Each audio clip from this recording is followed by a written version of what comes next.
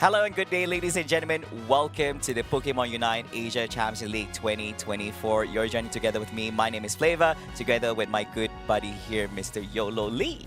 Yeah, it was, of course, a beautiful morning here on our, by the way, our very first day of the PU ACL as well here to decide which of the few teams, especially for, by the way, we are handling the East Asia side first for today. Tomorrow will be Southeast Asia, but of course, more excitement and of course, best games to see towards the end of this day. Yep, of course. And of course, I do know that some of you have already had your fair share of enjoyment witnessing some amazing Pokemon Unite actions previously, but we're now at the regional stage itself. So hopefully you guys are all excited for what's about to transpire in the next following weeks. Now, here is the tournament overview structure that we have for the Pokemon Unite Asia Champions League.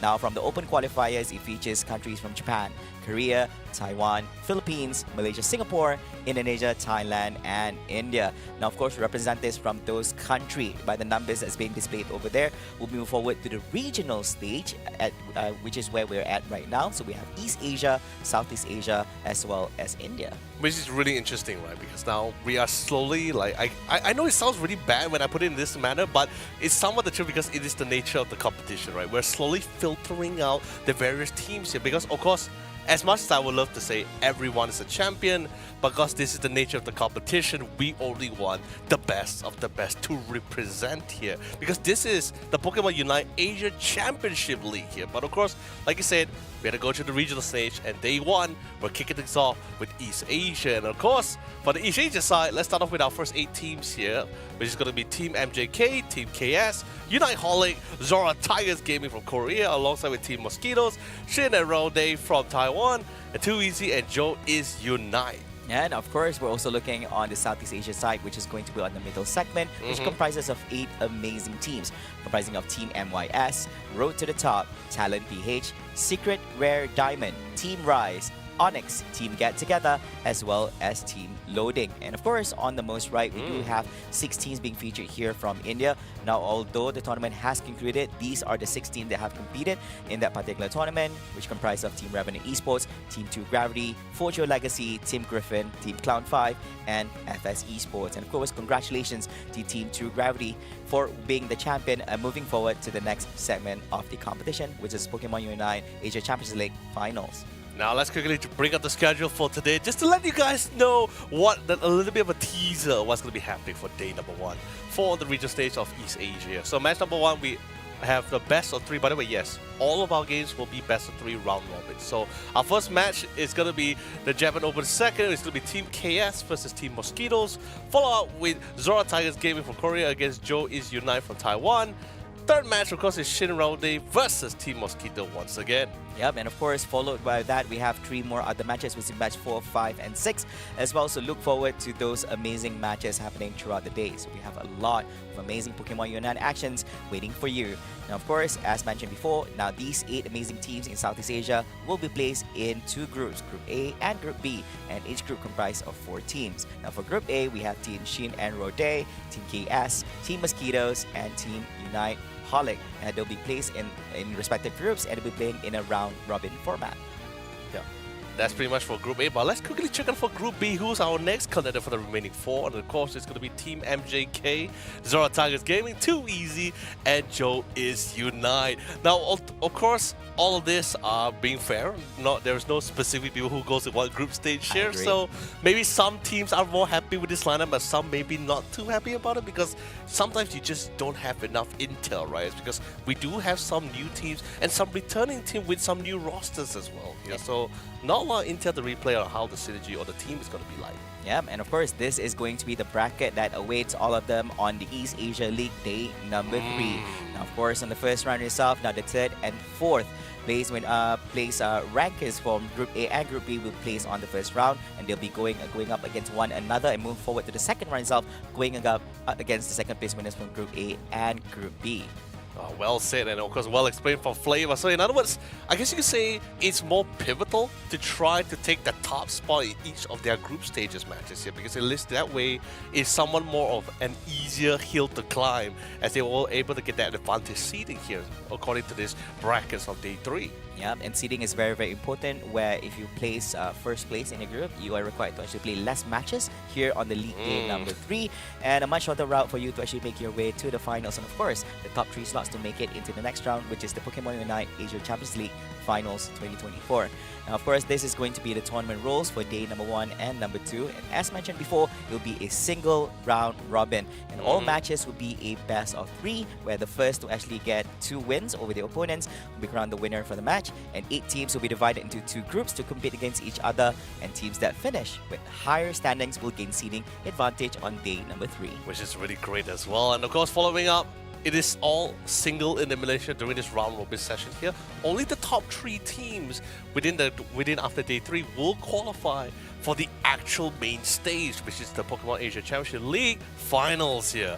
A very big opportunity and of course a great moment of triumph.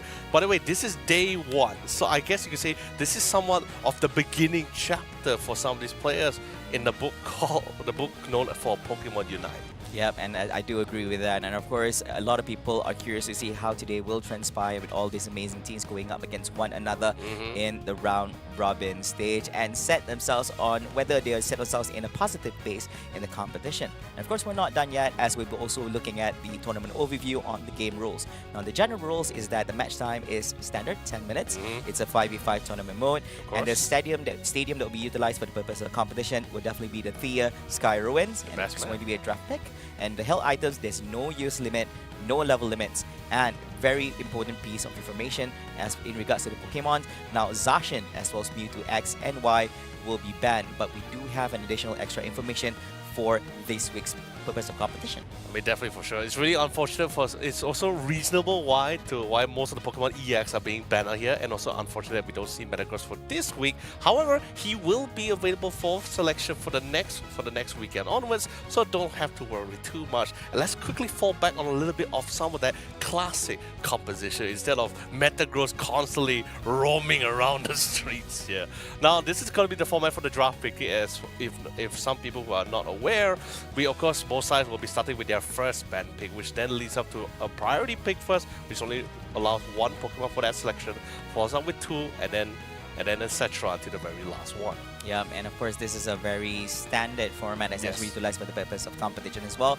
Of course, if you do have the advantage of having the first pick, your opponent gets to actually counter with 2 immediate picks right after as well. So you need to strategize and coordinate on how you want to play it in a competition. And once the draft has been locked in, you have to utilize that draft until the end of the match, until the beginning of the next match in that best of 3 series. I'm already a big fan of draft picking because it feels like a mental chess game between the in-game leaders or the team captains, right? Try to see whether they can outwit their opponents to select the best Pokemon required for their team composition against their opponents here. Yeah, of course, I do agree on that, and this could be an opportunity for them to actually have a big win even before you jump into the game itself. So it's very important that you actually draft things out very, very well before you jump into the whole game itself. And of course, it's also an opportunity for you to throw off a little bit of strategies being put forward by your opponents as well. So be very, very mindful and be sure to actually draft properly before the match begins.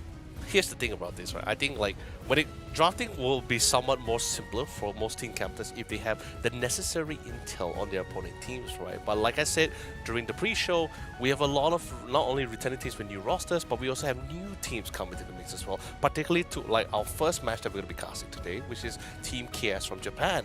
Relatively new, of course. Individually, their players are very skilled, masters rank, of course, and very experienced in their own sets of roles. However, when you put themselves in a team and play, and let's be honest, the difference between playing on screens and playing in a competitive level like now, there's a lot of difference here. So I'm really excited to see how well they can play off each other, but most importantly, how much research has Team Mosquitoes, the Korean team, who's going up against Team Chaos, how much have they prepped against them here, since there's barely any intel about them. Yeah, I do agree in that. Now, of course, both these teams, it's going to be quite an opening battle, I would say. It's going to be in between Japan going up against the Korea.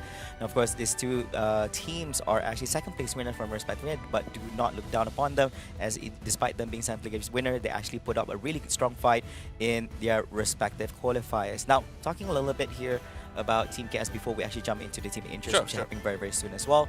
Although we do not have much information in regards to them, aside from the matches that we do witness from the Japan winter, Tournament? yeah, the winter tournament, which is amazing, by the way. We do see that probably that information would not be sufficient for us to actually make do. That we'll see how well they actually bring things for us today.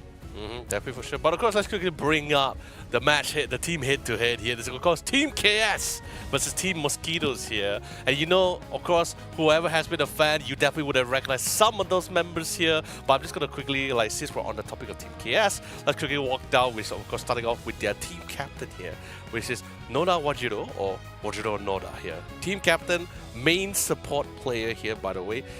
And like by far, most of the players that I've seen so far, just by stats, like if we talk about statistic, he has almost like a healing average of 80,000 to 130,000 in total. On average, that's insane to me. Yeah, I think it does clearly show that he actually knows what he's doing. I think he's quite comfortable with what his role plays out, and that's why he's actually a great captain. If you're able to actually dish out that much healing towards your teammates, be able to ensure that they're able to sustain in team fights, then they're able to actually dish out more damages from the attackers and the all-rounders as well. What's even more interesting to me is the fact one of the members, I Am Tomato, for example, he was actually previously, like, just looking from his base stats alone, he was actually mainly a supporter before joining up with Team KS, where now he takes on a new main role to literally accommodate with his new team as the main defender here. But you know, that's pretty much about Team KS. Now let's quickly walk on towards Team Mosquitoes. Now the minute you see, of course, Flava, when you see three names in particular, you definitely know who they are. By far one of the most experienced players here in the Pokemon Unite. That's S4L, Blossom, or First Blossom in this case here, and Epe here. Both has been in the ACL, also have went to World Champions before. By far, probably a great starter for Team KS, while some people say like certain adversary must be avoided. But I guess in this case for Team KS, this can be very good experience for a team who is much more very fresh in the competitive scene. Now we do see some big names here appearing from Team Mosquitoes. I do wonder if Team KS, are they ready for what they're about to go up against in this first round? So, or probably we might just surprise ourselves. Now I do want to share a little bit about regards to these two teams. Now they had a different journey altogether, making their way towards the regionals. As we will see Team KS, they actually had quite a Cinderella story as they got knocked out in the first round in the Japan winter itself. So they had to crawl through. So I believe that they actually lost against Teams Ninja in the first round itself. So they had to crawl from the first round through the lower bracket, and they went up against Team Ninja once again as they dropped from the team up bracket. They did manage to have a win over them, and of course they made it to the finals itself, and quite unfortunate that they actually lost in a 1-2 series, but it was an amazing series. I mean, besides the main series, I believe also there was a lot of well thought out tactics and composition to really play alongside it. And most importantly, I think synergy-wise, I think they were pretty much on point for that. But now that's a little bit different here. Now we're in the regional competition where we're talking about the best of the best on each of the region teams coming into the mix here. And I do agree, it is going to be quite the steep hill for Team KS to overwhelm Team Mosquitoes. But Team Mosquitoes, if you think about it as well, they are coming in with 2 new members to the rosters here.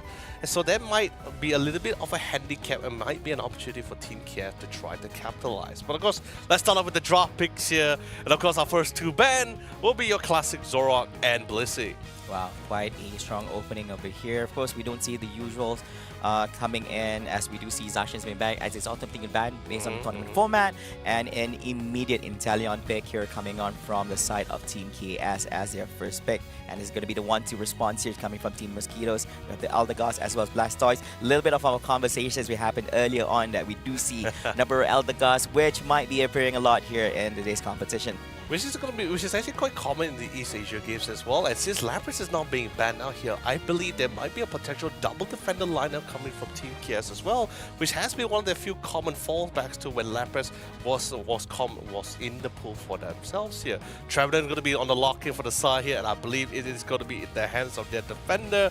And it's going to be an absolute fun now. First Blossom with the Traveler has been really nicely timed. Those wood hammers, great control, great CC. As for the Korean teams here, they always have a model which is control is the name of the game here.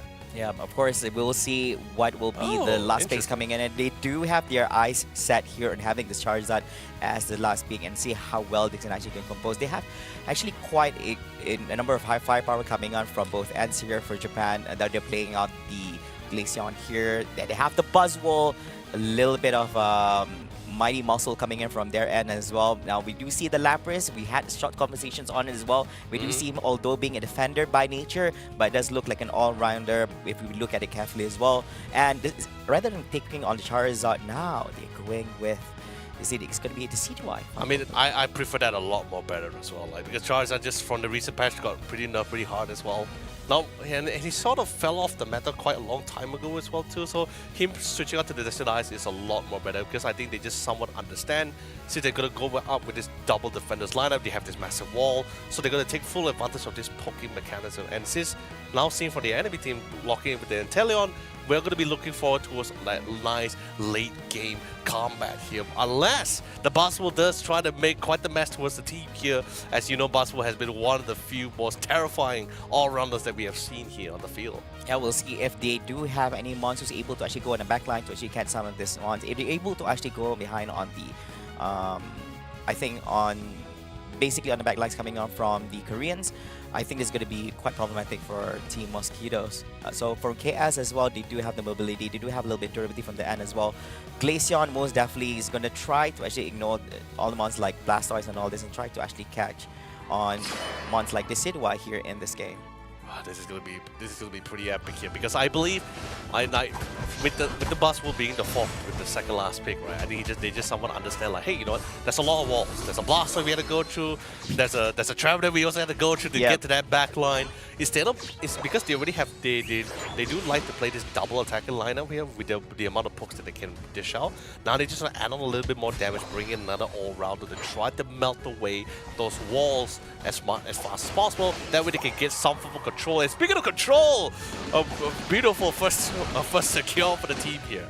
Yeah, and of course we do see this is going to be the matchup on the lanes as well. In the top lane, we do see the Squirtle where they're going up against the Buzzwole. Now it's going to take a little bit of time for the Squirtle to get online. We're anticipating to actually go into Wartortle and also into the Blastoise by level 7. It's going to take a bit of time, and knowing this, most definitely the opponent is not going to allow that to actually happen real quick and punish him as much as possible.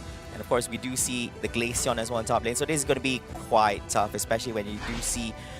we still have to wait for Decidueye to actually appear as well for the side of Team Mosquitoes. I mean, if you're talking about tough, look at bottom lane. It's such a hard lane to contest, right? You got a Sobble, and the Lapras that has range advantage over both the Alolan Vulpix and of course the Traveler here. It's definitely going to be a very tough, very difficult lane. But of course, not something that they can't recover from.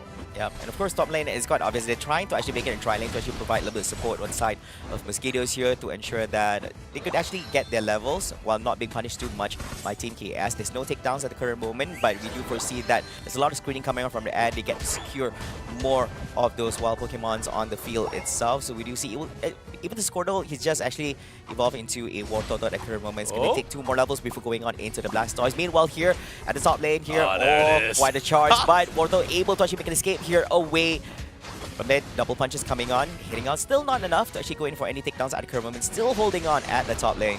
Great utilization, absolutely calm and collected. Not panicking, the Wartortle was not panicking at all, just biding his time, waiting for the right moment to try to escape. However, our dear friend would not be able to escape that as another KO will be achieved from Team KS. Yeah, do not look down on a Lapras, despite being a defender, he's able to actually shot quite a number of damage together with the Wartortle Pulse. He does have a little bit of mobility as he utilized the XP just a while ago as well to actually go in for a chase. Meanwhile here, going off a little bit scoring, tried to go a little bit of witness it, but then getting himself involved, he's going to be an Inteleon, managed to negate some of the damage being started right in the nick of time while all the mons actually been gathered up from the side of Mosquitoes. Definitely playing a little bit more safer here. Not much, a lot more skirmishes here, try to get those Swablooms here. Majority will, of course, go to the hands of Team Mosquitoes for that as their clearer is just absolutely insane, by the way. Yeah, now it's loads of action happening here in the bottom lane, and we see a 4-man movement here coming up from the side of Japan together with the side of Mosquitoes as well. In the top lane, it's just a mano-a-mano battle here in between these two giants over there. Wartortle getting pushed out to behind here. Oh, this is going to be a 1-to-1 fight. I don't think they're able to actually provide any form of assistance here in the Regice encounter between both ends, and we'll see who's going to be the one to take him down. But quite unfortunately, Lapras gets taken down in the hands of Mosquitoes. That was a beautiful prioritization, right? Because they just want to try. They just didn't want to waste any more time. What a snipe coming from the Italian as well. Max range, if I do say so myself, it's going to be quite the secure. A couple of more points in to try to get that lead. Of course, not too significant for now, but just enough to give them the heads up. Yeah, and the current moment also, we don't see much of point difference coming up from the end. It's still in the early stages of the game. We have not reached the middle segment yet. And of course, going for yet some of the Swap Blue families here in the middle segment. And it's going to be taken by the side of KS. Now, you see here on the front lines, we do have the Lapras here to actually get a little bit more from Valtoy on the middle side. Meanwhile, top lane is not going to be just the Buzzwole. It's going to be together with the Glaceon as well, moving forward, putting a little bit of pressure here on the Blasters, trying to skim them out for a little bit of scoring. And of course, we're going to see the Wood Hammer's not getting any from this side, and getting pushed out, knocked up in the air. Pressure is definitely the name of the game here, and KS is of course on top of things when it comes to that kind of pressure. Looking to try to secure even more objectives and try to take the Reggie right in the face of Team Mosquito members here. They're not too shy away about this, but then again, Lapras is taking quite significant amount of damage. So does the Clefable, and will fall as well to the side here.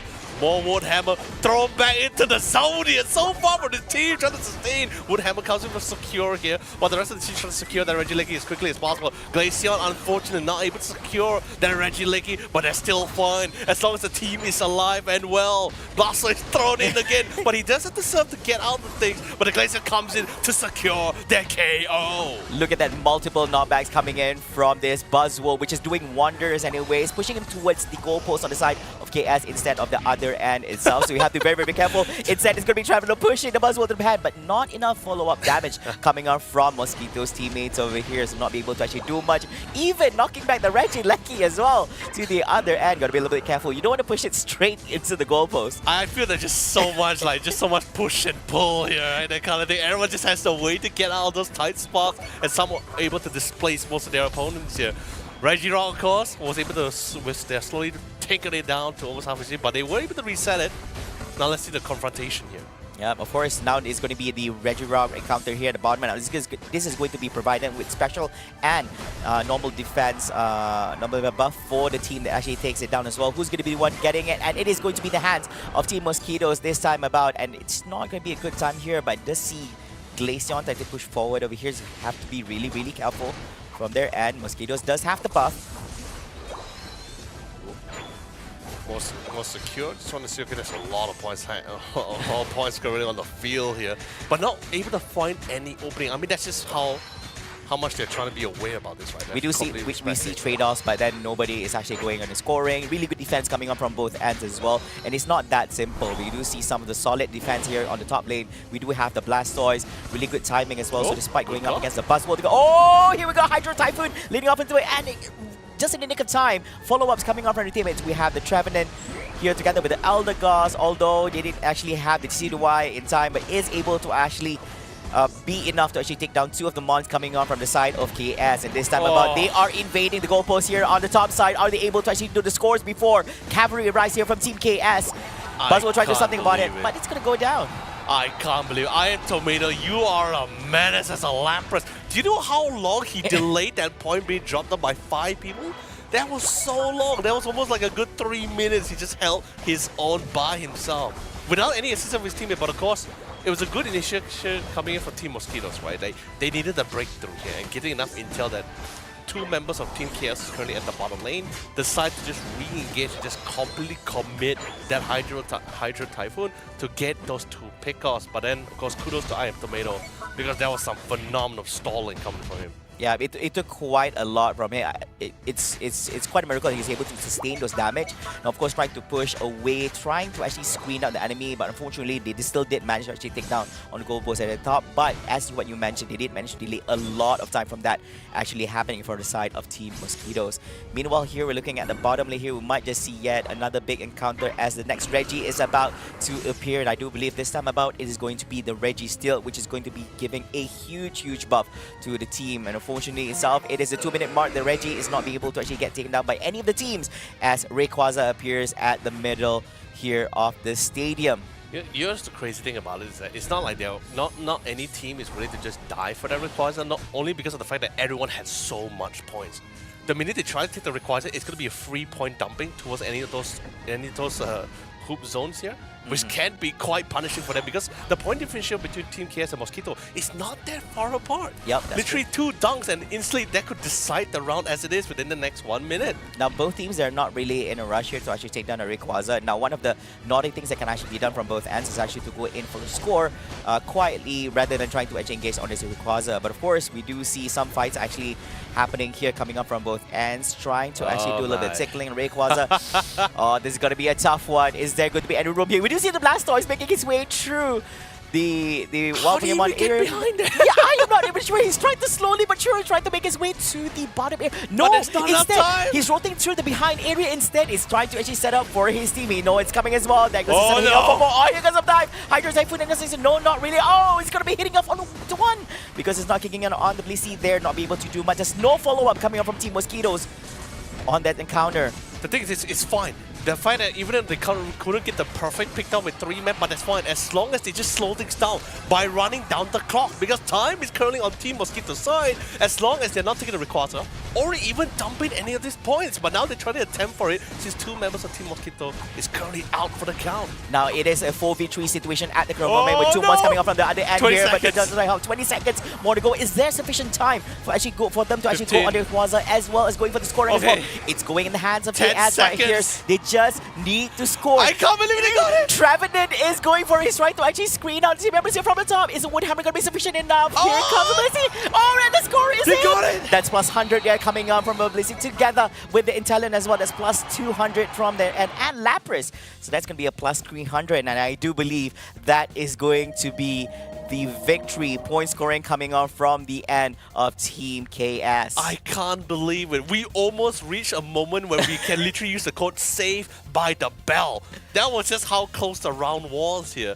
I think they got a little bit too shaky, especially the part because we saw Desudai coming from S4L, right? He was trying to poke as much as possible, but since they didn't really have any more ultimates and, you know, not much enough control, couldn't really control that Rayquaza as much as possible compared to two attackers and one all-rounder doing so much damage.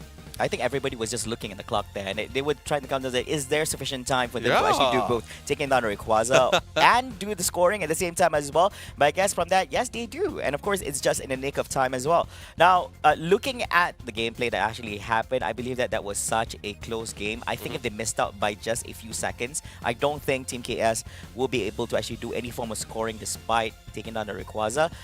It's quite unfortunate that the Blastoise was not able to actually get himself in a really good position. I think it was late by just like 1-2 seconds, which was prime time for him to actually be there and actually do a 5-man Hydro Typhoon on the enemy members and actually have really good follow-up from the members from Team Mosquitoes. I mean, there was also a really good reaction, right? The minute they spotted out the Blastoise and he flew right in, everyone just ejected out. Everyone just like bounced out. They're like, disperse, separate as much as possible. He came from behind, we didn't know, but now we do. React to it. One person got caught for it and got picked up for it. That was really unfortunate, but that's still fine because Vitopo, who was playing the Buzzwool just now, I think he was playing such a pivotal role in that Rayquaza pit because he just kept picking off, or at least try to displace as many of Team Mosquito team as much as possible. Ironically, their name is Team Mosquito, and yet a mosquito like Buzzwool has been the bane of their existence at the pit of Rayquaza. On the other end instead. And of course, these are some of the highlights that you can see from the match that has just transpired just a while ago. Now, of course, we do see a lot of back and forth happening here coming out from both ends. We do see trade-offs, we do see takedowns, but then not much points being scored between all that. Look at that. Yeah, I think this is not really one of the main times right here. During this time, there was no more Hydro Typhoons coming into hand. By the time he actually utilized it, there were not much team members coming on from the side of KS that was actually around for him to actually utilize it. Even if it was actually being utilized as well, basically there was not enough follow-up coming up from the team members from Team Mosquito to actually take down any of the mons from Team KS. The only one they actually lost was only the Lapras. It probably would have been a little bit of a different story if it didn't have if Team KS didn't have an all-rounder like like Buzzwole here, who's able to displace people, and he alone can dish out so much damage with just combos alone. Like it finally paid off as the second last pick when the 2 defenders was being locked in. He was just the whole priority for Team KS was like, you know what, they have a lot of backliners, but they're also very scared because once we get a little bit too close, they will also get picked off. I agree. So they decided to focus their priorities in getting rid of the frontliners. They got rid of the Blastoise, and instantly Buzzwole gets resetted, by the way, ability reset, and follow up with the Trevenant. Both dead. So both are KO'd and removed from the field, and the rest of the team had just no choice but to just give up the fight. They're like, we can poke, but that's all we can do. Yeah, and I think it was quite a standstill coming from both ends as well. Nobody was trying to rush to his Rayquaza. They were very mindful of the time as well. Yeah. And if you look at Buzzwole's position, instead of being in the middle between his teammates, he was actually on the other end because he knew that at any point Blastoise was going to jump in together with Hydro Typhoon, and he was actually right next to the Buzzwole. And we were questioning to ourselves because I think we didn't pay much attention to it, but Blastoise somehow made it to the left side of the map. I know, and instead to come in so from behind. I think it was a great idea because at one point he had options. It's either he wants to actually go in for scoring on the bottom goalpost, which is a much closer destination compared to the top one, or he can actually join in team fight and actually, you know, just jump in and then do Hydro Typhoon and win the team fight with possibility to win the team fight. I mean, there's, you know, honestly, we could like deliberate all night, right? Like, Yep, that's like true. Possibility of the what ifs, right? But in the end, the reality of this is the fact that it just really came down to the wire. Who will be the first one to be impatient? Who was the first one to break here, right? Because like when you have 18 seconds left on the clock, right, and a point differential of like about 60 points, right?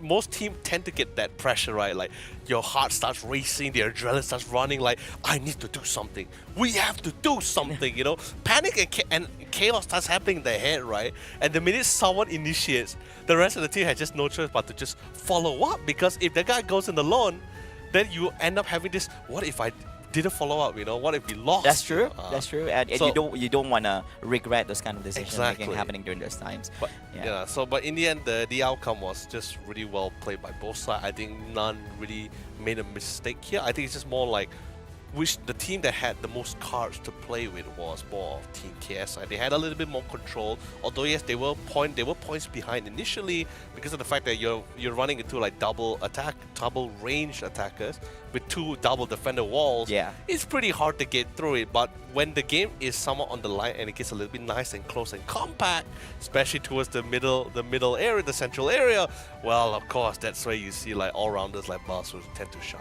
Yeah, and I do agree on that. And of course, ladies and gentlemen, now that is quite a game. Congratulations again to Team KS for the winning for game number 1. Of course, for those who do not know this is a best of 3 series. The game is not over yet. And of course, the first team that actually gets 2 wins over the opponents in this best of 3 series will be crowned the winner and champion itself. Now, a little bit of additional information is that the winner for each series will be given 3 points in the group stage, this round robin stage. So of course, if you do win the series, you get 3 points. And even if you lose, if you won 1 match, so let's assume the score is 2-1, you get 1 point for yourself if you lose and win 1 match.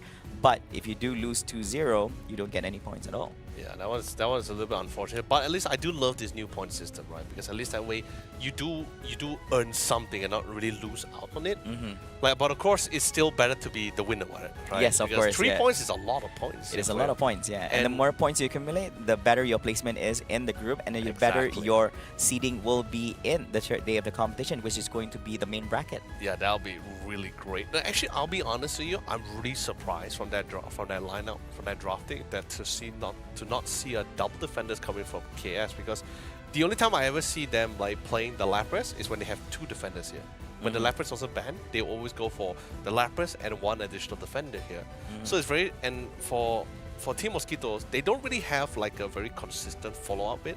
Not like most teams where they're very used to like, we always run double defenders no matter what. Unless, you know, we have speedsters, then we might change things up here. No, for Team Mosquito, they're a lot more like, we are very flexible. We can go double defenders, we can go single defenders, we can go literally like triple attackers, or 2 attackers, 1 all-rounders, or 2 all-rounders, 1 attacker. The combination goes on, so they don't really have a staple. Some people might feel like that may not be great because sometimes you feel more confident when you have a staple. But in this case, I think this allows Team Mosquito to be a lot more flexible, especially with the 2 new members here, which, well, in terms of synergy, it does take some time to get used to certain feelings. I think this allows them to. This doesn't really pressure the new members to their rosters that much. Yeah, with all this information in hand, right, we do see that, of course, we had this conversation earlier on where Team Mosquito do have some veteran ACL players. We do have some players who are actually featured in Worlds as well. Whereas the winner for the match itself, Team KS, we don't have much information on them aside from their own country qualifiers, which was the Japan Winter. Now, this is going to be interesting. Now we'll see that how well they can actually be playing out here in the competition. And they had a great opening. They won themselves the first match. And I believe a lot of people out there who's currently tuning into this competition today are curious to see how well they fare against some of the other teams in their own groups here in Group A. Yeah, definitely for sure. A new team like Team KS is really showing their stripes, really showcasing like why they are here in the regional state for a reason. It wasn't like some lucky draw of the cards here or anything. Most definitely. No, they have worked and earned their first game. But of course, you know, for some teams, so most of them would normally consider the first game of the best of 3 as touching the water. That's true. Trying to get a feel of what the opponent team is like, especially since Team KS is relatively new, so there's not much intel. There's not much info they can really play off with. Sure, you could research like what Pokemon they usually go with, but that's pretty much it. You don't know like what's the play style. You don't know what's their thought process. Are they a very aggressive team despite having multiple all-rounders, or are those kind of teams that wish to like to play a little bit safe, know how to turtle out and drag it to the late game for their attacking teams, range attacker particularly with two evolution stages here, like the Inteleon, for example. Yeah, and of course, like Inteleon so happens to be one of the hot picks when during the Japan Winter qualifiers. So many. They have so many as well. They do have. I mean, one of the things I was expecting to see in this particular matchup was actually their Venusaur as well. We do see a lot of that happening. Lapras, we see their slow bros being played out as well to get by and I think there's quite a number of other. I think based on what is played throughout their own country qualifiers, they're quite flexible when it comes to play, but they do play some of the top picks here in the competition itself. And with this knowledge in hand, I think what other teams should do is just play it as is and just play it by ear and just see how draft things out and just play to their comfort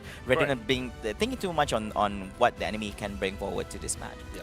And I think it's somewhat understandable, right? Because especially when you figure out like your opponent team is not much of a speedster player, this does makes things a lot more easier when it comes to your drafting, right? Because usually when you figure out like, oh, this person likes to play Zoroark, right? It's either we have to ban it or we have to pick a slow bro to try to counter it, right? To kind of try to lock him down as much as possible, right? So loving the idea that Team KS initially for the first match, they actually started off with the Zoroark ban. And of course, following up with the Blissey ban being made by Team Mosquitoes. But let's see what's the following up ban, and of course, getting rid of the Inteleon. Yeah, they know that at this current moment they will not be having the first pick on their end, so they're not going to allow their opponents, because their opponents too are very familiar and they're very comfortable with Inteleon picks for their own drafts. So there's no way, Jose, they're going to allow this to actually happen itself. Now, of course, they can be banning out here from the end as well. It's going to be the Blissey, and we'll see how the opening will happen from the side of Team Mosquitoes. And immediate Eldegoss pick from their end. Once again, securing is one of the few supports that we should like. And by the way, it was something that was being favored by Nadawajiro as well, the team captain for Team KS as well here. So locking out the support for themselves, but they're also going to be trying to secure one of their few favorite defenders here, which is an attackers, which is both Mew and Blastoise. Zoroark is, by the way, not banned, by the way, this time. So there is an option for their team captain S4L to try to go for the Zoroark if he wants to go for it. But is it still particularly viable, especially since Slowbro is still in the pool? Yeah, I think it is very much still possible coming up from both ends here. And meanwhile, we do see that the Team Mosquitoes went straight for the Lapras as well as Trevenant. They are still comfortable with the play on the Trevenant on their end, so they're still going to be playing. But this time, Lapras is going to be in their hands. So they do have two really good defenders, I would say, coming up from the end here. So we have on the front lines, provided with support coming up from the Eldegoss as well, so it is going to be quite sturdy coming up from Team Mosquitoes. Now all that remains from their end is definitely didn't need a little bit of damage from their end. Now it does look like they are hovering around on that Espeon, and together with the Dragonite and Espeon is going to be locked in for their end. Now we're getting things started right now. We're going to be literally looking at a lot of burst damage coming in from the side here for TKS. Whereas on the side of Team Mosquito now, they're going to be taking their, I guess you could say, taking a chapter out of Team KS book from the first round, which is having this all around to try to be a nuisance as much as possible here. Now, both teams running double defenders here. Both have their perks, both have their quirks. One really great for team fights, whereas the other one really great for control here, and a lot of poke potential coming in from the Lapras as well. Yeah, and we'll see how they will actually play out with this draft. I do like both drafts from both ends. They do have their own pros and cons and coming onto things. I'm very curious on how well Team KS actually plays around together with this Mew. Very flexible Pokemon here in the game itself. It boils down to how well you actually play out with your abilities. Can become both a support and attacker at the same time as well. Quite an all-rounder together with his abilities, and you pair it up together with the Cramorant. You pair it up together with the Blastoise as well, so you have a really good setter. Quite sturdy from both ends, I would say. I wouldn't be too worried about Kokoda with his Chandelure. He has been playing Chandelure for a few times here, but on the other hand, Rom for the side for playing the Mew. He has, by the way, almost a total accumulative over the years, right, of his Pokemon Unite career. He has over 2,093 battles with the Mew, with a 67% win rate, by the way. So, which is insane. Yeah, exactly. So it is literally not only one of his top 4, but it is one of his top picks to use.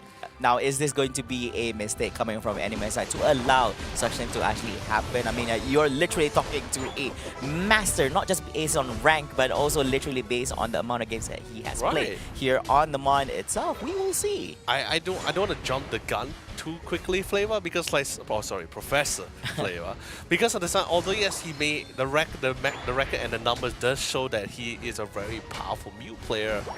But at that time, because like I said, this is just one of the things where you just don't have that intel on, right, regarding certain stats.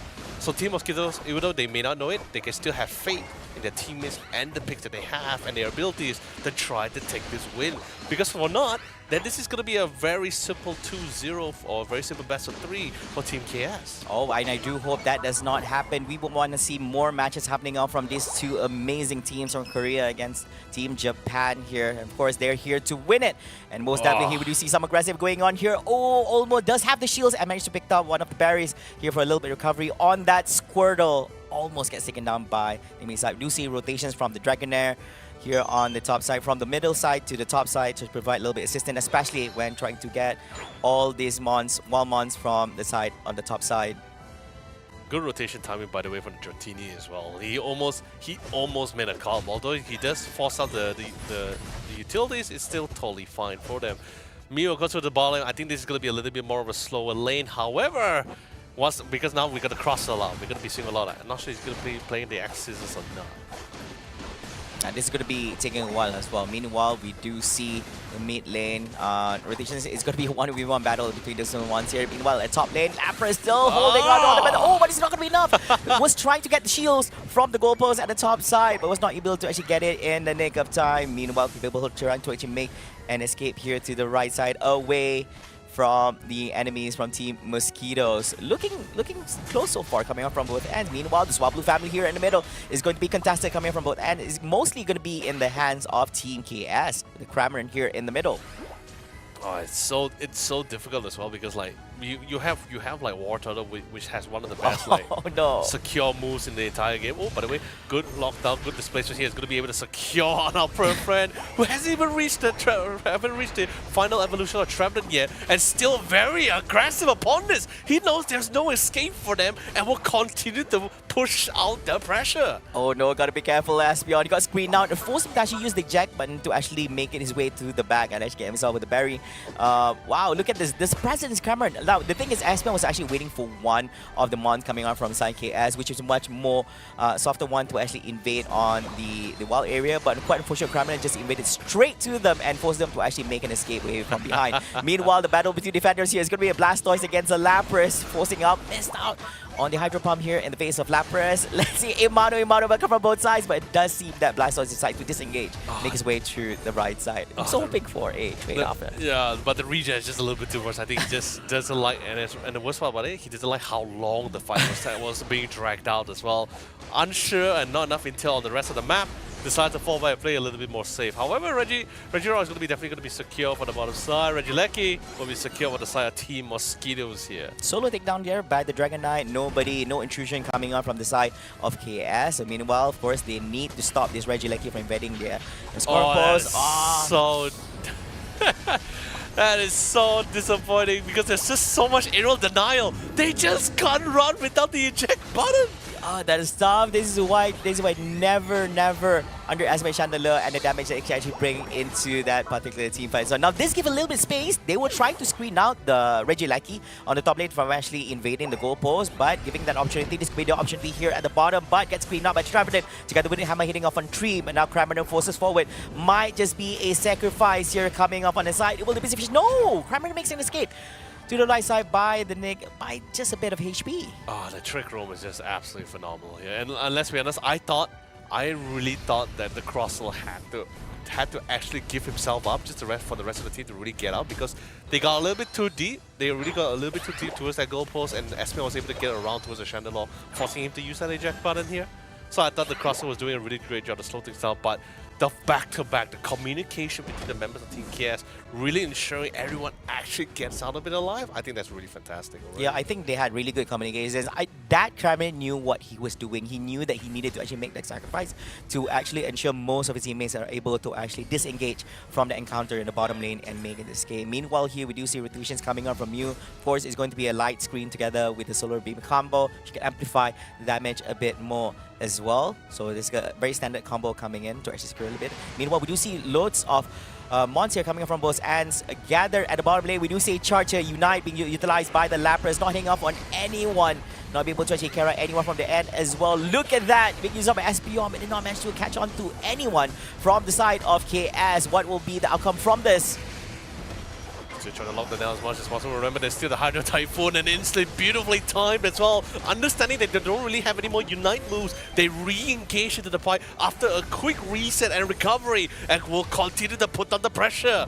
Although Chandelier initially did get caught off, forced to reset, but it still totally worked out for them. Team KS completely unfazed and would not be phased in any of this engagement here. That was brutal because they ensured that the team members from Team Mosquitoes expanded the Unite moves in that particular encounter. They were able to actually endure all that damage coming in from that end, and also they came up with their own counter attack from the end, and it was very fruitful. They were able to take down 3 Pokemons from the side of Mosquitoes, and this time they also took down one of Reggie's here at the bottom lane as well, which is given a better buff in this next encounter. But as usual, we don't see much difference here when it comes to the points being scored from both ends. It's only a difference of 28 points, siding towards the side of Team KS.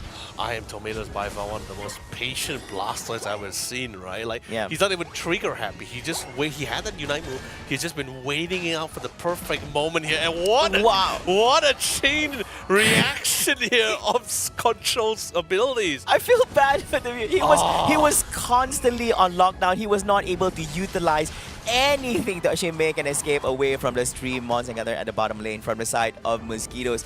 But he did manage to actually score before all that actually happened as well. Yeah. Oh, Nanowajiro. Oh, almost could have got the second KO, but no, unfortunately, Clefable was just a little bit too techy for his ticket. Oh no, Espeon. As Traveler popping the ultimate here, unfortunately, Espeon will be completely removed by I am Tomato, the defender. He's no longer the defender, he's the all-rounder. And he gets the double KO. He's still surviving. Trying to look for a couple more. Mew comes in, trying to CC as much as possible. Of course, he does fall in the end, but guess what? This is a wrestling match where he tags in the Crustle. But the team saw the Crustle, decides to back up for safety. I feel bad for the Espeon though, because he was actually before Blastoise actually arrived. So basically, before all that actually happened itself, he actually utilized his eject button.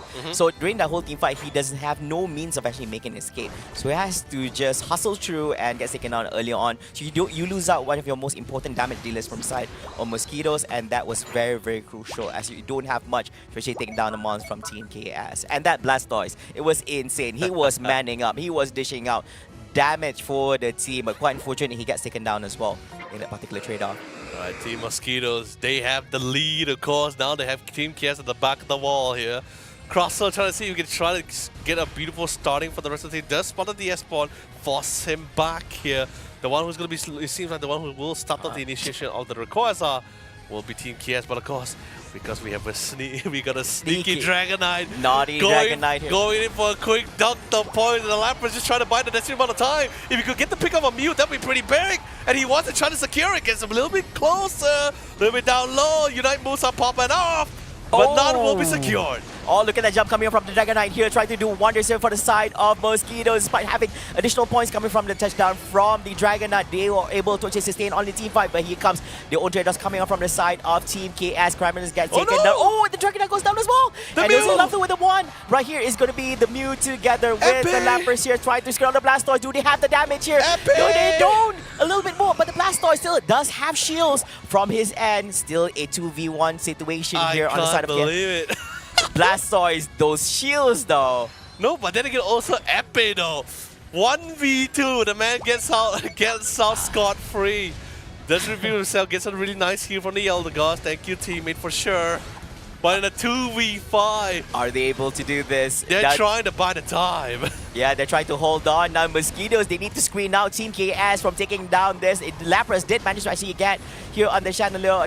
They don't have their critical right damage here. And Mosquitoes is going to be the ones getting the Rayquaza here on the middle pit as well. And I guess this is going to be the winning condition for Team Mosquitoes in this game. What? Number 2, Mew about to go for a little bit scoring, but the Wood Hammer coming out from Trevenant on the bottom side. Oh man, what a round. A complete back and forth, but Team Mosquitoes will be the one to breathe a sigh of relief as they take back the second round. Woo! Although yes, it got a little bit close with Team KS being really back and forth, being very proactive, by the way.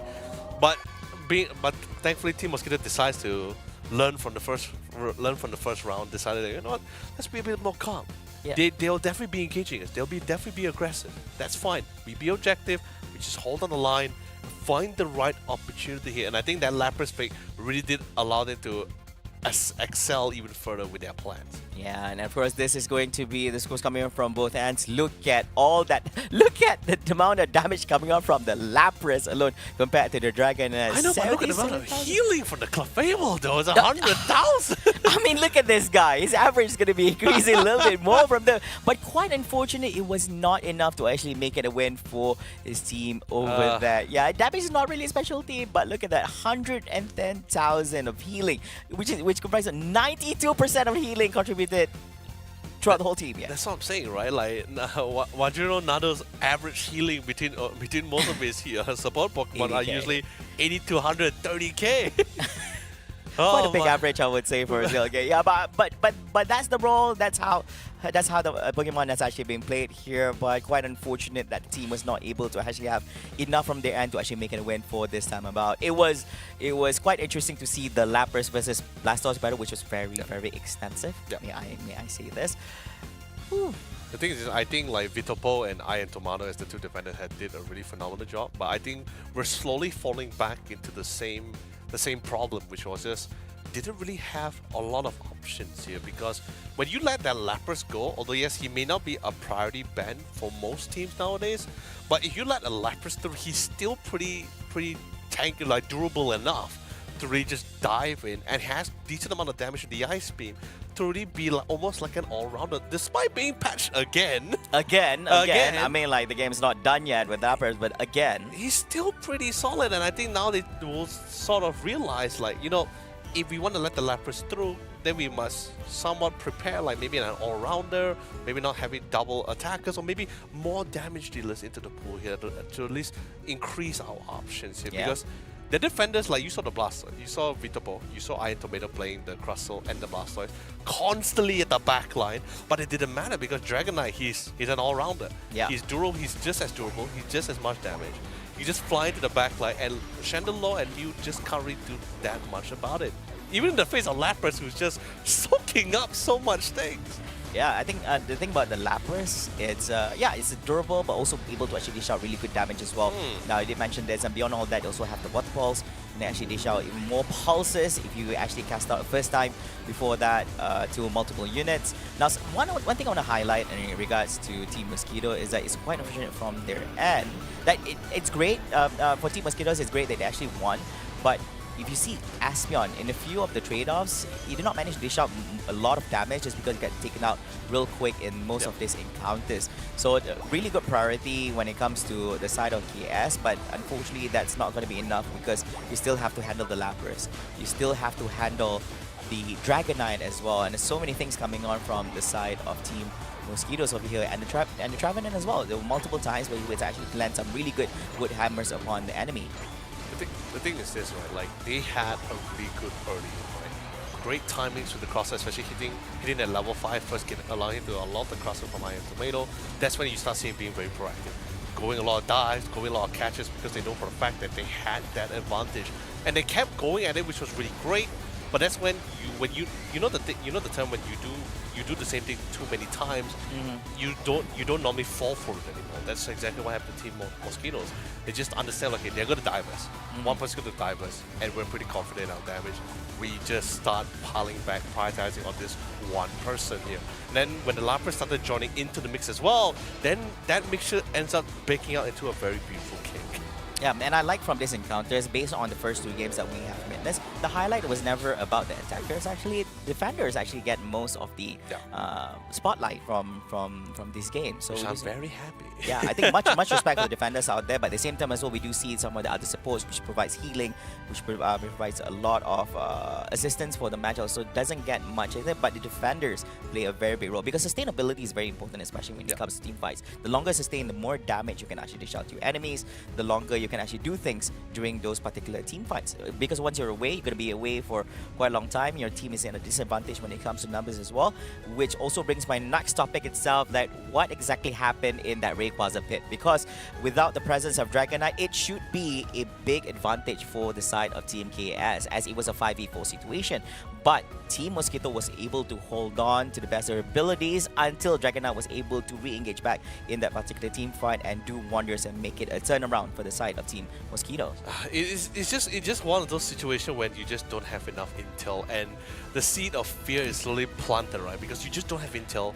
He could be hiding in the bush. Exactly. He could be like behind you at the moment. You have no idea what's really happening here. So now let's quickly go back to see the Rayquaza P, and then we can literally see like what really went down, right? So this is right after the fact that Dragonite has already dumped his point in the goalpost initially. Yep, correct, right? yeah. He's also used his Unite move as well on the bottom side of the Rayquaza pit.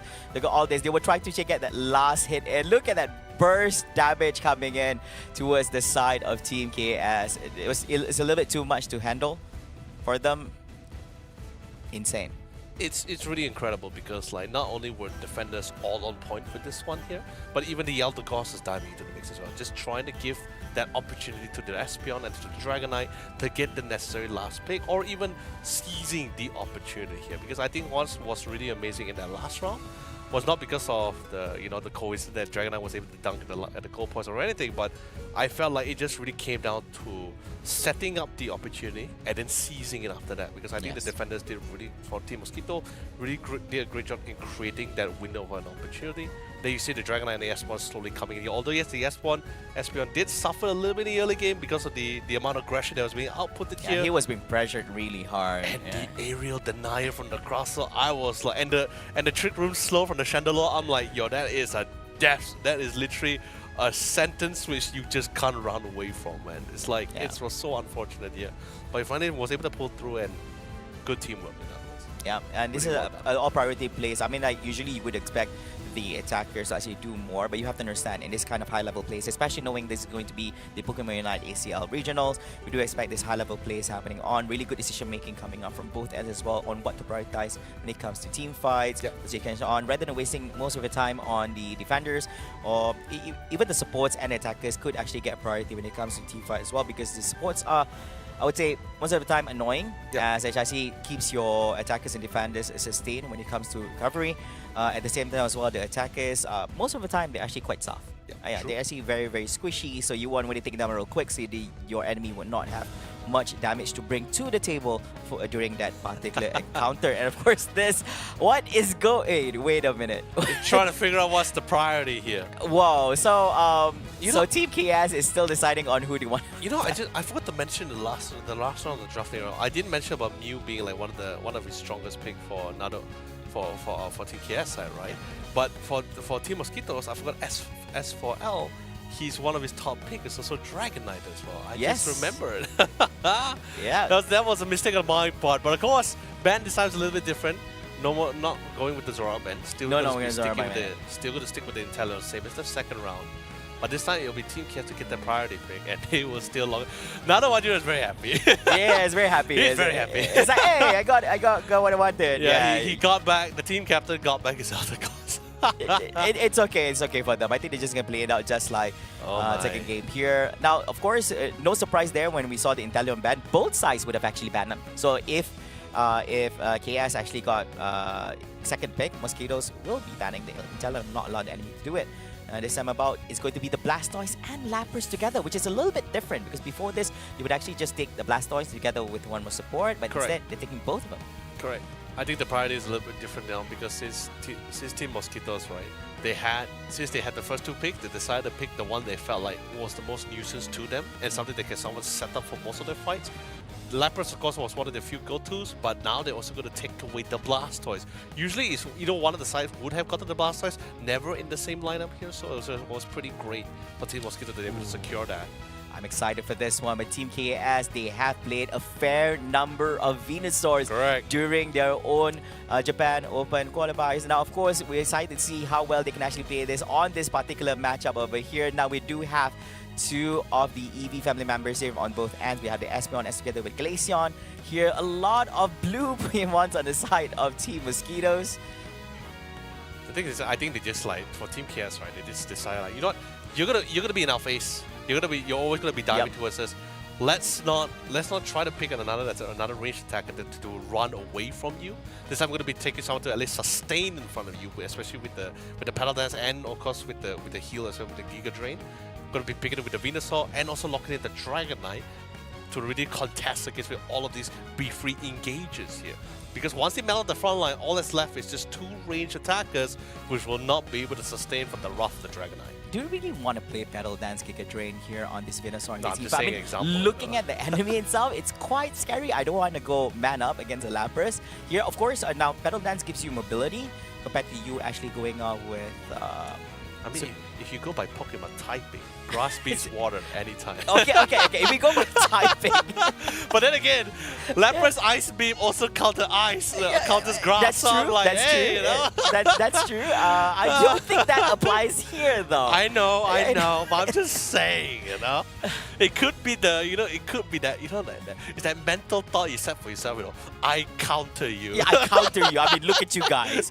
Basically, you're made up of water and ice Pokemons, and I win by just having this one pick. But yeah, so this time we're also running the. So this time about, we do see on the side of KS playing Dragonite. So you're going to be having that Dratini running through the middle area. Meanwhile, also, of course, we do have the Eevee here giving a space for him to actually go into a Glaceon on the side of Team Mosquitoes. He's getting it online a little bit faster compared to what Espeon has to offer from the type of Team KS. But man, Bulbasaur is going to take quite a while because he doesn't really have some of the best abilities when it comes to securing last hits on wild Pokemons. I would say he does it really good damage, but not really secure. It is much more later. We'll see that a lot more later. It's not something the benefits that like a Squirtle will have compared to the Bulbasaur. I agree. But it's still totally fine. Like two water guns in the lane, that's like definitely an annoying thing to deal with in the first place here. Oh, Dratini. Sorry, my bad. Dragonite here in the top lane. Now, they do know this. It's a three-man movement coming up from side Mosquitoes and KS on the top lane. But going up against a Glaceon, that's going to be a little bit tough. So, of course, it does take a little bit while for the Dragonite to actually become a Dragonite here in this game. Of course, Lapras manages to coming out here in the wild. Dragonite makes an escape here on the left side. Meanwhile, already evolving to the Eldegoss here on the top side. It's going to be Team KS, and still no trade-offs. It's going to take a while because we have quite durable Pokemons here on the top end. Meanwhile, Ivysaur at level 7, a little bit more making it to the Venusaur and also having his Unite. A little bit more slow pace, I guess. Yeah, a little bit more slow pace. A lot more skirmishes between both sides here. Trying to prioritize to get those level ups and get that next first stage or final evolution here, especially for the Trevenant. Trying to see to get that level 5 out. Yep, it's going to take a while as well. Meanwhile, Glaceon here just getting himself with some of the buffs and clearing out some of the wild mons here on the middle area. do see the one. Well, we do see rotation coming off from both ends, especially on the top side. We have the Dragonette together with Ivysaur, and Lapras, and they're definitely going to try to clear this Swablu area. This time as well, most of them are going to be in the hands of Team KS instead of Team Mosquitoes. It's a little bit late for them to actually come into the whole fray here. Meanwhile, they're trying to get a little bit of space, and most importantly, they're giving the Ivysaur the most amount of space to actually get his experience and levels on the top side, because it's very crucial for him to actually get into becoming a Venusaur through the next evolution. Now there's the aggression. That's something that KS was outputting to Team Mosquitoes. Pretty great with the Wood Hammer, completely locked him down into the face of the Razor Leaf. Completely sliced. Wow, I didn't see that coming. He knew that it was going to be a 4v4 situation here on the top side. Trevor making his way through the bottom side to the upside and managed to actually catch one of them here. So you have to be really careful. Oh, Eldegoss. Eldegoss was trying to get himself into the goalpost and get himself a little bit shield, was not able to actually do that already. There goes a 3-man Wood Hammer in the face by the Trevenant, but it will be enough. It does seem the Trevenant is going to be taken down here in the hands of Glaceon. It's going to be a 2-man down on the side of Team KS. Meanwhile, trying to actually do a little bit of screening here coming from Thai KS is going to be Ivysaur here, but it's not going to be enough because it's quite a softy, I would say. Very fragile glass cannon Pokemon here in the game, but going up against a Glaceon together with Clefable is going to be a very, very tough thing, together with the Lapras. I mean, there's a lot of responsibility coming in from the hands of Clefable here to try to sustain his teammates as much as possible here. First Blossom has that kind of role to do it. Yep, of course, bottom lane here is a 3v2 engagement. There goes the drive coming on from the Blasters, was not able to catch anyone to ride together with him through the serves into the goalpost area. But they are able to actually defend the bottom side on Team Mosquitoes. Meanwhile, rotations are going off on the mid lane, but a little bit too late here coming on from the side of Dragonite from Team KS to actually secure some of the spawns here in the top lane. Oh, and yes, Venusaur is going off with a Peloton here, screening out the Regieleki from pushing forward through the top lane. Meanwhile, at one rate, Aspion dishing out a little bit of damage, not enough to actually take down on the Alolan Ninetales on the bottom side, as he's also being escorted by the almighty Blastoise. Definitely just able to find an opportunity. Of course, it's been pretty great so far. But of course, if we're talking about points, Mosquito still has a 60-point differential here. Trying to see if they can just find an opportunity to try to go for that nice dunk into the next goal post here. Getting some farm, trying to get that level 10 out to try to get that upgraded skill points here. Dragonite making his way towards the central area to try to find that situation. Yeah, the continue with all the action here. We do see that LC members is coming down to 5 minutes of the game. We're halfway through and 5 more minutes to go. And of course, still waiting for that Rayquaza to actually appear at the 2-minute mark as well. Both teams are playing fairly aggressive. We do see that Team KS has lost one of the goalposts here on the top side, which is the tier 1 as well, which requires the enemy team for Team Mosquitoes to actually make a longer movement towards the other goalpost. It's kind of icky about this goalpost is that it's an advantage that you take it down, but at the same time it's also a disadvantage where you're required to travel even further to actually score on that particular lane. We're coming into all deck. Look at that long range attack from the Glaceon, screening out Traveling here for team fight. Regice has already appeared here on the bottom lane. Who's going to be the one sniping it and jumping through a Hydro Typhoon? Not kicking into anyone here on the side of Team KS. Now, you do see the Regice here in the hands of Mosquitoes. Objectives has been achieved from their end. Now, are they able to actually make anything happen from this raid off here? Lapras driving in straight into 3 months here on for the side of Team KS. Not be able to take out anyone, but instead, it's going to be a 5v4 situation here, siding towards Team Mosquitoes. Blastoise makes his escape here, riding up on the waves. It's going to be enough for him to actually make it into the goalpost together with the Clefable as well. Is there enough coming from Aspion? Marching forward, doesn't see him! Oh! But it does seem that he's able to actually make an escape here. But they lost the Glaceon, they lost the Lapras. And they're going to come back into this team fight here. And it does seem that it's going to be quite a close one here. 115 to 114. 1 point difference siding to his Team KS, Leonard. It was so unfortunate because of the fact that like Team Mosquito had the upper hand. You had Epic really dived in, really get the nice KO secure here to try to find an opportunity. But Team KS, they just held their own at that goal post. They just knew for the fact that we cannot allow Team Mosquito to dunk it any more points. And once they ran out of Unite moves, taking that info, that intel to account, they decided to just commit fully for the goalpost, and they were able to get the necessary increase. But Team Mosquito on the other side was able to get a nice beautiful down before that even happens again. More Unite Moves was even committed to try to get an opportunity here as they dive for a couple of more. Dragon Knight a little bit too deep there, and that's going to be paid, and that will be cause for punishment here. The Terra family, of course, will not be able to stay around for too long here as they will be completely captured by the Pokemon trainer Venusaur. I have questions about that Blastoise Hydro Typhoon, but I do wish we could actually see a clip of what actually happened there. It does seem that it did not latch on to anyone at all. It was probably more or less a misclick. In meanwhile, we look at the bottom lane encounter here. Things are looking heaty coming up from Cyber Mosquitoes. Despite the screening coming up from their end, but it does seem Lapras is going to be the first one get taken out here. Marching forward is going to be Venusaur, but he does need to actually go behind. Now, he does need to get close enough to actually use Giga Drain to regenerate a little bit of his health.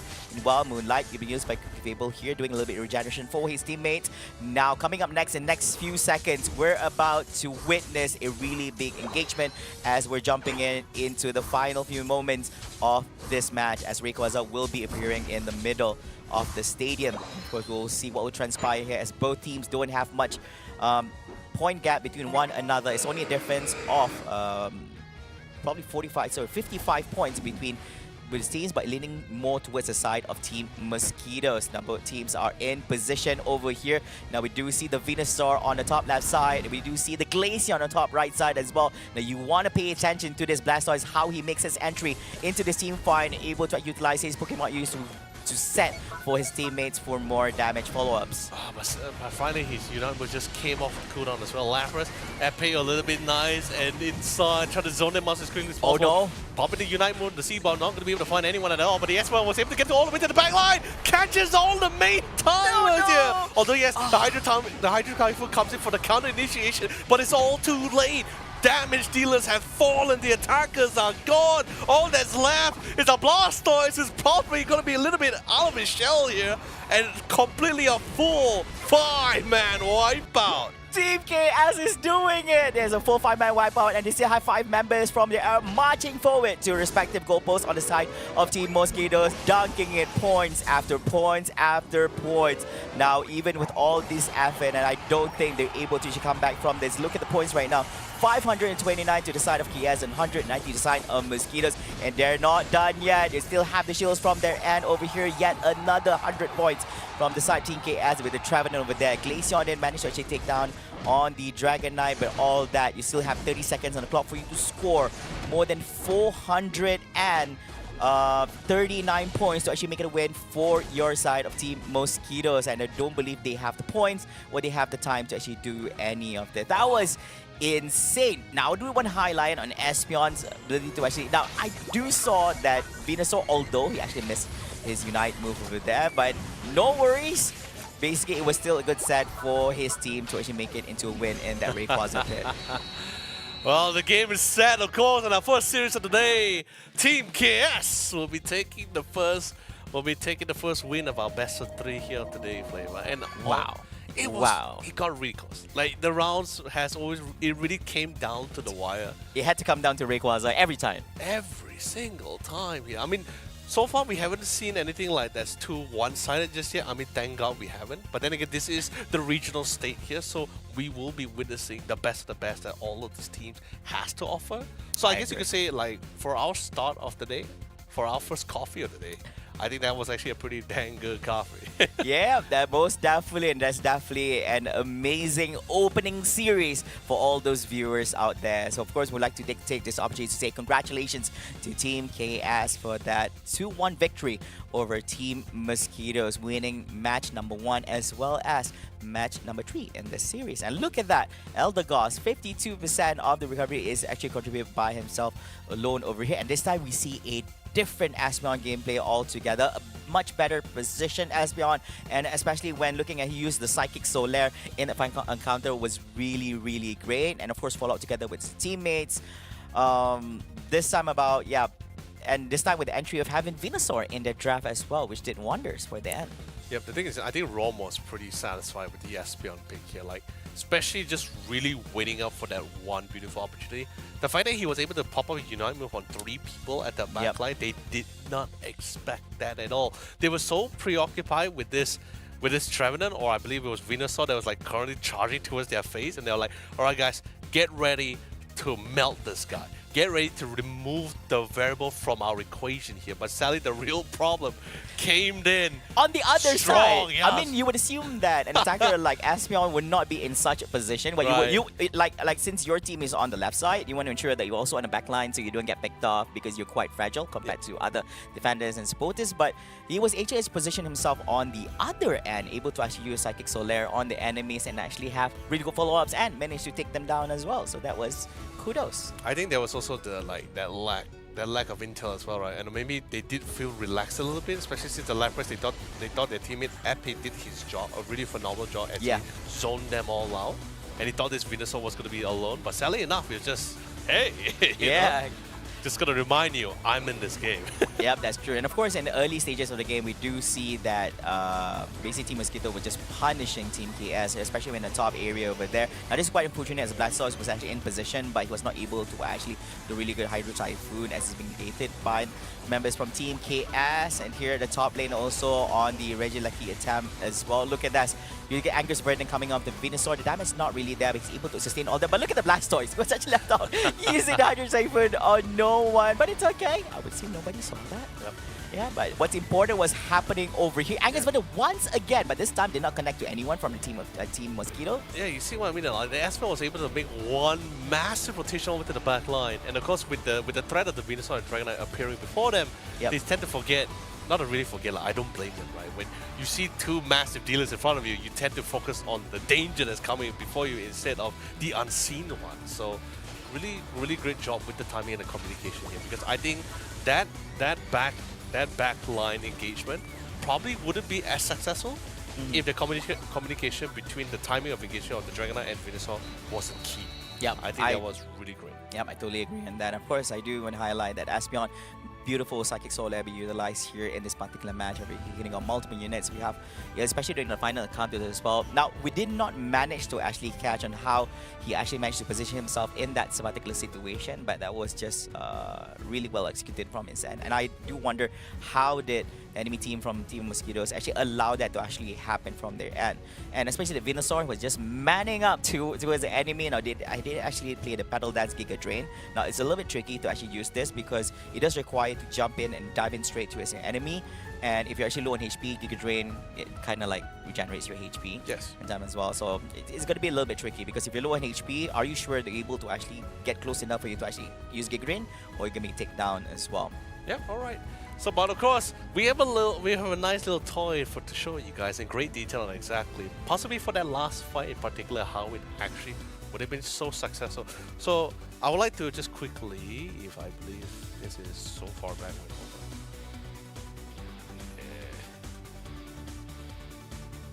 Yeah, so this is actually during the particular team fight we saw during the Rayquaza pit over here, and that's a very, very important part of the whole segment itself. So I'm just gonna do a quick pause here, right? Like if you notice on the mini map, right?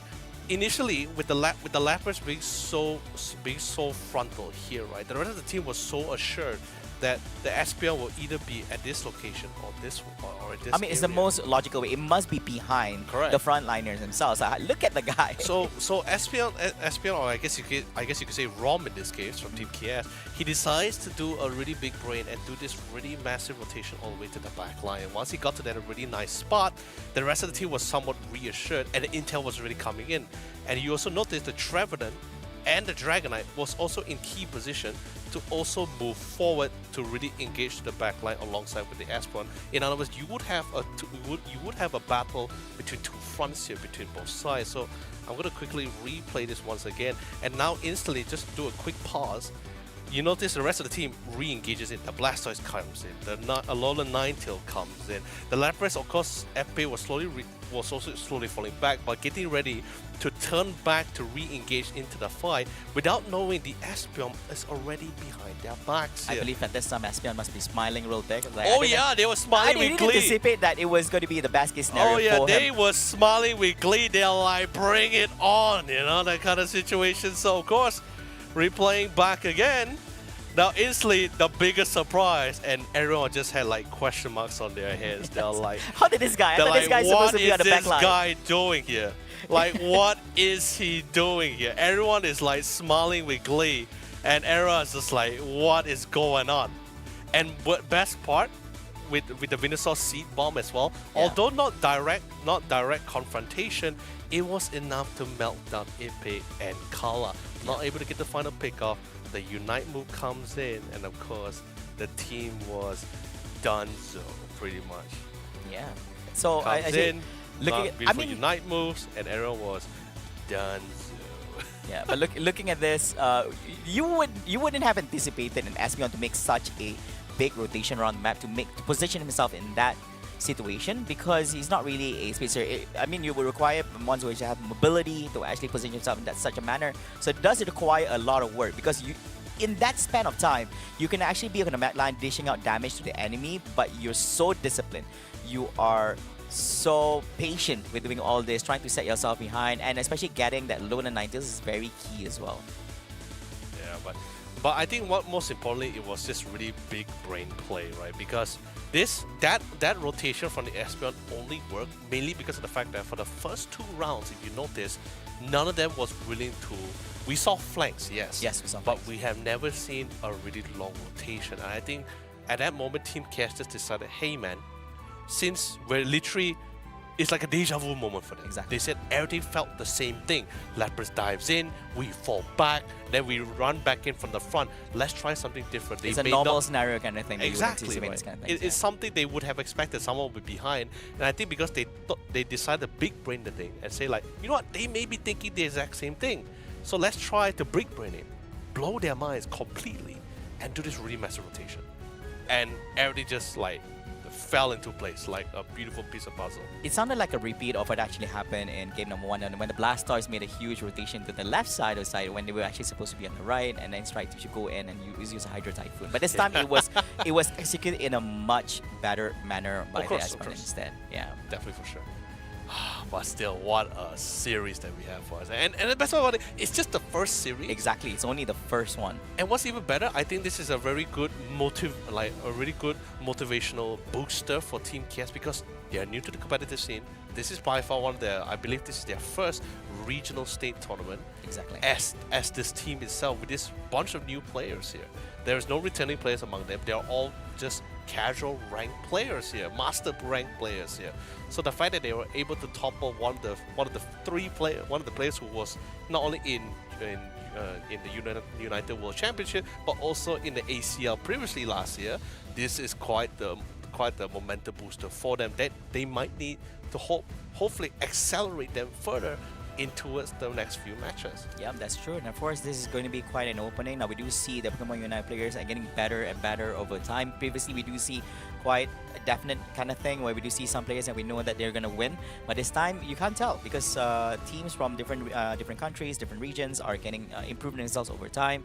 And we might just get surprised even more later on with our remaining 5 series here in the day as well. Now, of course, congratulations once again for Team KS for that 2-1 victory. And with that victory, that means that they get themselves 3 points here in the round robin group stage. And of course, Team Mosquitoes get themselves 1 point for actually getting that 1 win over in that series. Yeah, of course. But of course, with that series being ended and said, let's quickly bring out and see the updated score line for the brackets here. Of course, this is for the Group A side here, because we had that first matchup. Team KS did win against Team Mosquitoes as well. And of course, Team KS was able to win out that scoreline with a 2-1 scoreline. They were able to rack in 3 points for themselves. That's right, exactly. If you guys remember what Professor Flava said initially, whether they win it as a 2-0 or a 2-1, a win will still signify as a 3-point counter here. Although yes, they did win 1 point, was still going to be able somewhat achievable for Team Mosquitoes. So really great stuff coming out for them. I'm actually really excited to see how far they go as a new team, able to show us or was able to achieve such a win. I think this is actually a pretty great start to their chapter here in the Pokemon Unite. Ah man. But of course, Without being said, Professor Flava decides to take a quick break and want to go on a little bit more Pokemon adventure. We're bringing Professor Danelie to take her in place. Hello, Danelie, looking absolutely stunning today. Thank you. I also feel like I am back in my natural habitat. Oh. Always appearing with ACL reviews. But it feels so good to be back though. And Leonard, it's amazing to work with you. I think this is our first cast I together. know, this is very exciting. By the way, guys, just a slight teaser. We've known each other for like almost 6 years now. Ages. And we never got to like work together like this. It's the funniest thing. Like, I don't understand how that works. I know, right? It's like, I believe it's just a different game titles, right? That kind of thing. Yeah. We've done a lot of different stuff. But we're doing Pokemon today, so it's going to be The best super one of all. exciting. Yes, Best I one of actually all. think it is the best one of all. Yes. But I want to start talking about our next matchup because Oh, this go next for it, go for matchup is going to be absolutely amazing. And it's going to be a different kind of amazing. I think people are expecting some high-level games. I think we're going to be seeing some high-level thinking when it comes to the drafts. So let me introduce to you the next matchup of the day. We are looking at Zora Tigers Gaming, and they'll be playing up against Joe Is Love Unite. And these two teams, I got a lot to say about these two teams. In particular, Joe Is Love Unite, because their drafting has me literally just being like, what are they thinking? I know, right? It's like they probably have prepped something to blow your mind or something, or maybe that's just it. You know, it's just like there's nothing crazy, there's nothing big. This is just all we have. You know? Well, that was something that I was thinking about when I saw their qualifiers, because I went back and watched all the qualifier games, because Right. that's all the data we have for some of these teams. And they kept picking, not the same draft, but a very similar draft. And I was trying to think in my mind, okay, what's the idea behind this style of draft? Because it is practically unseen anywhere else. I'll give you guys a hint. It involves two speedsters. The fact that there are two speedsters to begin with, that is very different for a standard game of Pokemon Unite. I'll say that for sure. And it's very terrifying sometimes too, right? Because like even their defender is just a Snorlax, right? Something that we haven't been seeing for quite a while as well. So it's just like you have a Snorlax defender and two speedsters. There's no slow bro or anything to help back them up. It's just like, what's the plan here? What's the goal? Like, what are you thinking about, right? And then they're just like, we're just doing what we do best. Exactly. I mean, you got to play your best. So we do have to introduce our two teams. So let's see our two teams that are going to be coming up right next for our second best of 3 of the day. Well, honestly, right? Well, besides- I already said their names. So Yeah, exactly, right? But of Oh, course, gosh. these are your lineup, nicely timed by a fantastic, Perfect. a fantastic broadcast I crew. think we may have gotten flanked here. They're pulling our leg, Danelie. Yeah, that kind of did actually. All right, so introducing the first place Korean Open team, Zora Tigers Gaming. We have Ward, Jong, Subheen, Mule, and Chobo. Whereas on the other side, we have the third place Taiwan Open team, Joe Is Love Unite. We have Winstar, Shaw, Shao, Girl God, and My Dan Lao. That's actually pretty interesting. And also at the same time, if you someone recognize it from last ACL, so because I believe you were here during the last ACL, Chobo and Jong was on Team No Show during the ACL at the time. Same team with S4L and even First Blossom here. Yes, So- actually, I've got a complete rundown for the entire team. Go so for it. let's go for it. So before we actually talk about some of the players on the teams, I do want to make a quick mention that Zora Tigers Gaming, this is not the lineup that they used to actually qualify for the tournament. So they actually had a player called Chan, but we didn't find out what the circumstances were, but they had to swap out Chan for Mule. So this will be the first time I'm seeing Mule play for Zora Tigers Gaming. Now, going back onto history, if you tuned into the World Championships last year in Yokohama, I think Chobo and Mule will be very familiar names to you because they were part of Team Akjil, which was the first place Korean representative Yes. for WCS. And then going further back to Ward, Jong, and Chan. So these three players are actually from Team 3 Stars, and these players were from the second place Korean team to represent Korea at WCS. So we are actually looking at a pretty star-studded lineup. We are looking at some of the best players in Korea in one team. Yep. Now, on the other side, Joe Is Love Unite. Okay, they are a big question mark to me because firstly, a lot of the players on their team don't really have a lot of data going back. we are not looking at any players that participated in WCS, but what I did find out is that Winstar has been pretty active within the Taiwan competitive scene. I've actually seen his name pop up a couple times in a couple of rogue teams. So he has been playing pretty actively. He's also the captain of Joe Is Love. And then I've also seen Girl God running around in the Southeast Asian scene, because for anyone that doesn't know, Girl God actually had MYS's tag before their name. So I'm not sure if they are a actual member of MYS back in the day. Or anything. Or yeah, if they were affiliated in any way. But I have seen the name Girl God running around. Oh, that is pretty great. I also have a good, like besides those two you mentioned, I also saw a little bit of my Danelie as well here. And also not just that, also for Shaw, as not only recently he has only been one of the few players in the competitive scene who started slowly bringing back the Wigglytuff right after the patch here. Interesting. All right, so we are going to be jumping into game number 1 here. And all right, the big question mark people wondering about this Leafeon. This Leafeon is actually one of the 2 speedsters that Joe Is Love they've been consistently running. The 2 speedsters was actually Girl God on Leafeon and Winstar on Talonflame. It was probably one of the most bizarre lineups I've ever seen. So it was Clefable, Snorlax, Mimikyu, Talon, Leafeon. And this was top lane Mimikyu, bottom lane Leafeon, and then we had Winstar mid as Talon. So I'm kind of curious to see, are they going to go back to standard Unite, or are they going to make up another strat and have me sit here thinking, what am I looking at? Because that's been a trend. You know, I'm also a little bit concerned, right? Because if you think about it as well, there were 3 players on their team that are actually more like support mains, but of course are very conditional. For example, if Hoopa is in the pool here, my Danelie could go for the Hoopa, Yeah. and then we can see the Snorlax coming up from Shaw. But if Hoopa is not being picked here, then do we see like Girl God going with the supporter or the all-rounder here? Well, that's what I'm curious. Was it a one trick, or is there something else sort of going on? Right. But I do see Joe, they are pivoting back to more standard Unite, so I'm happy to see this.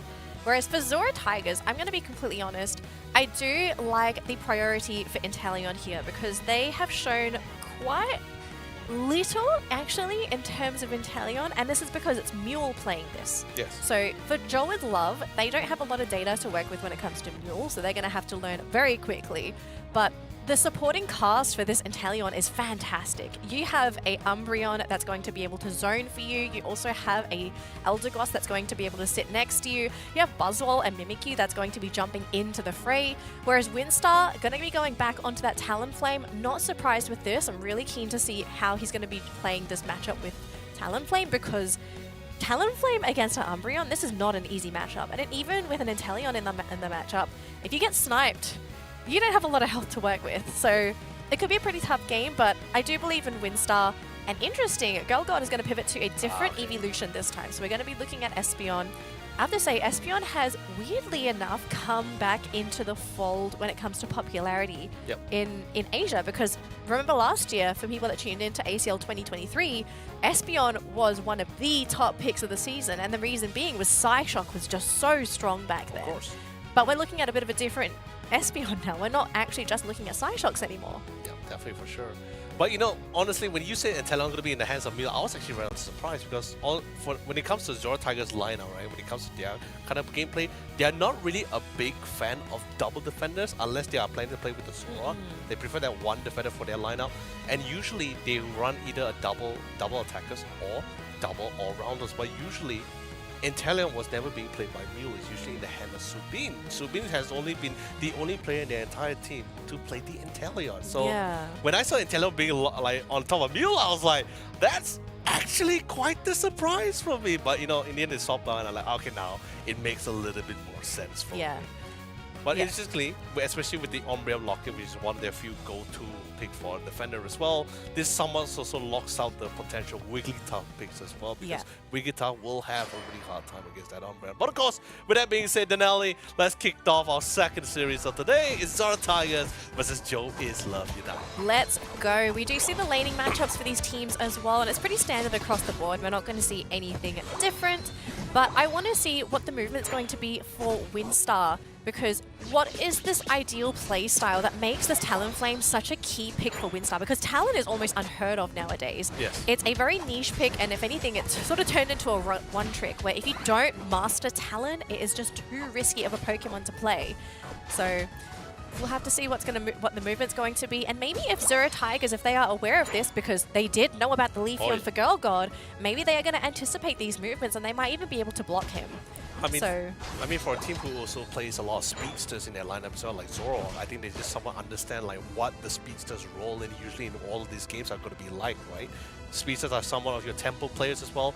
I actually love the idea that you actually brought up with the fact that you want to see how well the Ward is going to be playing this game, because he has to be really setting up that tempo to allow his team to really snowball with the rest of the squad, or at least to buy the necessary amount of time for that Squirrel and the rest of the team to finally get those levels up. Alright, so I do believe they have revealed both of their central laners in that top lane, and unfortunately for Winstar, there's not really much he was going to be able to do because Mimikyu showed his face, and against this tri-lane, it's an incredibly deadly one, and he actually tried to jump into the battle as well. He just gets the berry, so he just barely survives, but that top engagement, a massive victory there for Zoro Tigers Gaming.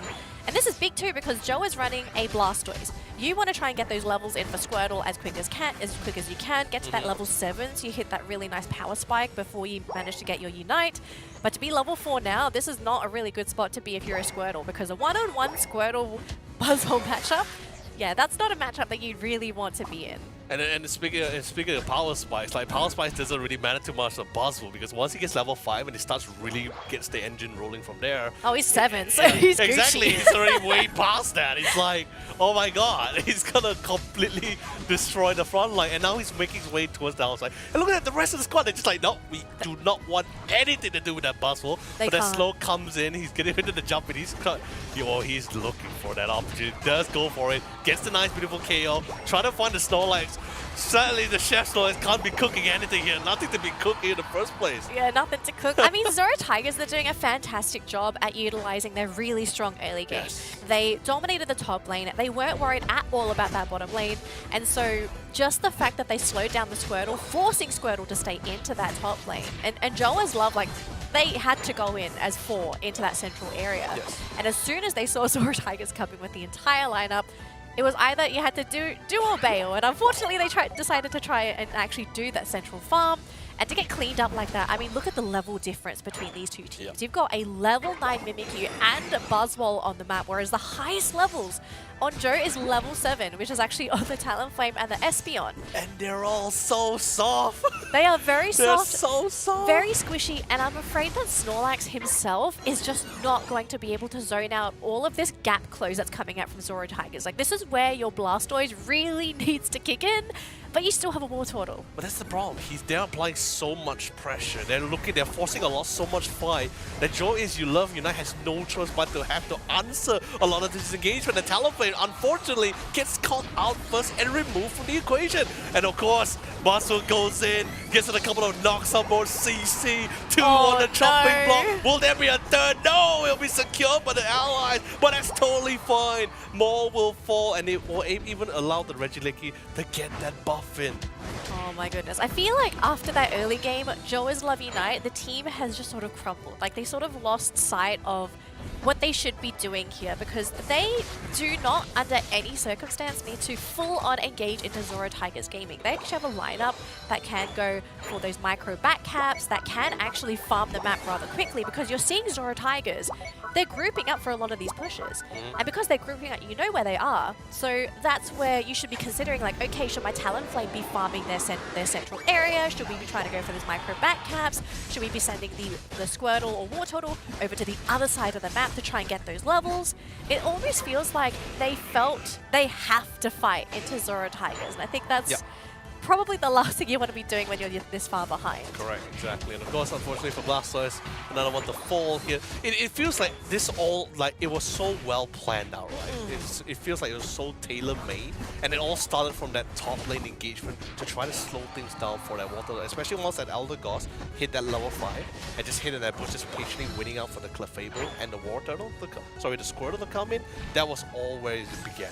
Every player pre-planned who is the next one to fall as chapters to be added into the book called Tactics. So really great stuff coming from Zoro Tigers.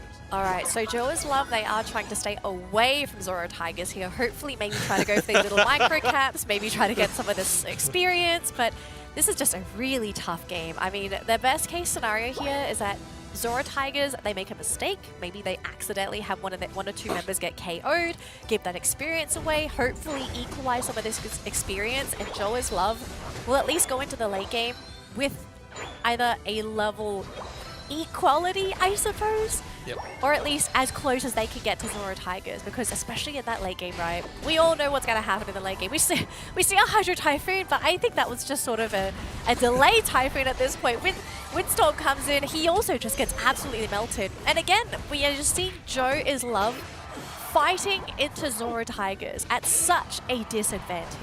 And they're not even close to taking anyone down.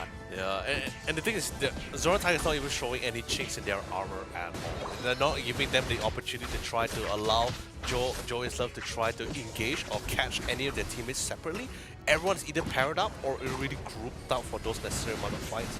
And even if they weren't really trying to engage upon them, they will force the fight. They don't even give that option to Joe is Love. They say like, hey, you know, you guys don't make the rules, we make the rules. You guys don't get to think, we do the thinking here. You just have to follow our rhythm and just play along. That's pretty much all you guys can do in this round. Yeah, I mean, the way that Joe drafts, so at least the drafts I saw before this game, it just felt like this team really relies on that early game momentum. And I mean, we're just seeing Mimikyu shred Pokemon to pieces. I mean, that used to be Clefairy, who's now back at the Pokemon Center.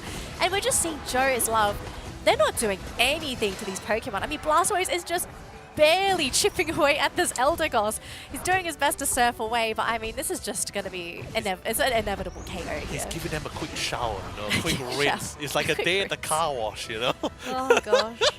Now this is a really tough game to swallow for Joe because it's their first game for ACL 2024. And so I'm hoping going into this next game that they can somehow mentally reset, because just watching it, I feel that this team is definitely mentally down. Like, they are not 100% there. They're not thinking positively. It's almost like they're not giving up, but you can sort of. Yeah, I'm not sure how to describe it. The morale's down. Yeah, the morale really feels down.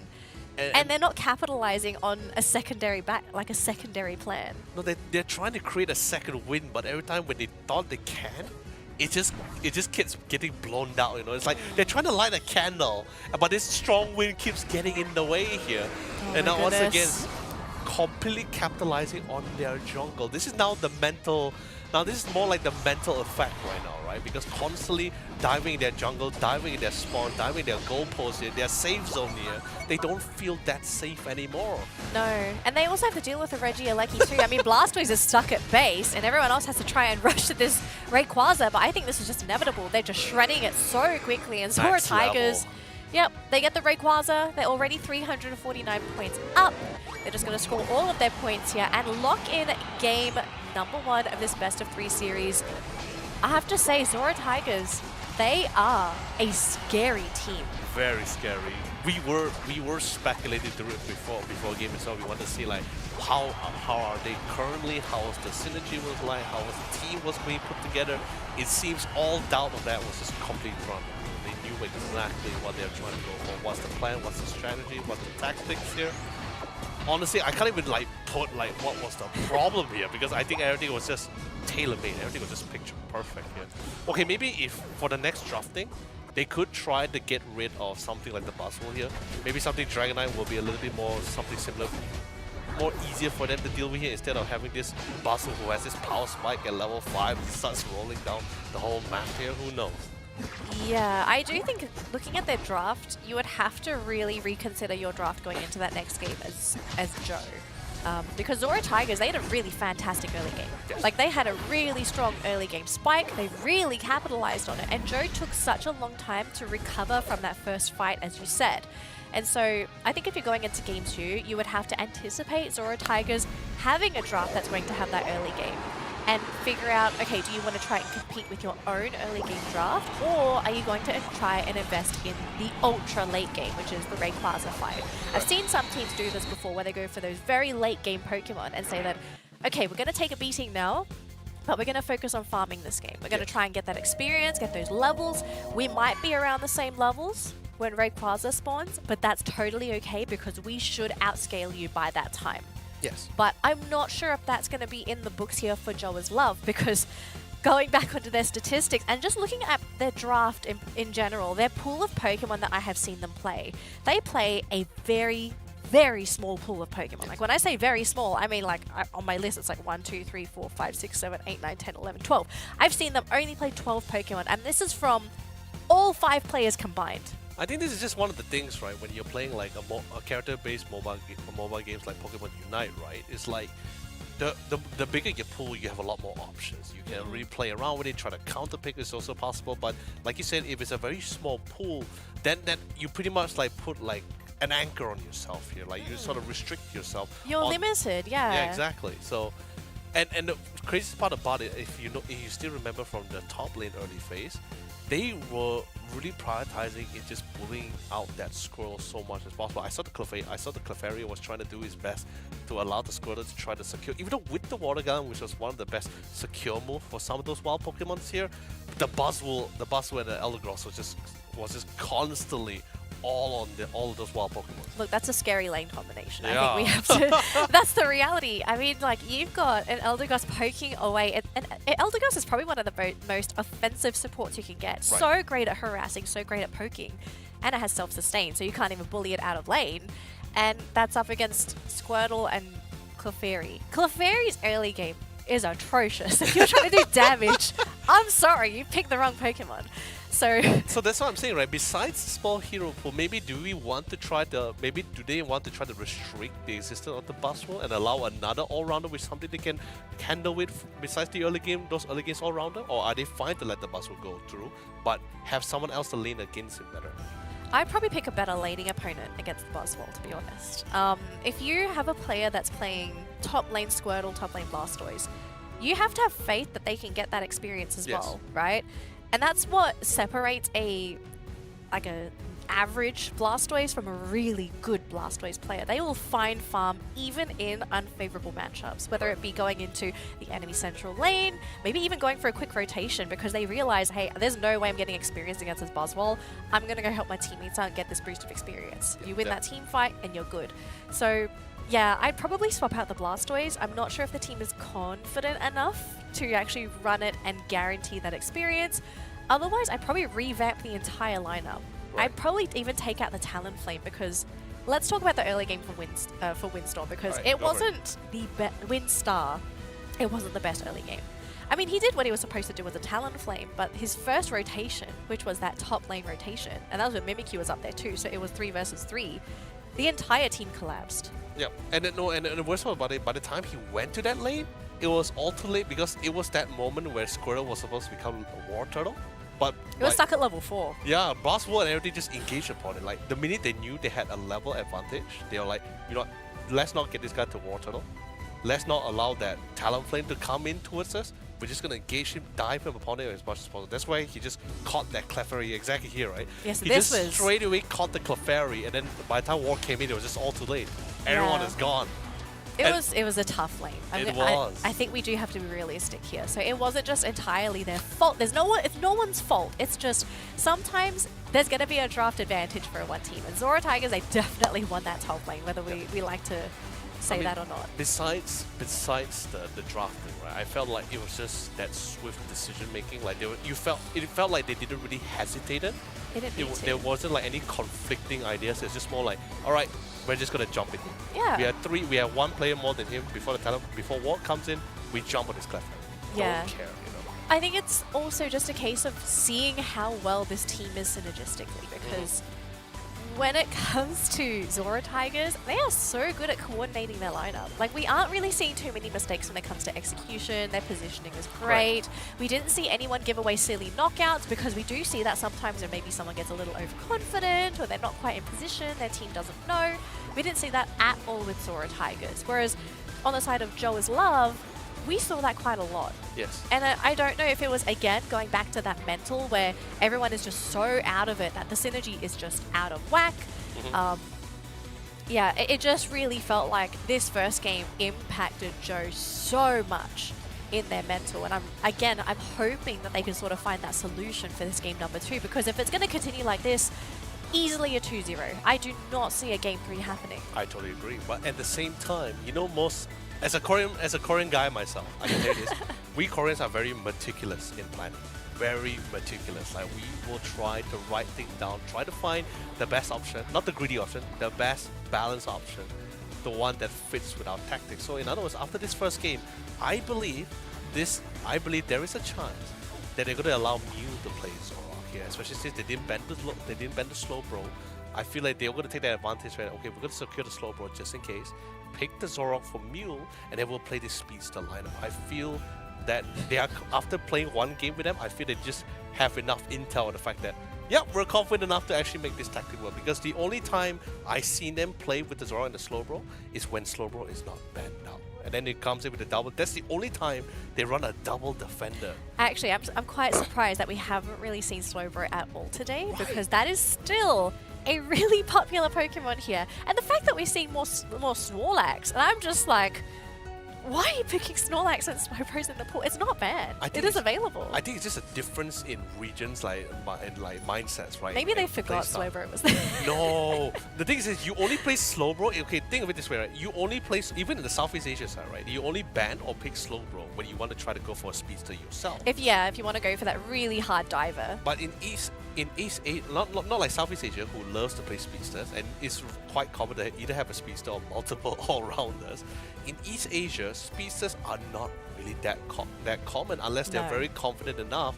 They can get that nice roll of drafting or set up to safely bring in that speedster. Exactly. So, because remember Southeast Asia, I seen like during the regional qualifiers, like instantly ban out Zoroark, ban out Slowbros. Sometimes okay, hang on. To be fair, was this against MYS? Yeah, of course. Okay, if it's MYS, then of course you have to ban the Zoroark. I mean, that's a given for that team. I mean, yeah, but of course, besides MYS, it's mandatory. Yeah, it's mandatory. But besides the MYS, it's quite common. So in East Asia, I also noticed not many Zoroark players, not many speedsters, not many Leafeon players either. Yeah, although we did look at the one team that does play Leafeon and it got banned this game. So, I mean, I'm not sure if we're going to get it in game number 2. I think if I was Zora, I would still respect ban the Leafeon.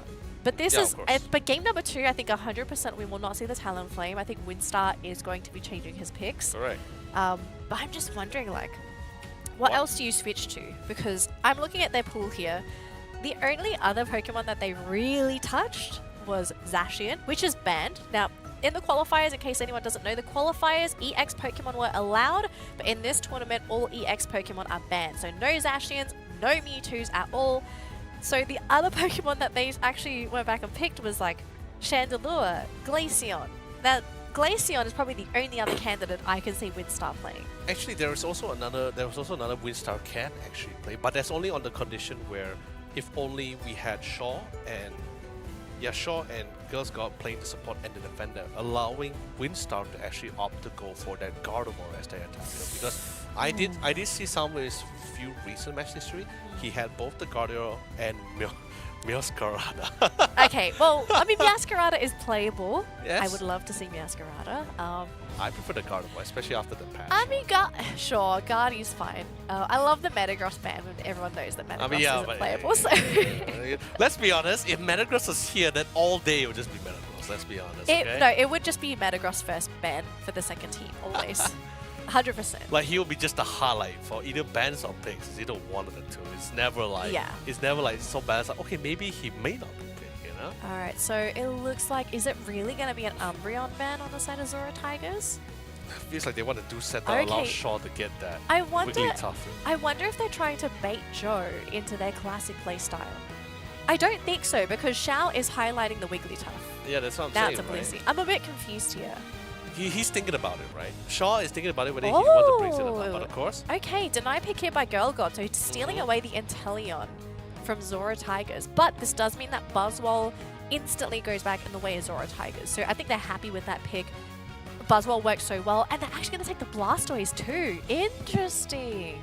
This is pretty great as well, because at least that way they have both options. You have that early game really secure move with the Water Gun. You have that late game with the Blastoise as well for those team fight. And now since there's no Umbreon, Wigglytuff could have been the pick here, but I'm surprised that Girl God decides to lock in the Inteleon for themselves. Hold on, is someone about to call the circus here? Because Mule is highlighting a Mr. Mime and Subheat is looking at Pikachu. Alright, so they're playing with my feelings. Very sad here, but... got a Pikachu anyway. The Pikachu, I definitely think this is an interesting one because Pikachu did receive a number of buffs following the World Championships. And it Correct. actually is turning into a pretty decent attacker. But again, same issue with Pikachu, very squishy Pokemon, doesn't really have an escape mechanism, does rely on a really strong front line. And I think Zhong and Ward are on perfect Pokemon to do this. Now, Windstar, as you said, is considering, or at least already picked the Gardevoir. This is an interesting pick. So this time we're looking at a double attacker lineup on the side of Joe. They do have good front line with Snorlax and Machamp. And Mule is also going to be back on that Mimikyu. Okay, I'm a little bit concerned because this Mimikyu might just do a lot of work on both Girl God and Windstar. You know, see, now I'm concerned. Okay, I don't think they're switching out the Pokemon, right? I think this is their finalized pick, right? Because like Girl God can both play Machamp and Inteleon. However, for Xiao, he has never, and I mean never, played Machamp in a tournament or any of his ranked matches. This is like his first Machamp, I believe. I promise he's probably played it on a different account. Either a different account or a long time Or a long ago. time ago. Yeah. But look, to play a Pokemon that you've never played before competitively, like I think that's a little bit silly. But I do think that Xiao has practiced on this Pokemon, so Like I one do believe. somewhere. Yes, somewhere. But my question here is that is there enough zoning available on Joey's Love to keep their attackers safe? Because they've got two great attackers, and let's not forget, right, the Fairy Singularity on Guardy, it is amazing in that Rayquaza I pit. agree. I totally agree. But can they actually land a good one? Because again, positioning is key, and zoning is key. I feel like we shouldn't see too far to the future. I feel we should focus on the current present state in the early game first, right? Because they still I like theory crafting. they Sorry. No, I love theory crafting too. I know, but we had to focus on the fact that can they even get past the early phase here, right? Because they still have that Buzzwole who's going to be such a menace, right? And none of them really do hit that timing. Maybe when the Machop comes out there, but we have to see who takes that advantage. And look at the amount of aggression both from the Chansey and even the Buzzwole. Securing all of Joe is Love's wild Pokemon side first. Oh my goodness. Is this what I think it is? That's what I'm saying, right? It's Is like it? okay. Okay, it's still early. Yes, I think we exactly. do have to mention it is still early. So these little moves, it could lead up to a very good ending. Although a bad ending would be Snorlax going down. Luckily, the eject does save him. And Ugh. Windstar did try to come in for support. Now, unfortunately, wasn't there in time to get a punishing knockout. It would have been nice, but you know, sometimes they don't quite land. But we do have Mimikyu hiding in the bushes here for Zoro Tigers ready to go. And I Curlier's do here too. think they saw the Curlier as well. So they're going to jump immediately onto that central laner. Will tries to actually speed their way back into lane now. No KO so far. And is there going to be enough punishment here for a counter knockout? It doesn't look like it, but Buzzwole's just like, I'm just gonna have a bit of a throwdown here by myself. He's confident he's going to get out of that situation anyway as well. But ooh, nice electric web. There's going to be a nice lockdown. Maybe this could be the one they were trying to look for, right? Just get a little bit more control, a little bit more root or more control effects coming from them here. Yeah, you have to be so careful going up against that Pikachu, right? Because if the electric web connects, you are not going anywhere. And especially for an Inteleon that hasn't even evolved at all, like you are so squishy. So you really need to be careful of that positioning. And Subheat is just having a heyday on this Pikachu. I mean, he's doing so much damage, so much pressure. He's gone for the Thunder build as well, so he's got a lot of zoning capability, and it's got a lot of range too. So if his teammates dive forward, he's going to be able to provide that secondary burst of damage for the team as well. And so far, it looks like he's taking a bit of damage, but look at this. Again, we're seeing another throwdown. Machop's running back into lane, gets backstabbed, but the berries is coming in time here for this Machop. But no one's supporting for Joe. They just sort of left him on his own. Yeah, I think they just decided, like, you know, let's just try to prioritize in Wonder's lane, just try to stay alive. Although yes, unfortunately, they were not able to get the final KO on the Machop, but at least they were able to dunk in a couple of points in for free. Without much contestants here. But bottom lane though, I think they're definitely going to see if they can try to look for a couple of fights. Since they do have the man advantage here, they do secure the Arteria family. But that Mimikyu though, level 8. Look, the Mimikyu's just had a heyday. I mean, look at the entire team. You've got level 9, three sorry, level we just there. spoke too soon. Level 9, 2 level 8s as well. And again, the level difference, like Zoro Tigers, you have to give them props for being able to just get all of these levels, take all of the experience away from Joa's Love, because their secure is so fantastic, and they just got the Inteleon, so I don't know, I'm a little bit scared. We've got Snipe Shot picked up on this Inteleon. They're going to try and go for the snipes, but I mean, if there's not going to be any follow-up, I'm a little bit concerned here because we already have one KO down. Oh, but the beautiful snipe coming in from Inteleon, getting rid of that Pikachu. But Mimikyu does get the buff there for the team, and now we do have Joa's Love. They are backing up, and here comes the Buzzwole looking to throw down again, using the Unite as well, deleting that Snorlax. The team is coming in, they're trying to score as well, but Guardy doing a fantastic job delaying, but they will have to give that away. They're just stuck with their two attackers. There's not much you can do if no one can get onto the pad. Not much options. Finally, they managed to, at least we got the Italian on here. Machoke is literally one level away before the March champion, but that's going to be taking quite a while here. Time, which is something which Joey's Love doesn't really have at the moment. Zoro Tigers trying to, of course, as usual, stick it to the objective. They have secured the aggression for the early game.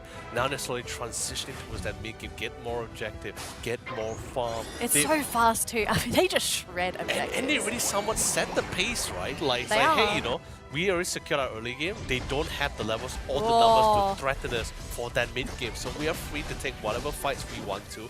And it instantly melted away the Snorlax with the block. Comes in with a massive Unite move and trying to lock them down as much as possible here. And dives right into the goal board. Relatively low. Buzzwole might be taken down, but he takes someone down with him.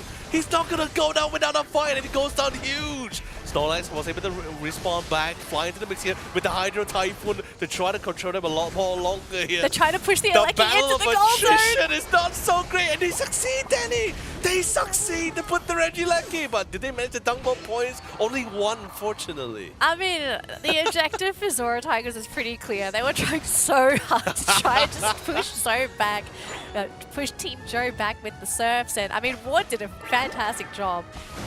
But for Zoro Tigers, yeah, I think they lost a couple Pokemon too many, but it isn't enough to equalize the game yet. They still have that level advantage. They're also just pushing the game over to Joe's side, giving them less map control, less speed fluxes to work with as well. But we do need to consider going into the late game that sometimes if you have all your goals up, that leaves them open for double dunks. Yes. So that can be pretty problematic. Was that a Unite? Oh my goodness, the Fairy Singularity getting used? That was a bit of a mistake. And look at this, everybody clumped up on Joe and Pikachu.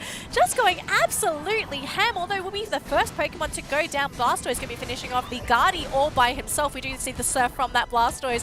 Now trying to get away. Inteleon repositioning the Buzzwole, uniting and just finishing off the Eldegoss. So the support is now out of this battle. Buzzwole's still here. Mimikyu coming into the fight as well. They don't have anywhere to go. No speed flux, no goal zone to speak of. And again, Zoro Tigers just coming out of this fight ahead. You know, Jong is just showboating in this case, right? He just been showboating from the beginning all the way to the end here. Absolutely stunning. What a player. But the crazy thing about it as well, right? Now we can slowly go to the theory crafting, right? Because we're slowly getting to that stage. It's not too one-sided as compared to the first game as well. Like, of course, Zoro Tigers is still on the dominant side of things here. But you can definitely turn it around. Yeah. There is still that opportunity with the Rayquaza side. Yeah. It really is going to come down to, I really think it'll be Rayquaza. Like how they control these fights, how the Unites are going to land, because again, we're seeing another Unite as well coming out from the Gardevoir, but it's just not really connecting. Like we're seeing the Unites, but there's no follow-up at all. But that's the thing, we don't have to worry too much, because remember now from the recent patch with Gardevoir, right, for her Unite move, she has one of the most lowest cooldown at the moment here, where even if she were to, last time if you were to use the Gardevoir's Unite move, it felt so painful, felt so punishing. Yeah. But now you can, now with her Unite move being such a low cooldown, you can actually get it out pretty fast, faster than usual here. So even if you do miss, it doesn't feel as bad, maybe unless it's at a very pivotal moment. I know, but it's just like, just to see the Unite come out, like you hope at least you get one knockout per Unite, right? Like you kind of want to get something for throwing the Unite down. But so far, it just seems like it's zoning Unites. Like, that's what Windstar has been doing. Throwing out the Unites, scaring off Zoro Tigers to prevent them from breaking these goal zones. You know, sometimes it's like, I guess in their mindset, it's more like, it's not about getting the KO, but more like sending a message. Oh, looks like Ward's been spotted out here by the Machamp, but we do have... so much points just lying around the ground. There's so many. I mean, you can't score them, so what can you really do? There's no place to dunk it, but of course... Hang on a minute, we do see Blastoise getting the Surf out. Half health is going to be healed up by the team, but now this is where the long-range damage could come in handy for Joe. Can they get the damage in? Can they get the poke? But they also have to worry about that Mimikyu, right? If Mimikyu gets in with the Shadow Sneak onto one of those squishies, woo, you're going to be in for a world of hurt. But look at this though, Snorlax trying to catch out the Mimikyu, couldn't quite push back that Mimikyu. Really needed that to connect. You know the worst part about it all is that they have no idea where the Buzzwole is. And he's currently right in the back of them. And I'm not sure whether they spotted him in media. He's been pretty safe. I think they're going to spot him now. Inteleon screaming. No way to run. Goes in for a nice big suplex. Pop the eject button. Try to escape from the rest of the squad. And the rest of the team just decides to reset, fall back. No one fell. That's fine. There's no Fairy Singularity though. We had another zoning Fairy Singularity coming in from Windstar. So this fight, look at Mimikyu. It's going to be so tough. And Mimikyu, if you score 100 here, I think you'd be all right. But if it's do or die now. Joe is love. They have to get into this, and they're even going to fully commit the Inteleon Unite as well. Oh my gosh, the 4-man. It doesn't look like it's enough. They just get pummeled. Joe is love gets absolutely wiped. Zora Tigers Gaming will lock in this Rayquaza, and it looks like it's going to be a potential 2-0 sweep here by the South Korean Open champions. I can't believe it, because how much of a presence and how much of a mental danger to them, right? Because they saw the Buzzwole and they're just like, it's all just the Buzzwole. They forgot to take into account the Mimikyu. They forgot to take into account the Pikachu, who literally flanked them from behind. It was literally a sandwich moment, a perfect preset situation for them. I believe at that point they're just like, yeah, we are so done.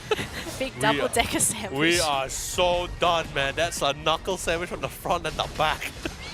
My lord. But of course, with that being said, Zora Tigers, an absolute landslide of a win here. Very convincing. I'm really excited to see Zora Tigers moving on in the competition. So, for anyone that's just jumped into the broadcast, because Zora Tigers managed to get this 2-0 win, they'll be taking home 3 points for the victory. And unfortunately for Joe is Love Unite, because they couldn't bring it to a Game 3, they will be getting no points at all.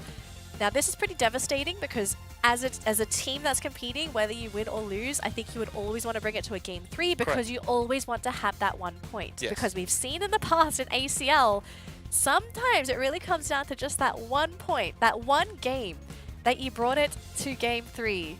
It was, although it was seemingly one-sided, it just felt really great to watch. It felt like just a symphony of skills between the Zora Tigers Gaming in that round for those two. In that best of 3, I thoroughly enjoyed it, really. And the crazy part about it as well is like, although they are our first 3-pointer scoreline here, and we still got a couple more series towards the end of the day here. Any team in particular do you want to see them go up against here? Because in particular for me, I really want to see them go up against the Japanese team. You want to see them going up against the Japanese team. I want to see them going up against our 2023 ACL champions. That's the matchup I'm looking forward to, and I think a lot of other people are going to look forward to that matchup as well. Shin and Rode, right? Speaking of, I think we are going. No, so we are actually going to see Shin and Rode play in the next best of 3 right after this. Hey, dang, not bad, but. So unfortunate, but of course. But of course, with that being said, right, like, okay, let's just take into account. There's definitely a lot of pointers for Joe is Love Unite to work on. I believe they experienced the game firsthand. Experiencing, I guess you could say experiencing is believing. So now they know yes. what areas they need to cover to prep for the next few matches, especially since this is day 1 of the group stages. Still has more opportunity for them to rack up some points. But what about Zora's Tigers? I don't think there is any area they need to cover. Look, I think Zora Tigers, they're a solid-looking team. Very like solid. their drafting is great. Their drafting is great. Execution is great. I didn't really see too many issues with this team. Although to be fair, it's a bit hard to really gauge how good a team is when they just absolutely dominate their match. Which is why I said I wanted to see them go pit against either the Japanese team or our ACL champions. Exactly. But I think definitely something to consider for Joe is Love. I would really like this team to explore Other areas. having not just other areas, but I do think they need to explore increasing their pool of playable Pokemon, because we do have a lot of Pokemon that can fulfill a lot of roles. Yep. And there are a lot of Pokemon that are being picked because they're so good at XYZ. But we're not quite seeing those Pokemon being picked at all by Joe is Love. We're seeing more or less the same things. I think in some cases, I would say maybe even unoptimal Pokemon. Yeah. I do think there are so many other Pokemon that are better than Snorlax at this point. Like, yeah, Snorlax is great in some regard, but I just feel like in this game, they needed a different defender. They didn't need a Snorlax. They needed a Zoner. They also needed someone that could have sustained in the front lines, but I also think they needed someone that would be able to do something by themselves. Because Snorlax is a Pokemon that purely relies on his teammates. He doesn't do any damage. He's there for the setup. And I don't think this game was good for Snorlax because we just didn't see Snorlax being used properly. It wasn't paired with the right attackers. And there was not really enough like follow-up damage either way when he tried to engage or try to find that second win with the remaining of his backline damage dealers as well. So, like you said, correct. Just need to really need to increase their hero pool or Pokemon pool a lot more bigger. That way they have a lot more option. I guess in this case, they were more prioritizing those comfort picks for themselves here. Well, I think that is really the case with this team at this point. Like, they are really stuck with their comfort picks, which I said is literally a pool of 12 Pokemon. And for a team of 5 players to only play 12 Pokemon, you're really limiting what you can and can't play because the opponents can also counter-pick. They can take your Pokemon. So it's like, oh wait, guys, we're stuck with 3 Pokemon and none of them fit the role that we kind of need them to play. So I think that hurts even more, right? Yeah. Because especially when the opponent team finds out like, oh, your Pokemon pool is relatively limited and small. Hey. And we can corral you to play certain Pokemon. But let's have a look at our man of the match for today because, you know, as good as things were for Zoro Tigers, I think someone does need to get credit. Okay? It's going to be on the side of Zoro Tigers, without a doubt. So let's have a look very quickly at this highlight here because it did come down to this final Rayquaza fight. And essentially, like, as you can see, we've got Joe is Love. They're grouped up together. We've got a Hydro Typhoon that just connects onto the entire team. And look at this! Look at these two! Oh, okay, I can't draw for some reason. So look at these two just coming in for the fly. Okay, apparently I still can't draw. But we see Mimikyu and Pikachu just coming in from the back line. Not a care in the world because no one's there to stop them.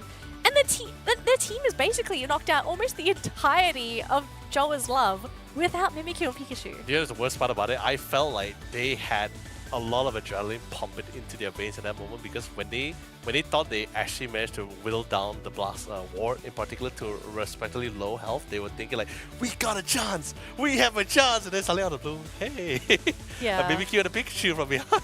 Look, I mean, it was a last hurrah for Joe, and you can see like they had to group up and they had to go, but it was just, I think it was too little too late. Yeah, The gap between these two teams, it was just so big.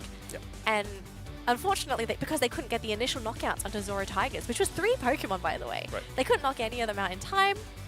The game was just over. Ironically, even though they do not have a speedster in their team, but I think because they did utilize speedsters in their lineup as well, I think they also utilized the same mindset too, where someone has to be the tempo setter, whether it's a speedster or an all-rounder buzzword. Someone needs to be the one setting up for the team to set up opportunities for the team to seize that opportunity. So I think it was really great coming from Zoro Tigers. But like you said as well, which I so wholeheartedly agree, they need to be paired with a team that's probably of equivalent level or stronger to somewhat dictate where do they truly stand here. And I think that's exactly what the regional state is all about. It's just to find the best team among the best in all of the region here. Yeah, exactly. So I think if you're Joe is Love Unite, especially after this game, I think they might be having another game later today. Yes, Joe they is do. Love. I guess MJK. Oof, that's a big opponent. So they've got a lot to learn. We're going to come back to the desk here.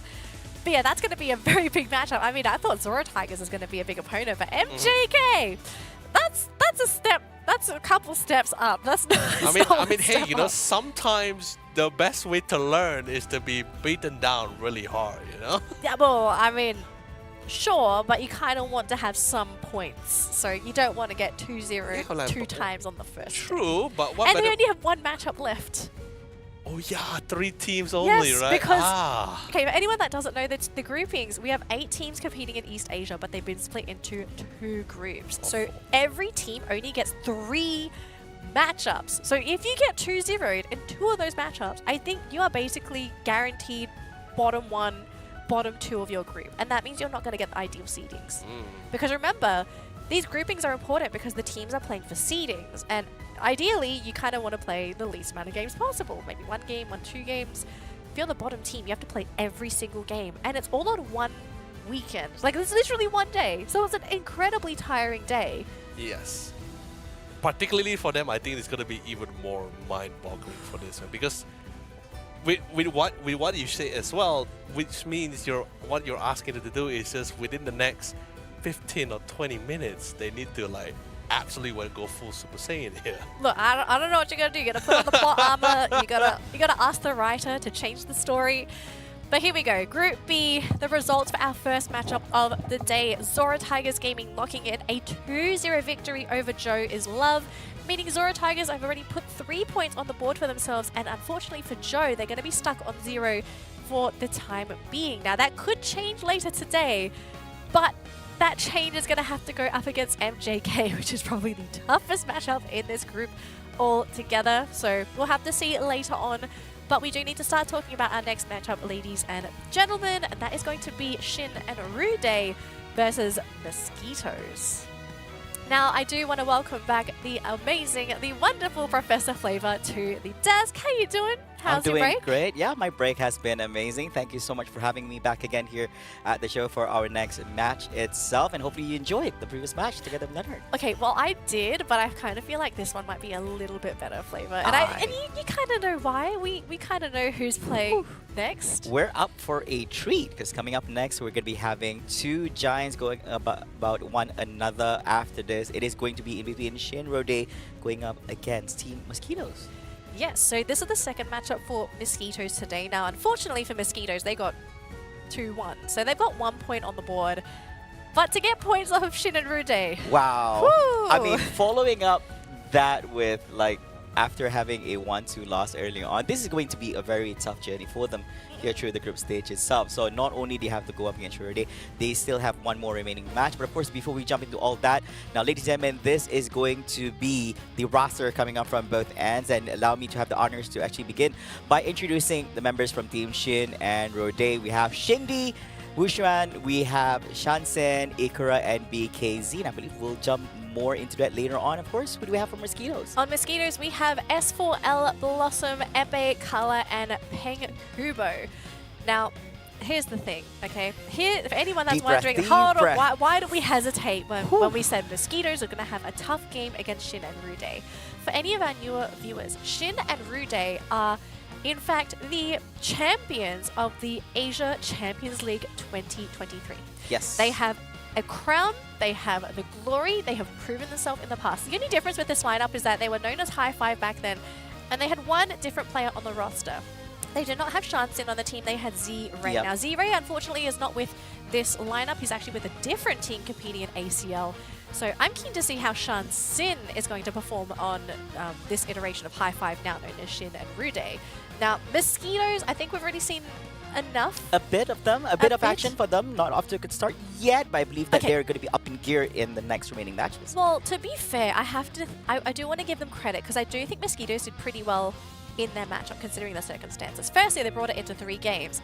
And secondly, I do want to give them credit for the fact that even though they got 1-2, 2-1, oh, I don't know how to explain it. But even though they lost that first game, like you could tell they put everything into all 3 of those matches. They really thought out their drafts. They really tried their absolute best to execute. Yes, they kind of lost in some regards, some of it in the Rayquaza pit. It's very punishing in the Rayquaza pit. We have to agree. Yeah, things happen. Yeah. But I actually think there's a good chance that Mosquitoes could really give Shin and Rude a run for their money. Yeah, I do agree on that. Of course, we do see some big names being played here. We have players who have been on the world stage going up against one another as well. And this could be, of course, we're not seeing the full lineup coming up from both ends, but having players who have played on the world stage actually speaks volumes, especially what's it about to transpire here between these two matchups. I'm very curious to see how this mix goes on. And of course, as you mentioned just now, a little bit on regards to Shin and Rode, you see Shansin over there, which I don't have much information. If you do have more to share about him, it would be great. But look at this. We have Shingdi, we have BKZ, we have Ikura there, which has been around in so many tournaments back in the days since he's been in RJ Gaming as well, and now he's here. Well, I think a lot of the players actually were in RJ Gaming, so I mean, for them, they were happy to actually make it to Worlds this year. But I think the question, or at least their next challenge now for this year, unfortunately they didn't do that great at World, but they are looking to actually be the repeat champions for 2024's Pokemon Unite Asia Champions League. And I think that's a very realistic goal for the team, right? Like you are the champions for the first season. For sure, you want to repeat that again, and holding on to that title. But I think competition this year, it's much steeper than last year. I think that is something that has to be said. But I do believe the draft is ready, Flava. So let's jump into game number 1 of this best of 3 series. What could be a really exciting series, but also the debut of Shin and Rude at the international, or at least like, I guess, inter-regional stage. Yeah, and we'll see how this thing will fare. Now, of course, they had a great run during their own Taiwan qualifiers. They won every single best of 3 series. The only time they actually just dropped probably one game was only during the finals, and that is it. It's a 2-1 victory still for them as well. And of course, we're going to kickstart our draft with the bats coming from both sides, and it is going to be an Umbreon together with the Urshifu here on the bats, which gives way to quite interesting banners coming from both ends, which is great to a lot of options here for both teams. And it is going to be a first pick Blastoise here for the side of Shin and Rude. Yeah, I have to say that Umbreon ban is pretty interesting from Shin and Rude because mosquitoes don't really play a lot of Umbreon. We don't even see them play an Umbreon even when they were allowed to. So for me, it makes me think that they're actually looking to pick up a speedster because remember, Umbreon is really good with the mean look. So some speedsters physically cannot play against an Umbreon. So I kind of feel like they're trying to save this pick for Shingdi. We will see a little bit later on. But I do love the duo. I do love the duo coming in from Mosquitoes. Clefable, super popular support right now. Loads and loads of healing. Really good for double defenders because you have so much health to heal back. And Lapras is on the board here, or at least they're looking at that Lapras. The Ninetales, I think this was a Carla thing, right? Like Carla was experimenting with a lot of different attackers on the side of Mosquitoes. I'm a little bit not sure if I'm a big fan of Ninetales yet. I kind of feel like this Pokemon is in like a weird limbo when it comes to attacker. But this Leafeon pick makes the Umbreon ban make sense. Yeah, I'm guessing that we can saw this coming. It could be anyone come from there, but they are comfortable with having the Leafeon from there. And I mean, we've seen them play a lot of them, but it's going what to is be this? Well, so it's a what is this? So BKZ went with the Crossel last week as well. Okay, hold on. So this is not unheard of. I do believe I have it in my notes. I think he has played at Crostal before. Have I not seen? I did not write it down. I swear I saw him play Crostal. Okay, so yeah, the Crostal for BKZ. This is new, but I'm also a big fan of this because so BKZ is the top laner for Shin and Rude, and I swear I've seen him play this before. I don't know why it's not on my notes. Yeah, and BKZ is still holding on to it. Oh no, they swapped. Oh, is it giving a chance then? Okay, makes sense. Swap. It makes sense. I was like, are you sure? No, I mean, they will swap, right? Yeah. Also, I'm guessing it's going to be enhance a Shansin this time about. We've seen BKZ played out Blastoise so many times in the past as well. So curious to see what he's going to be bringing into this game. Now, looking at what Mosquitoes has to offer, they have the Buzzwole, a little bit of wrestling action happening on their end. They have the Lapras, the Dragonite. Now, a little bit about the Yololee Ninetales. They have played this a few times during the series. The first series of the day itself. Probably they're comfortable with it and just want to run it and being it the first 2 picks. I mean, it could be Carla's signature pick as well. So yeah, if Carla's happy with it, that is totally fine. I mean, we've seen teams do this with things like Mew. Like you got Mew specialists, Venusaur specialists. So for this to happen with Ninetales, like I mean, if you're comfortable with it, it's totally fine.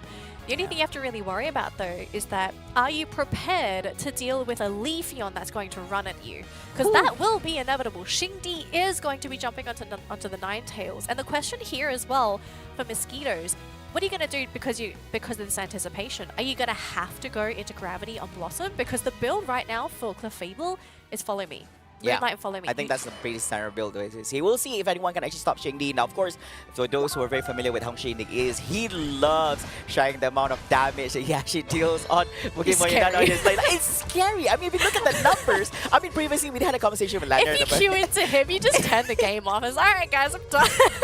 Like, yeah, I mean, we've seen on social media, it's like he just dishes up more than 200k in terms of damage. Like, I do wonder where he had the opportunity to actually dish out those damage in a 10-minute match itself. But we will see him in action.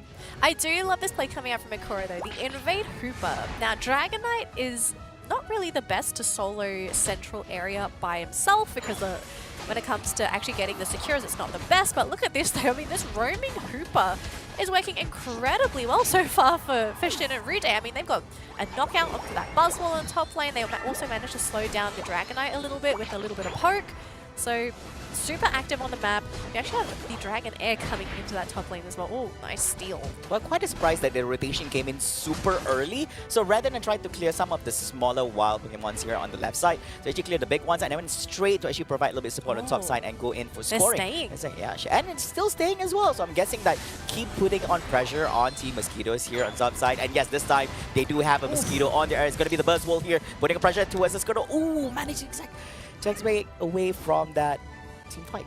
I have to say, this aggression coming in from Shin and Rude in the top lane is insane. And look at this, it's going to be Rock Tomb across trying to finish up the Dragon Air.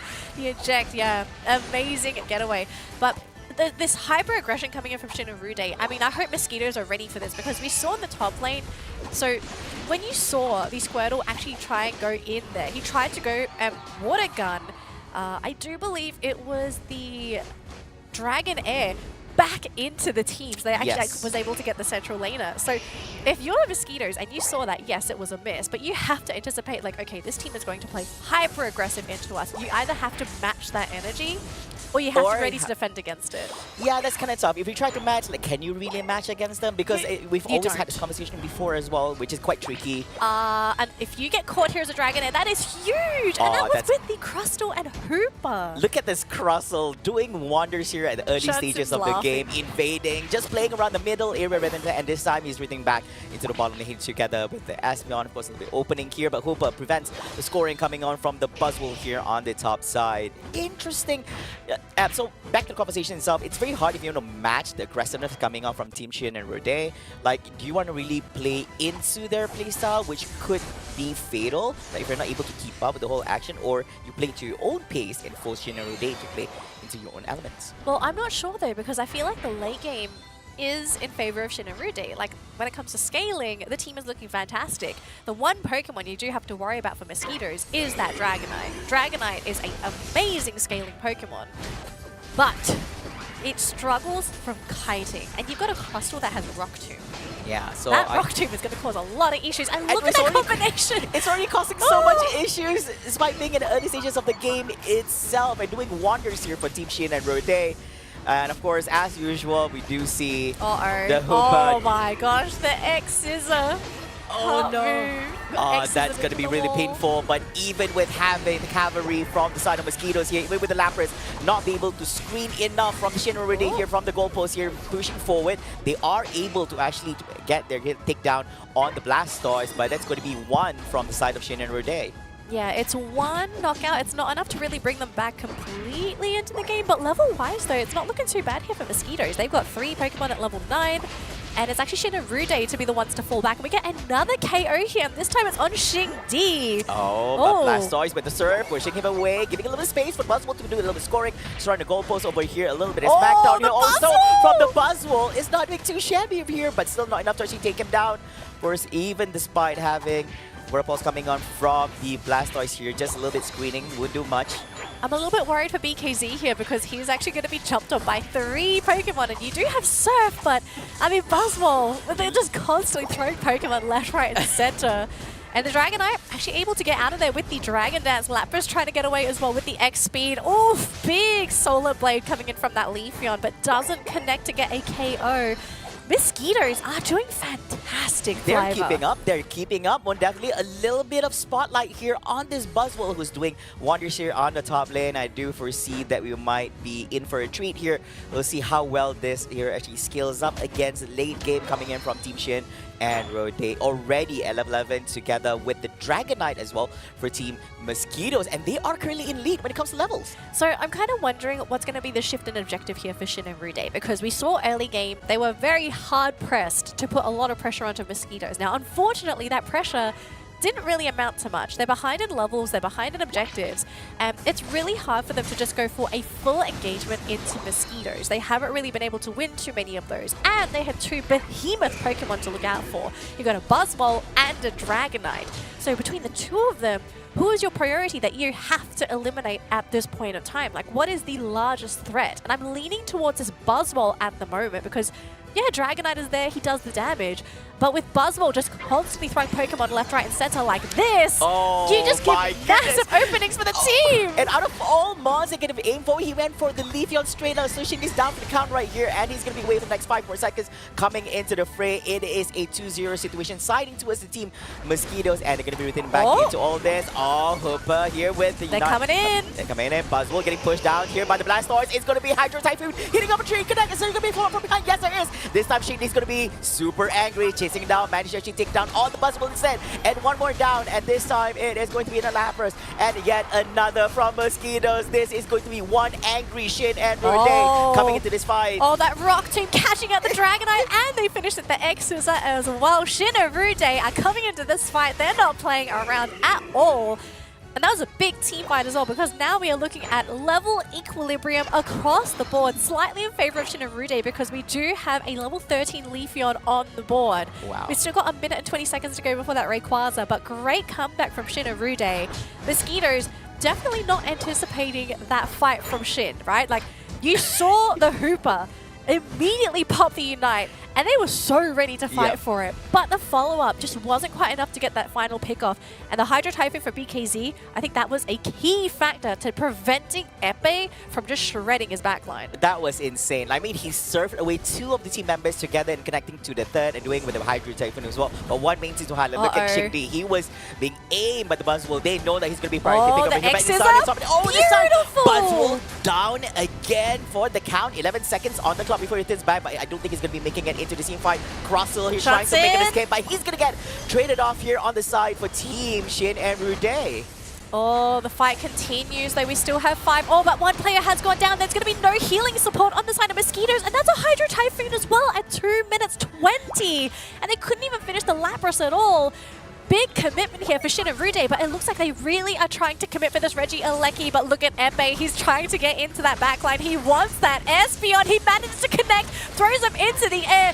Solar Blade, is it going to be enough? Espeon goes down. 2 Pokemon are down for Shin and Rude. Regieleki does go in favor of Shin and Rude, but with 3 Pokemon down, Mosquitoes are a massive numbers advantage here. And remember, this is just a tier 1. They don't care about that goal zone. Exactly, and looking at the timer over here, Leafeon is being forced to the right side on top. Ikora BKZ! They're going straight for the Rayquaza. They do Can they have the steal? number advantage. Oh no, it's going to be in the hands of Mosquitoes this time about. So that's going to be Rayquaza in their hand, and they're going to go in for the Duncan of points on their goal post here. 49, that's going to be 98, and by the Dragonite. Here comes the big dunker. 90 for the Buzzwole as well on the mid-size. And meanwhile, they don't need any more from their side. They're leading 208 points here by 1 minute and 20-second mark. There is still room for that last hurrah here for Shin and Rude, but it's gonna have to be a big push. And they've only got 1 Unite to work with here. It's the Leafeon Unite. Hang on a minute. BKZ. Hydro Typhoon is back online. Maybe this is the win condition, but it's so hard though, because look at this. You've got a Dragonite that still has shields, has 50 points ready to go. Shingdi has to actually prevent that shield from popping, but Dragonite's like, I don't care, I'm going to score 100 points into your middle goal zone. But the rest of Shin and Rude, they are pushing through. They've got 80 points being dunked in by Ikora right now. They've still got so many more points that they have to dunk if they want to try and equalize this. And Shingdi just can't join the team. He is stuck with this Dragonite. Oh no, he's jumping. This time Buzzwole coming in into all the action, jumping in, pushing Crosswell to the right side of the and dunking him to the ground and taking him out right here. It is going to be Blastoise in the middle between all this action, uses up the Hydro Typhoon, hitting up on team, but there's no follow-up coming up from his teammates as well. Not being able to actually do much right here, and they're running down on time. 20 seconds on the clock here. Leafeon is back with all the damage. He just might be taken out here in the heads up. No, but still surviving through. Just by a shred of HP, but no, it's going to be a takedown secure here in the hands of Lola and Ninetales, and I believe that is going to be it for this game. Ladies and gentlemen, Danelie, that is going to be a very, very convincing win coming on from Jin and Rude. That's a fat mosquito, man. That is insane, yeah. So Mosquitoes, congratulations. That was insane. They were playing it their way here for the match itself. Shin already, they had a bit of a lead there in this particular game, but then the Team Mosquitoes was able to match that and make it into a win for their end. Look, I think everything came down to that fight at that Regieleki, like right before the 2-minute mark. And I'm still scratching my head, like, why was there so much commitment by Shin and Rude to get that Regieleki? They were so hard pressed to get it. But they knew Epee was still lurking around. They knew that Mosquitoes, they still had enough Pokemon to actually try and commit into that fight. Like, was it worth it? Because, yeah, right, they did get the Aleki, but they lost 3 Pokemon. They were stuck, I think it was, what, Ikura and Shansin left. BKZ came in a little bit later, but, I mean, they just didn't have the last hit capability to outlast hit Mosquitoes. I'm guessing that was, I mean, Mosquito, man, I don't know whether I'm referring to the team or even the literal Mosquito, or Epee here in this game, but man. Look, Epee, I think he was definitely my man of the match this game. Like, he was so problematic with Shin and Rude. Man, he was very objective driven. He knew that he had to go straight to Shingdi on this. He wanted to make sure that the Leafeon is actually being taken out throughout the whole game. There were times when he also had to give a little bit of attention to the other one as well, but then Shingdi was priority. And of course, Shingdi was not happy being taken down by the Buzzwole. He came in angry. It was really obvious, and the team provided assistance to him. They were able to actually win a very massive team fight on their side of goalpost on the lower side, but it was not enough. I'm guessing that Team Mosquitoes was the better team for this game. Yes. Well, I mean, with that win, definitely. It wasn't a fluke. It wasn't a case of them just getting lucky. It was actually just Mosquitoes playing fantastic. Yeah. And I think the first sign of them just really performing this game was the fact that they were able to out-survive Shin and Rude's early game pressure. They were so aggressive during the early game. I mean, we had Hooper trying to invade the Dragonite. We actually have a 3-man engagement in that top lane where Dragonite was late because of that invade coming in from that Hooper. Then we had Epee just popping off as well. They just couldn't finish him off in the early game. I kind of feel like if they had someone that could actually jump and chase after Epee whenever he was retreating from a fight wounded, we could have looked at a bit of a different game, but just the lack of ease of execution disables to catch Epee. I feel like that was the one thing that actually may have made the game a little bit easier here for Shin and Rude, because you look at their lineup overall, it's really hard to execute. They don't have a lot of Pokemon where it's just like, oh, point and click stun, point and click slow. I press this button, you can't move. Exactly, and so it's not all time where you have the Blastoise with the Hydro Typhoon. I mean, like, to rely on your Unite moves. There's still a wind up for that, so like you kind of walk out of it. So like, I think Shin and Rude, I think the draft was okay. It was just they needed to be more perfect with their execution. And unfortunately, they were also up against the hard opponent. I mean, Crosswell was doing amazing in the early season. Look at, he was punishing top lane. He was punishing the mid. He was going to the bottom lane as well. Yeah.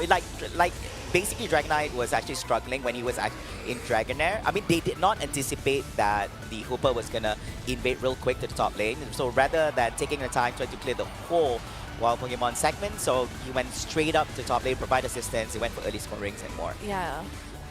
So, as we saw there, Rayquaza gets taken there by Team Mosquitoes, and we see this final hurrah. I mean, this is really the last thing you could do as Shin and Rude. Like, you have to go for this big mega push, hope you can get those knockouts on the goal zone and have your team score for free, but they just didn't have the firepower to really take anyone out on that goal zone. And I'm kind of wondering, is this maybe a case of also just Espeon not really being the best pick for this lineup? Because let's take a look at the damage, the output that was actually coming from Yololee to begin with. Their only source of burst damage was Xingdi. They didn't have anyone else that was going to be able to like, I don't, not 100 to 0, but at least like 50% to 0 a Pokemon.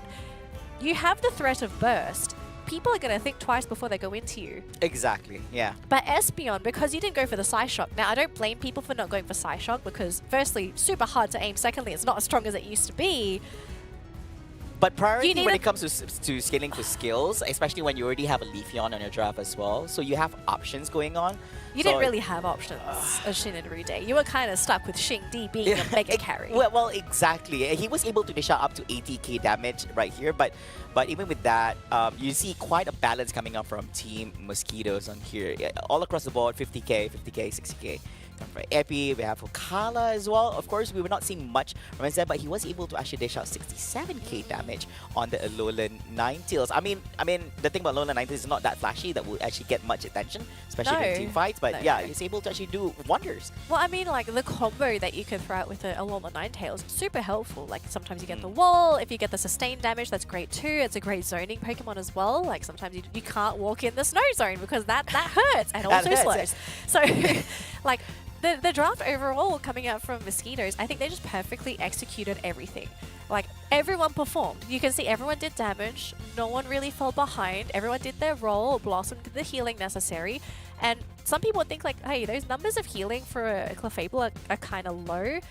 If you consider the damage that was coming out from Shin and Rude, it wasn't burst damage. It was just like chips of sustained damage. Unless Xingdi was there throwing out a Solar Blade, you weren't actually taking a lot of damage. He was just there topping up his team.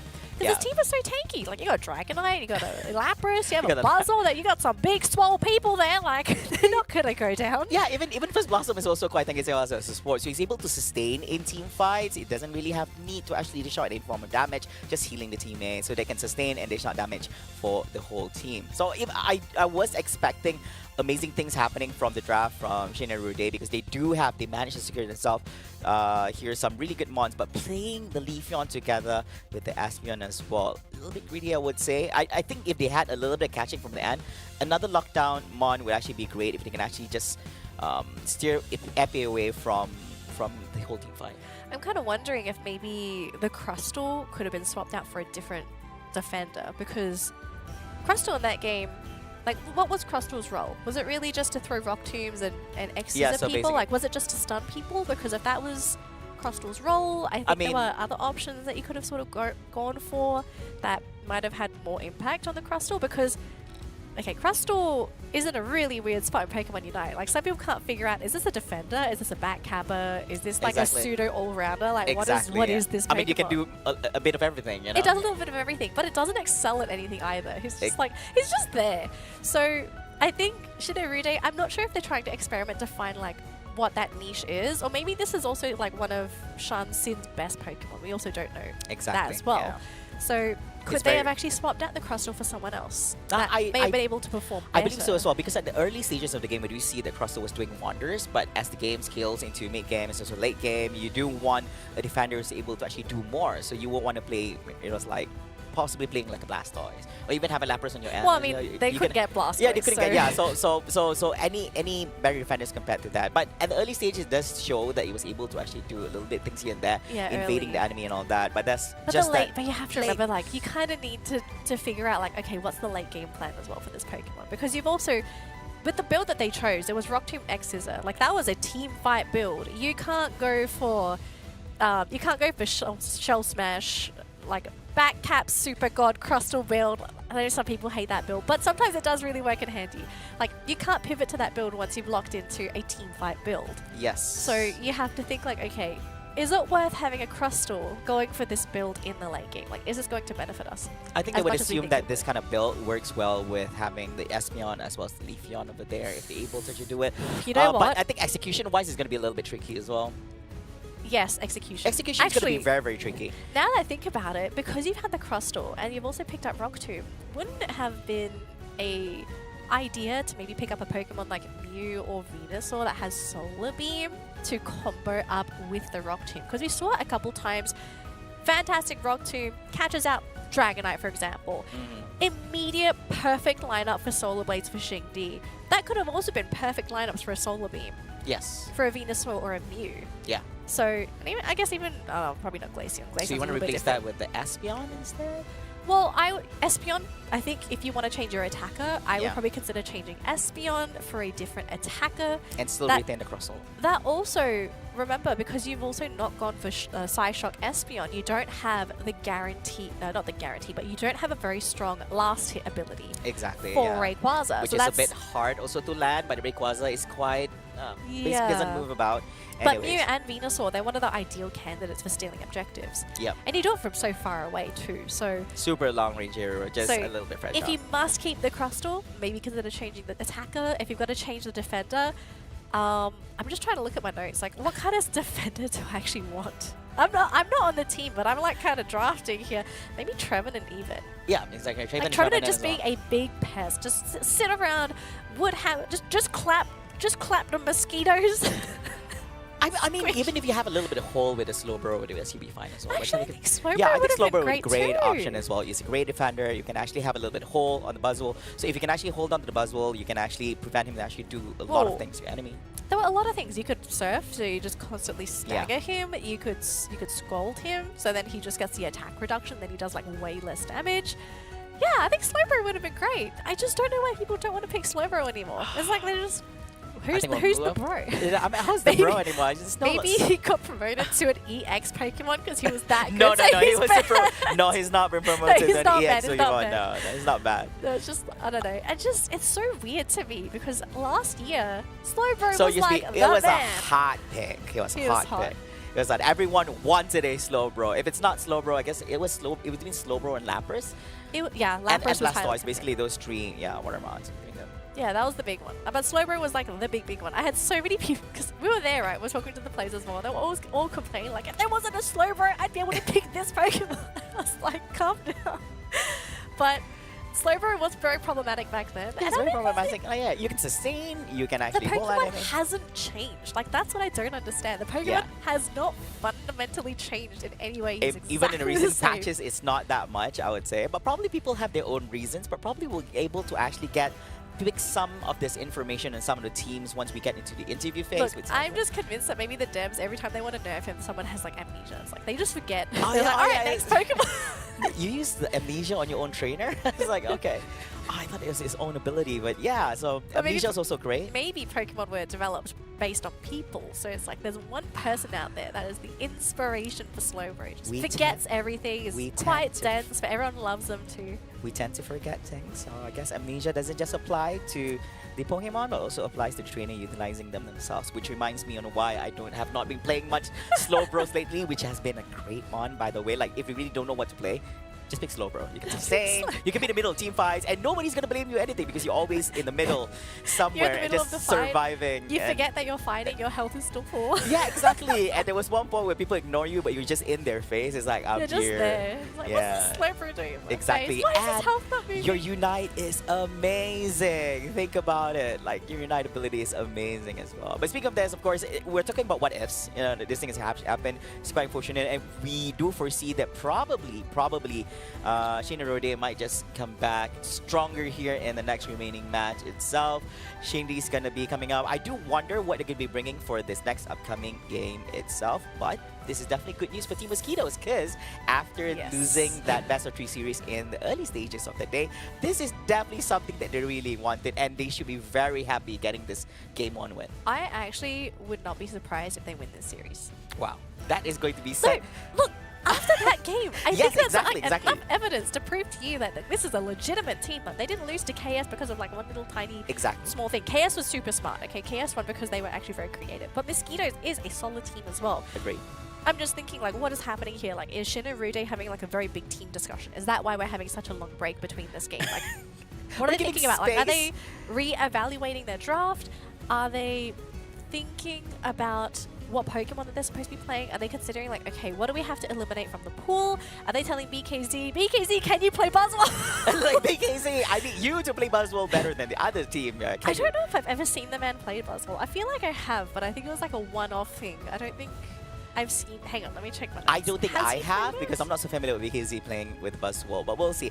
I would assume that in the next game we'll see if it will be a respect ban in If- NA. I would not be. I don't think I'd mind if it was a respect ban, but you'd be letting Umbreon going through. So then Xingdi would have Sure. to go back for like a safe mid Pokemon. Yeah. We will see. Now, of course, Shane I don't Rode. see Now, this is Buzzwole. going to be quite a big opening. Now, early on, we do see Team KS winning over Team Mosquitoes in 2-1 in the best of 3 series. Okay. And if Mosquitoes actually win this, that would be like insane. There like, who would have was- thought? Okay, there was. No. So here's the thing. So I just went back through my notes and I was like, hang on a minute, I see 2 weird Pokemon being played here by Shinarude. So apparently Shinarude played How? Sableye and Serena during the Taiwan qualifiers. Ooh, And it was BKZ Serena as well. BKZ Serena, and I think it was Ikora that played Sableye. And they were both in the same game. Oh wow, that is so rare. I mean, like seeing one of them is fine in a Yeah. series, but seeing both in a single draft And is what makes it worse, not worse, I guess, but what makes it crazier is that this Serena game that BKZ played, I think they won the game. they won the game. I was This- about to ask if that was the game that they lost in the finals I for think they the won Taiwan game. Open. Okay. Maybe I could be wrong. But this was also before Serena got her buffs. Mhm. So this was pre-buff Serena. This was when she was weaker. Now she's stronger. I've had some discussions with people saying like, okay, is Serena legit? Personally, I still think she's like in a very weird spot because she's competing with a lot of other all-rounders that do what she does better. Yes. But I kind of feel like she could be really strong until one guy comes out and is a Serena one trick. And then people are going to realize like, this is how you play Serena. Okay, I'm not This is familiar how with you this. play. I'll be honest with you because I remember Serena was just good in the early days because back then there wasn't much. Okay, many months during ago. the first World Championship, she was broken. She was just yeah, busted. okay. Everyone Serena was playing used Serena. to be broken, and then everyone's like, "No, we don't want to see Serena anymore, so we're gonna nerf him to a point where people don't That was play the him same. anymore." That was the same patch as Lucario. Yes, exactly. Yeah. So, Oh gosh. those I know were, we never see Lucario anymore. those were the days. Lucario got replaced by Urshifu, but actually Urshifu got nerfed as well. So They needed to nerf Urshifu at one point They because had to. Urshifu was just playable in every single competition. Like every single nerf was just insufficient to render him unplayable. I think this was at a point where people say that, hey, there's other options better than Urshifu nowadays. well. Not really. Well, I it's kind of like feel like Urshifu's still sort of the king at what he does, but he's not like that far ahead of his Us, competitor. yeah. And in essence, his competitor is actually Lucario. So, I don't know. I still think Urshifu is better than Lucario. I've never seen a game where Urshifu has actually lost to Lucario in that regard. In that regard, yeah. But if you see priority, you would prioritize an Urshifu rather than a Lucario Yeah, anyways. but even there though, like right now there are still so many other all-rounders I'd go for. Like, heck, Yeah. I mean, especially the Buzzballs that we've been seeing today. Like, oh, let's Exactly, go and of Buzzball course, better. look at Dragonite. The amount of times we actually do see Dragonite being picked as well for the draft. So it's actually a mon that we have not been seeing much in previous tournaments. People have not been really picking up that Dratini family before this. So I do see the rise of Dragonite here. I'm kind of wondering, especially with the rise of Dragonite. So I saw a lot of the Dragonites in the Japanese qualifier. The Yes. Japanese qualifier was the Pokemon Unite Winter Tournament. If you want to go watch that, definitely watch that. So many top-tier Japanese teams. Yes, the Japan Winter. Yeah, but Dragonite was such a weird Pokemon to come out of that tournament, I feel, because it was always central lane. Always central lane. Yeah. Teams never banned it. They always let it through. And I look at it and I just think, like, this Pokemon is like a lot of other all-rounders. Like, aren't you afraid of someone invading your central area? That's true. Slowing down the progress. Especially when it's a Dratini Of your Dragonair. Dratini. Yeah, you don't have much room to... Yeah, like, it's something. very easy to punish. Yeah, I'm not sure if it's just the Japanese meta and people are just like super respectful. Don't invade my jungle, I won't invade yours. But it's probably a rule that we don't know of happening in the Japan Winter Tournament itself. But ladies and gentlemen, it does seem that we are about to jump into... Are we about to jump into... Yeah, so No, I okay, not yet. Not yet. So You're we're still like- waiting. I think. No, I thought we were just about to. But I was anyways, like, huh? yes, I do wonder because it's gonna be taking a little while here. So I would assume that game one must have impacted both teams. One team's freaking out because they won. One team's freaking out because how do we lose that? Yeah, well, I actually think we are having a technical issue. So just going to say that very quickly to everyone. I do apologize for the long wait. We're trying to get this resolved as quick as we can, but once it's done, we will jump straight into the draft. So thank you for sticking around with us here at the Pokemon Unite Asia Champions League Season 2 2024. It's good to be back. So Yes, happy for the Season 2 because we get to see all the amazing teams in Asia showing off their stuff because we've had a great 2 games already. We've had 2 best of 3s. We had, if anything, I think we had a great game to start the day. Yeah, First best of 3. First best of 3 has been amazing. And of course, now this is a match that you don't want to miss. No. So I think like Shinrode going up against Team Mosquitoes is definitely a match you don't want to miss out. If you're here, you're very lucky. I mean, that you get to see all the action live and all still hot and bacon here rather than watching the replays. I love to watch those kind of things. But today is the East Asia regional segment. Tomorrow we're going to be also witnessing some Southeast Asia teams going up against one another. Yes. So in case you're wondering, if you are tuning in for Southeast Asia, that is tomorrow. We've got East Asia today. So we're going to have a lot of fun. Now it looks like game number 2 is ready here for Mosquitoes versus Shin and Rude. And it looks like for Shin and Rude, they're kind of thinking like, hey, what do we get a ban here? This is slow right now. But boy. We were just talking about you. No, you're our bro. Okay, so yeah, they're banning our bro. I guess they would assume that probably Mosquitoes would run a slow bro and Urshifu ban from Team Mosquitoes. Okay, I'm kind of wondering, was this Slowbro ban supposed to enable Urshifu? Urshifu is also a really big Pokemon for Shin and Rude, right? Yeah. Because BKZ and Xingdi can play this Pokemon, depending on what they want the Urshifu to do. But yeah, Urshifu taken out, Slowbro taken out, and Inteleon going to be the first Pokemon picked here for Mosquitoes. And for Shin and Rude, they are going back to this Blastoise, and now they got the Clefable themselves. I'm kind of wondering, are they going to swap this? Because normally Ikura plays the Clefable, unless they're swapping here. Maybe BKZ and the Blastoise. Well, it depends. I kind of feel like they might want to play this Blastoise as a actual defender, and then maybe put BKZ on like something like his signature Machamp or something. I want to talk about a great opening 1-2 coming out from Team Shin and Rude, but Mosquitoes running the Mosquito again. It's going to be a Buzzwole once again. Okay, I like this because I was questioning, are they going to go for the Espeon again? But they've got Mew, so great choice, really good attacker, and Xingdi going back yet again for the Leafeon. So they're probably thinking like, all right, they've got the defender on Mosquitoes. There's no way they go for the Umbreon here, so we feel safe to pick up the Leafeon.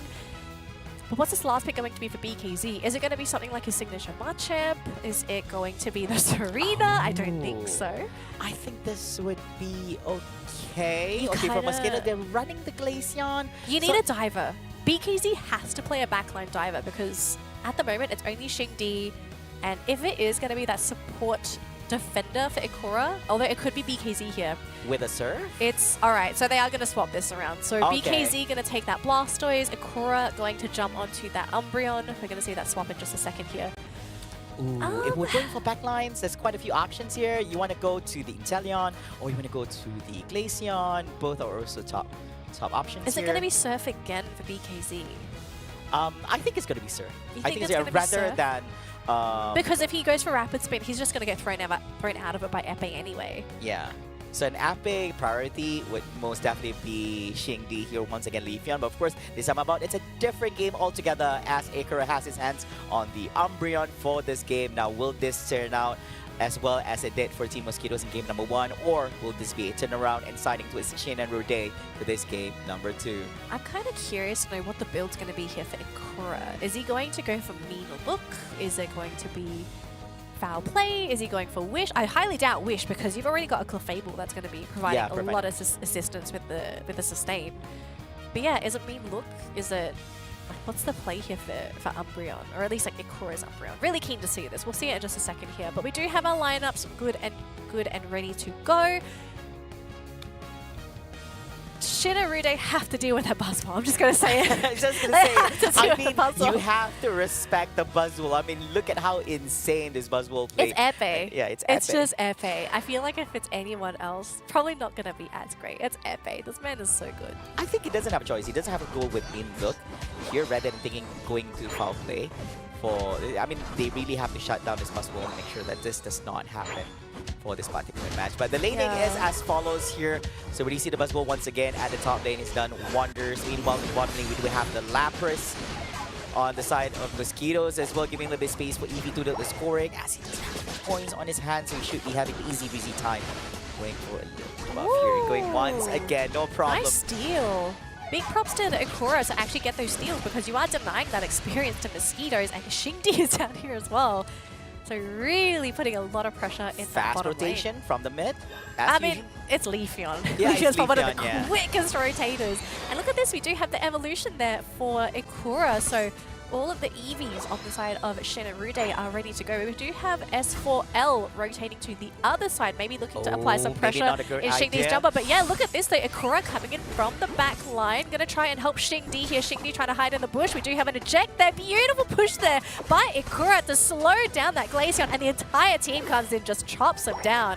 Great retaliation. Yeah, that's going to be quite punishing. That invasion didn't work out as well as they wanted from Team Mosquitoes. Of Shen and Rude does have a little bit of support over there from coming from behind. Meanwhile, looking at the top lane over here, pushing the Mosquito instead. It's supposed to be the other way around, but look at that. Leafeon doing the punishing on the Buzzwole. So much respect in this match here for Shen and Rude. So they were expecting the invade coming in from S4L. Great retaliation. They also slow down the Buzzwole. I do think Shen and Rude, they're trying to give themselves the best chance possible by at least giving themselves a really strong early game. And one of the biggest things is just making sure that they can guarantee these levels for BKZ. He needs to come online in time. Really good stop to Epe. But I mean, if you lose BKZ here, I think that might just be even worse. He's actually gone forward. He's actually going to continue on fighting. This Clefable then coming in with the Moonlight. He was almost getting Epe. Unfortunately, the Solar Blade just not connecting, but they will get a consolation prize on the Elder Gods. But hang on a minute, Epe came back! Gets chopped down! I'm just amazed about how long War Turtle was able to survive an encounter. It was 2v1 situation. The Elder Gods together with the Buzzwole. Meanwhile, over here, it seems that War Turtle will be down in hands of the Glaceon at this top lane, with the rotation coming on from Team Mosquitoes here. Interesting. So we actually have a gravity on the Clefable this game, and I kind of feel like this gravity was to put a stop to that Buzzwole. Interesting choice here. We'll have to see if this works out, though. This gravity causing a lot of issues with the slow. We still have Xingdi in this top lane trying to slow them down, but Buzzwole, the first Pokemon to go down yet again. Just not enough firepower of Mosquitoes to knock out Xingdi. And look at this, Ikura's coming in as well with the Snarl, the foul play, trying to catch out these Pokemon. They do get on their gold zones just in time. Gravity to slow them down. And Shen and Rude, they go out unscathed. Yeah, there's not going to be a problem here for their ad. Look at that surf being utilized here by the Blastoise from top to downside, and of course not being able to actually lash out to anyone at the current moment. Still at a standstill here at the top lane. It's going to be a little bit tough for Mosquitoes because they still have to go through that Blastoise on the front lines. Meanwhile, it is going to be a battle here revolving around the Regieleki. They do have the Buzzwole. This time about putting a little bit of pressure, jumping in and locking Buzzwole down. Not be able to do much. Here comes the smackdown here. Is the damage going to be insufficient? No, it is not. The stun!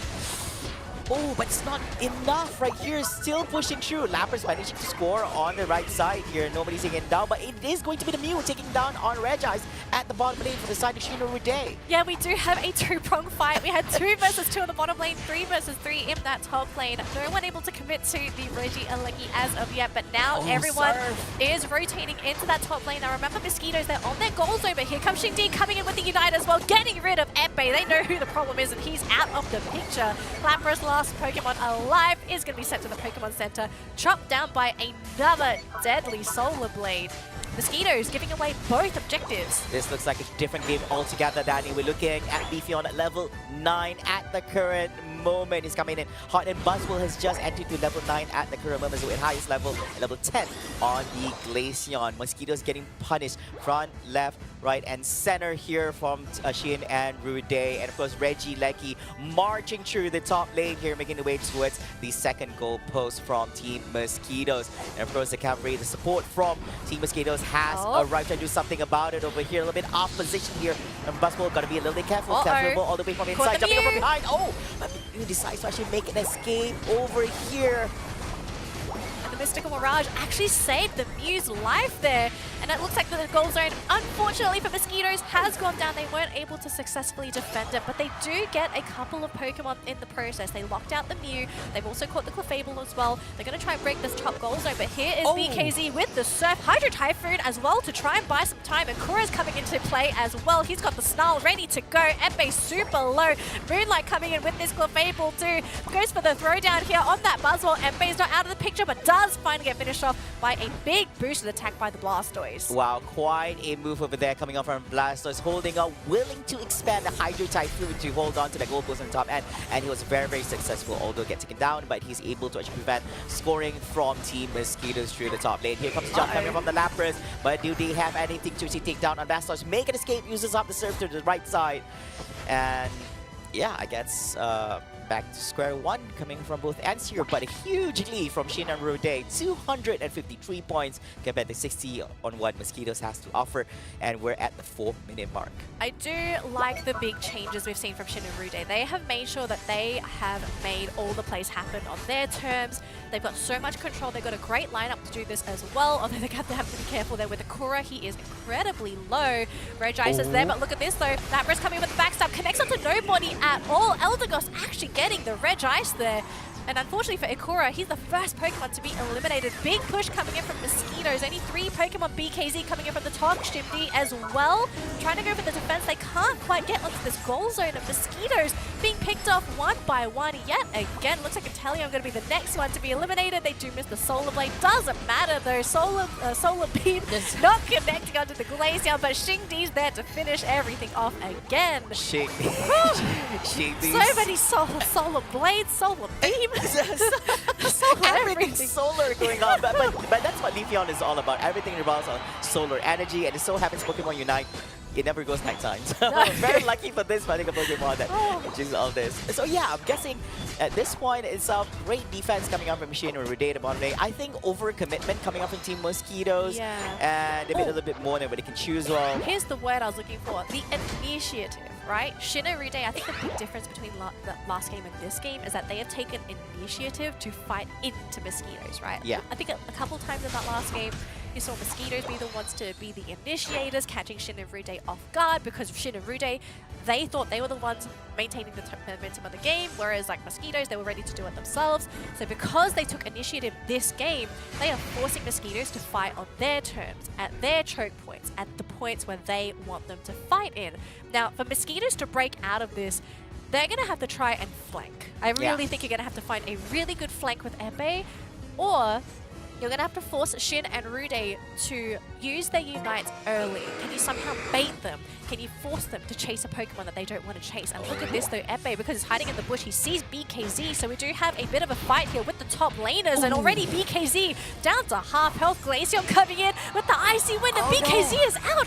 That is huge! Down 4 versus 5. Down to 17 seconds over here, no Blastoise, no Hydro Typhoon, it's a 5v4 situation, and this time about they managed to actually take down one coming up from the side of Mosquitoes. The Whirlwind! The Whirlwind is going to be helpful over here, and this time, are they going to be getting an Umbreon? Umbreon low on HP over here. Here comes Shingdi, slicing and dies. Manages to get 2 for his end, gets down the Inteleon, gets on the Glaceon as well. And this time the Buzzwole gets on the Umbreon. Now 3v3 situation with 3 seconds on the clock. Lapras low on HP as well with the Waterfalls. That's going to be a bad idea. He's going to get taken down as well. BKZ's back as well with the Surf. He's just locked in the Buzzwole. Epic goes down. Oh my goodness, Shin and Rude with the late game fight execution. It looked like it was going to be horrible after losing BKZ, but they were able to just survive the fight. Beautiful plays from Shingdi to pick off all of those remaining Pokemon from Mosquitoes. And now, your Mosquitoes, all of your Unites are on cooldown. There's a Hydro Typhoon ready to be blown off because BKZ did not use it at all. This is the last hurrah for Mosquitoes. If they want to own this, they've got to do it right now. Hydro Typhoon gets used. 2 Pokemon are down, both attackers, and the support. It's down to Embe and Lapras.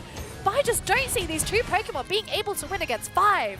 Yeah, I think it's going to be a horrible situation. There's still 15 seconds on the clock for these three Pokemons from Team Mosquitoes, Shane and Rode. All they need to do is hold on to this Rayquaza pit, not allowing Team Mosquitoes to actually take him down. But even if they do have that opportunity, they're already 10 seconds on the clock here, and there's not much they can actually do, especially with Leafeon scoring yet another 100 points for the sign of Shane and Rode.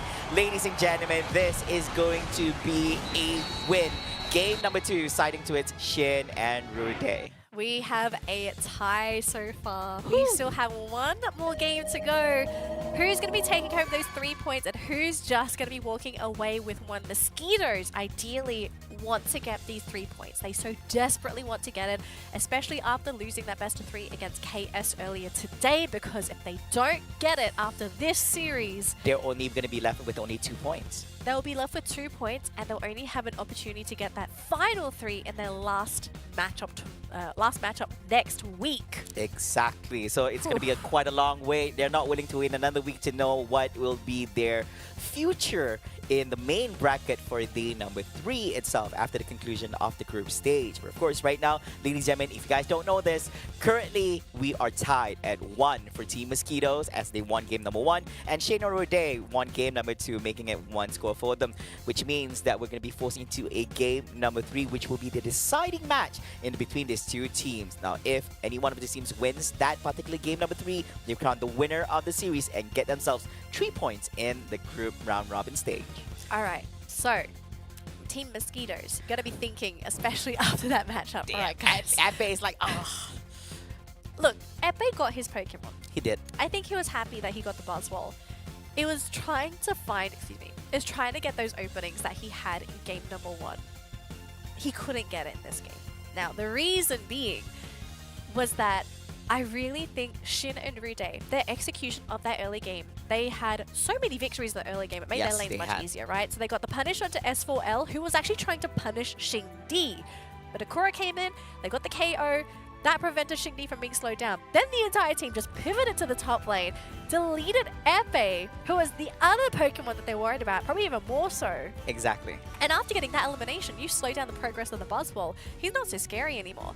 And Yeah. at the same time, Shin and Rude, you could see the team really perk up. They got their confidence, and then they continued with these just constant back-to-back little skirmishes. And they had a lineup of Pokemon that had relatively short cooldowns and wanted to skirmish, right? Yeah. They weren't waiting for their big Unite moves. They weren't waiting for big cooldowns. They always wanted to go for little skirmishes.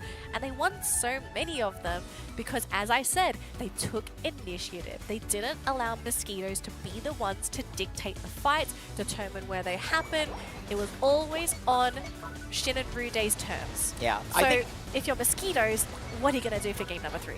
this is going to be tough. I mean, like, compared to game number 1, you look at Buzzwole was just snowballing through. He was just doing so great in the first game, but this game number 2, there was no room provided for him, as Shin and Rode was just punishing him over and over and over again. So every single time that he makes a mistake. So as you mentioned just now, so usually when it comes to Buzzwole, you won't want to initiate first. You want to pair it up with chain of combos from the end. So Yeah. instead of doing that, they did not allow the Buzzwole to actually do so. So that's why, which gives a little bit room for the Glaceon to actually get higher levels compared to him. So he became like the main attacker in the game, which is really not the main idea they wanted to have for this particular game itself. That's how it goes. But now this gives more room for Leafeon and hands of Xing Di to excel even more compared to game number 1, which was very, very punishing. I mean, looking at Xing Di, the moment he gains momentum, he's not going to let go of it. He's going to continue snowballing throughout the whole game itself. I mean, later on in a few short moments, we're going to be looking at this encounter at the Rayquaza pit as well, on what he did, which was quite amazing. Now this, earlier on, what we saw in bottom lane, I think that's one of the big mistakes coming on from Team Mosquitoes, as they able to commit it itself in the team fight, which gave quite a big lead here for Team Shin and Rude in this encounter. They were able to actually get almost everyone, and look at this, Shingdi once again on that Leafeon, punishing Pokemons after Pokemons. It's a level 14 Leafeon as well. Exactly. He's popping off. But yeah, that bottom fight was just really mind-boggling for me because they already knew that Epe was in the top lane. He was dealing with the Regieleki. So he wasn't going to be there for the team. And you already know that Epe is doing a lot of the heavy lifting for Mosquitoes that round. This is the one. Look at this. Leafeon. He Jeez. was just The popping jukes. off. Yeah, so it's a 1v3 situation where he excelled. He took out 2 of the mons coming on from Team from Team Mosquito. And basically, even this one as well, Mew managed to get the last hit in. I don't think the Lapras didn't have a choice. It's either he made a long way back to the base, regen, and come back. Well, Lapras knew he was going to either get solar beamed in the face. Yeah, exactly. Or... So, Yeah. I mean, it's not that, you know, even though he was low in HP, he knew that there was the only thing. And either way, he's going to consume the same amount of time as well. So he went in with the water balls and got taken out. Yeah. So, what's the change going into game number 3 here for Mosquitoes? Because I think something's got to change. Are you a fan of the double attackers? I'm guessing that it did work before, but I think they need to fix on the equilibrium of what they have to offer as a whole on the whole draft here. I mean, like, I don't think they're going to let go of the Buzzwole just because of what had transpired. But I think Epee is fine. Epee is fine, yeah. Epee is fine. Sounds like we But- just say Epee is fine, but the rest, no. No, it's- We need to fix the rest. We're not judging this here that way. But I think they do need to reconsider their lineup and think, okay, what Pokemon can we draft that's going to make the game easier for Epee? Exactly. So, Central Laner, are you happy with the Glaceon? I kind of feel like Glaceon was actually okay. It was just the fact that S4L getting picked off in the early game.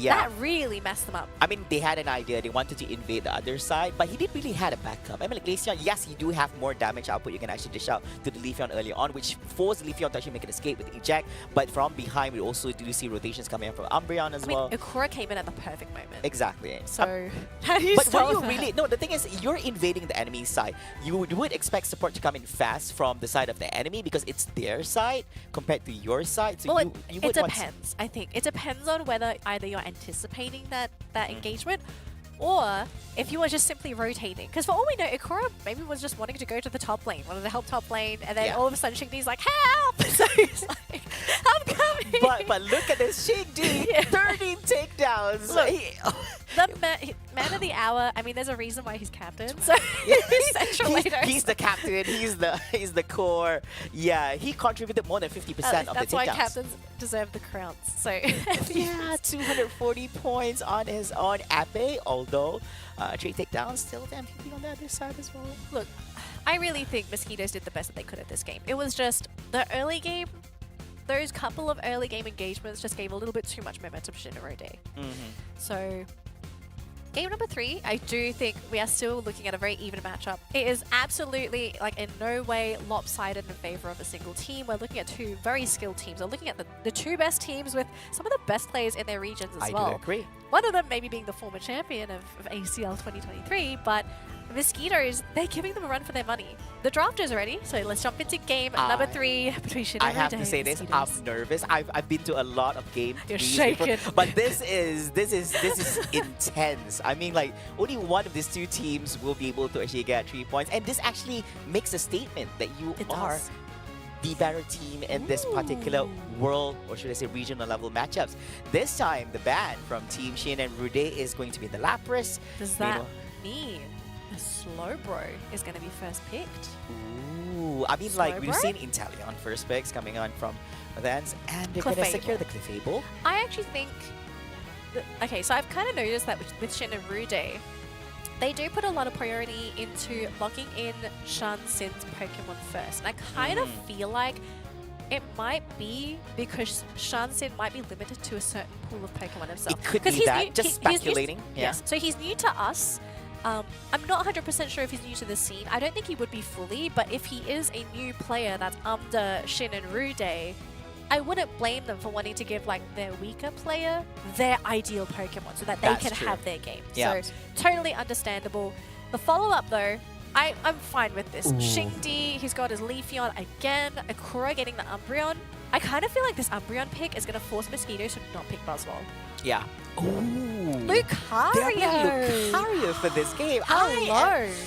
This is an interesting entry itself, but I just want to highlight this. We're seeing back to back to back Leafeon for Shingdi. This guy's like, Oh, BKZ stolen the Buzzwole! this time the Mosquito's not going to get their hands on the Mosquito guy. It's going to be in the hands of Shin and Rude this time about. Let's see how Shin and Rude actually plays up Buzzwole in this matchup. But then you have, Whoa. now instead of playing Glaceon, instead of playing Inteleon, and now they're playing out with the Dragonite. Mew. Yeah, so basically now they're playing with the Buzzwole, paired up together with Shindi's Leafeon. Meanwhile, Mosquitoes bringing a little bit different this time about. Now, no Buzzwole, so what did they bring in? It's gonna be Lucario. I've got expectations here because it's Epe playing the Lucario as well. So Epe. But okay, so I'm kind of wondering like what's going to be the objective here for Lucario this game, because you've got Lucario and Dragonite. Dragonite's going to be like your main brawler that wants to get in there and fight in Shin and Rude.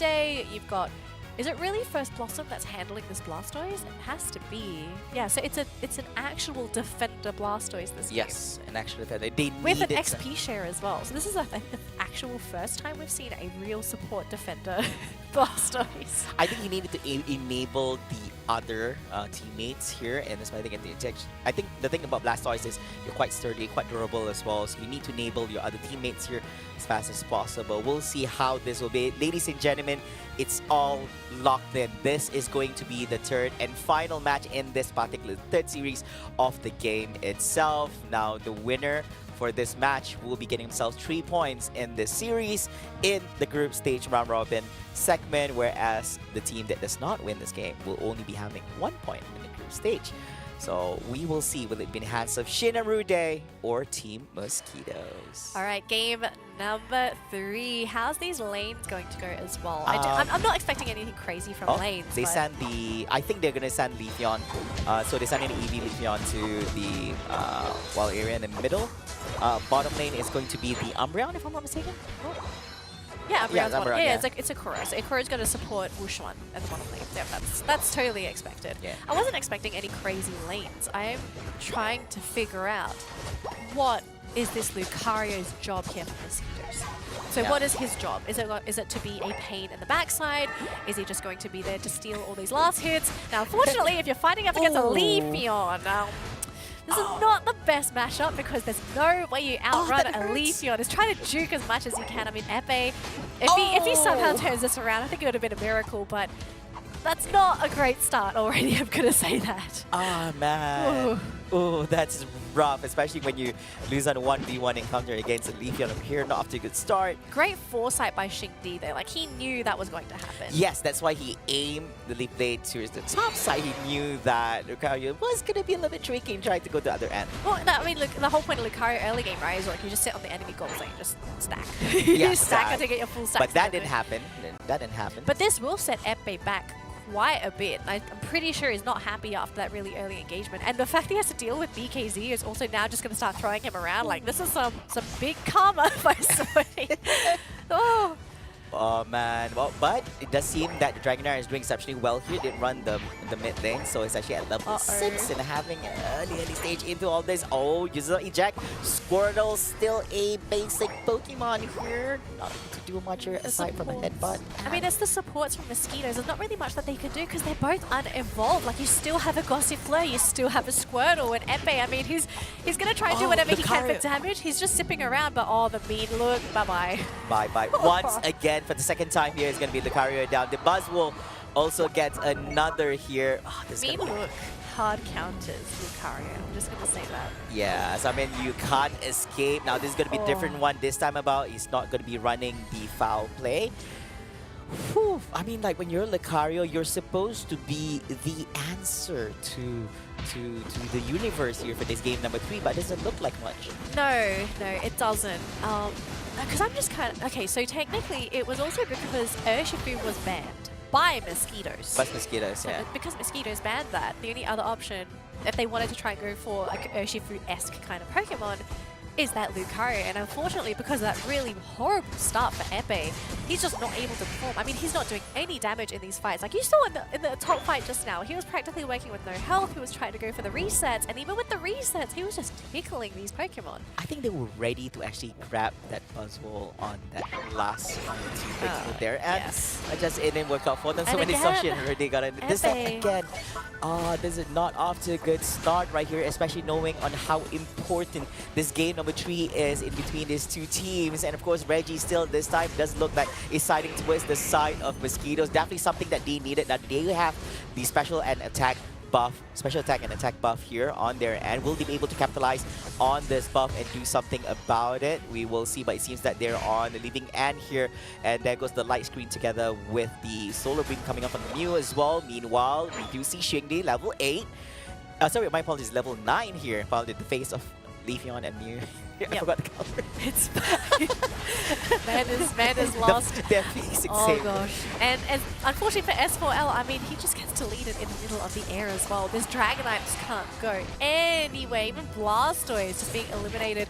So Lola Ninetale is going to be thrown around as well. This mean look from Shinorude, it hurts It to hurts watch. a lot, yeah. It hurts to watch, and it also is just so annoying to go up against. I think a lot of players are going to resonate with this. Mean look, Umbreon is probably one of the most obnoxious Pokemon in Pokemon Unite. It is so difficult to, like, there's no way to really counter this unless you are just somehow stronger. Exactly. Yeah. So and the thing is, it's not even a Unite move. It's literally just It's a basic it's move. a basic normal On a move. short that cooldown. on a short cooldown, you can actually hold on to 1-1 on the enemy side, which is insane. Yes, it is absolutely You pair that up bonkers. with Leafeon, you pair that Okay. up with the Pokemon, and all this Hang time. on. Hang on, we do have a bit of a fight here. Look at this, Shin and Rude losing Pokemon left, right, and center. Oh no, they got a little bit too overconfident in that top push, and it looks like this is going to be a big win for Mosquitoes. Ikora going to be finished off by S4L. This man's had enough. Finish the mean looks. I'm done with them all. Look at this thing. It's still surviving, Cheer pushing forward. It's going to be chased down by the Dragonite here, and Umbreon is going to get taken down. But yes, it does look like the scores are the same, but not really. It's 171 against 117 here, but does seem that Mosquito is finally getting the win that they were looking coming for here. back. They were recovering from all that, from that encounter. Probably a small mistake coming from Rode, but I don't think that should happen here. A little bit of highlight that yes, Mosquitoes did win the encounter, but yeah, I kind of missed a big aura Hang sphere on. there from the Lucario. BKZ actually popping the Unite. He's in between two Pokemon so far. Blastoise having to turn around. They do eventually actually get the pick off onto the Dragonite. S4L back in base. And the fight continues in the central area here. BKZ trying to retreat. He is a little bit low. Has to dodge the surf there, but runs into Mosquitoes and gets finished off by the Alolan Ninetales. Reggie Alecki still pushing the surf, pushing them back as well. Shin and Rude trying their hardest to stay on top of the goal zone so that the Reggie Alecki does not move. Health is starting to whittle down here on the Mosquitoes, but can they continue to defend this? Can they continue to push? Alolan Ninetales cut down by a big Solar Blade, and I think that might just be it there, Flava. I think they've managed to successfully defend this. They sweep the entire team as well. Mosquitoes, they had a little bit of momentum. They tried to push the Alecki, but I just think they overextended. I think they should have backed off. I mean, they knew that Yeah. they were standing there for the longest time, especially knowing that you can also get shield buffs when you stand on your own goalpost. So they were actually fighting again in a very disadvantageous situation. And from that, triple takedowns coming from Leafeon. That is winning Leafeon at level 13 at the moment, which is the highest out of everyone here, with level 12 being the highest on the side of Team Mosquitoes. Overextensive, I believe, from Yeah. Mosquitoes. Definitely an overextend. Like I think when you realize that you're starting to run out of resources, you have to be promising. And just cut your losses. I mean, they were just enjoying, hey, we're doing it. We're doing it. Well, they did have a very tough early game, so I think for them to maybe get a little bit lost in that fight, totally understandable. Too much testosterone Now, going on today. here's the thing, okay? They are leading on points, so that is the good news for Mosquitoes at the moment. But they're not out of the woods yet. So we have Alecki spawning in that top lane. Everyone is here. We are missing a couple of Pokemon. Shiggy is in the bottom lane. Ninetales in the bottom lane as well. So it looks like it's going to be a potential 4v4. But look at this though. Look at the map. We are looking at potential flank here. Blastoise and Lucario coming into the back here. Shinorude just not expecting this at all. Mew going to be the first Pokemon sent back to base. We also see BKZ being sent back to base as well because Shiggy's not with the team. His team is left to just continue to run back home. Interesting choice. Are they just going to give away this Reggie Alecki? It looks like that is the case. They don't have a choice. I mean, like, looking at the situation itself, it's a 3v5 situation. They wouldn't want to risk to actually have less amount of Pokemons, especially when you're coming close to the 2-minute mark where Rayquaza is about to appear here in the next 5 more seconds. Now, this is going to be a big one. I can't believe this game number 3 is going to boil down to this Rayquaza pit encounter between these two amazing teams. But they let the Alecki go in, so look at this. Epe wants to score his points. He's going to try and farm these wild Pokemon, but BKZ, he smells something. He's going to try and stop him, but I mean, it's... He can't stop it. There's a Regieleki already inside the goalpost. Yeah, so 62 points. That's going to put Mosquitoes ahead of Shin and Rude. Big advantage. They don't have to take down Rayquaza. They can just screen them out. They can try and screen them out, but then again, remember, you do have Shingdi on that Leafeon. Really good back capping Pokemon. It is so fast. So Mosquitoes, their job here, they have to defend that top goal zone because it is a tier 1 goal zone. It's super fast far choice. out, but look at this though. Mosquitoes, they have spread out a little bit, most of their Pokemon towards the northern side of that Rayquaza pit. And Shin and Rude, they are slowly picking at that Rayquaza. Shingdi always cutting down the Eldegoss. The team is there. Oh, beautiful combination onto Ikura. Almost down, but he will be able to heal back up in the meantime. Epei, though, coming into the fight. We do see a Snow Globe coming in from the Alola Ninetales. Epei, though, trying to run away. Shingdi is taken out of the picture here. Clefable's cut away from the team, so they're not able to get any heals off. Ikura finished off by S4L, and Shin and Rude, they're left with 3 Pokemon. It's going to be down to Mew, Clefable, and that Buzzwole. BKZ trying to finish off this Eldegoss, so there's no sustain on the side of Mosquitoes. The game is not over yet, but look at this though, a free score coming in from Mosquitoes. It's 100 points from S4L. That's going to put them at 393 points. Shin and Rude, you've got 30 seconds to move, but BKZ being taken out. Oh my goodness. Flava, I think this might just be it. Mosquitoes are going to win. Oh no, 20 seconds on the clock. Now we have seen this before on the gas together with Leonard earlier on. It is very much possible. Despite the slow class, now they need to take down our Rayquaza real quick. If not, the only way they can actually go in for score. 10 seconds! Alolan Ninetales is already down there on secure as well. Who's going to get the Rayquaza? I think time is not on their side. Ladies and gentlemen, we have our winner here for the series. It's going to be Mosquitoes. After losing 1-2 against CKS earlier on, this is the recovery that they're looking for, and definitely a big win. Danelie, they won against Shin and Rude 2-1. And this was with Epei on Lucario, who had probably the trashiest early game I've seen in such a long time. This guy had a horrible beginning in this game, number 3. Oh my goodness. Oh, damn. This is going to be insane. Shin and Rude. This is their opening match here in the group stage for Group A. I see Leonard dancing off screen. Leonard is, he is entertained, and I do hope everyone who's watching this is very much entertained as well. Look at that. Despite not having the Mosquito on their own draft here for Team Mosquitoes, they were able to make it happen. Epei on that Lucario, the Blastoise, the Dragonite, the Alolan Ninetales, and the Eldegoss over here. Insane. I have to see, that was an insane trade-off going on for Rayquaza pit. Even before trying to go in for the Rayquaza as well, they managed to punish Ikura on the Umbreon. Shingdi, even together with BKZ on the Buzzwole as well. Insane. Oh, Mosquitoes. They deserved that victory. Yeah. This team absolutely deserved that win. They had a horrendous start, and I questioned whether they were going to make that comeback happen. They had one redemption fight. They overextended right after that fight as well. And then when it came down to Rayquaza, the patience that came from this team, they could have overextended.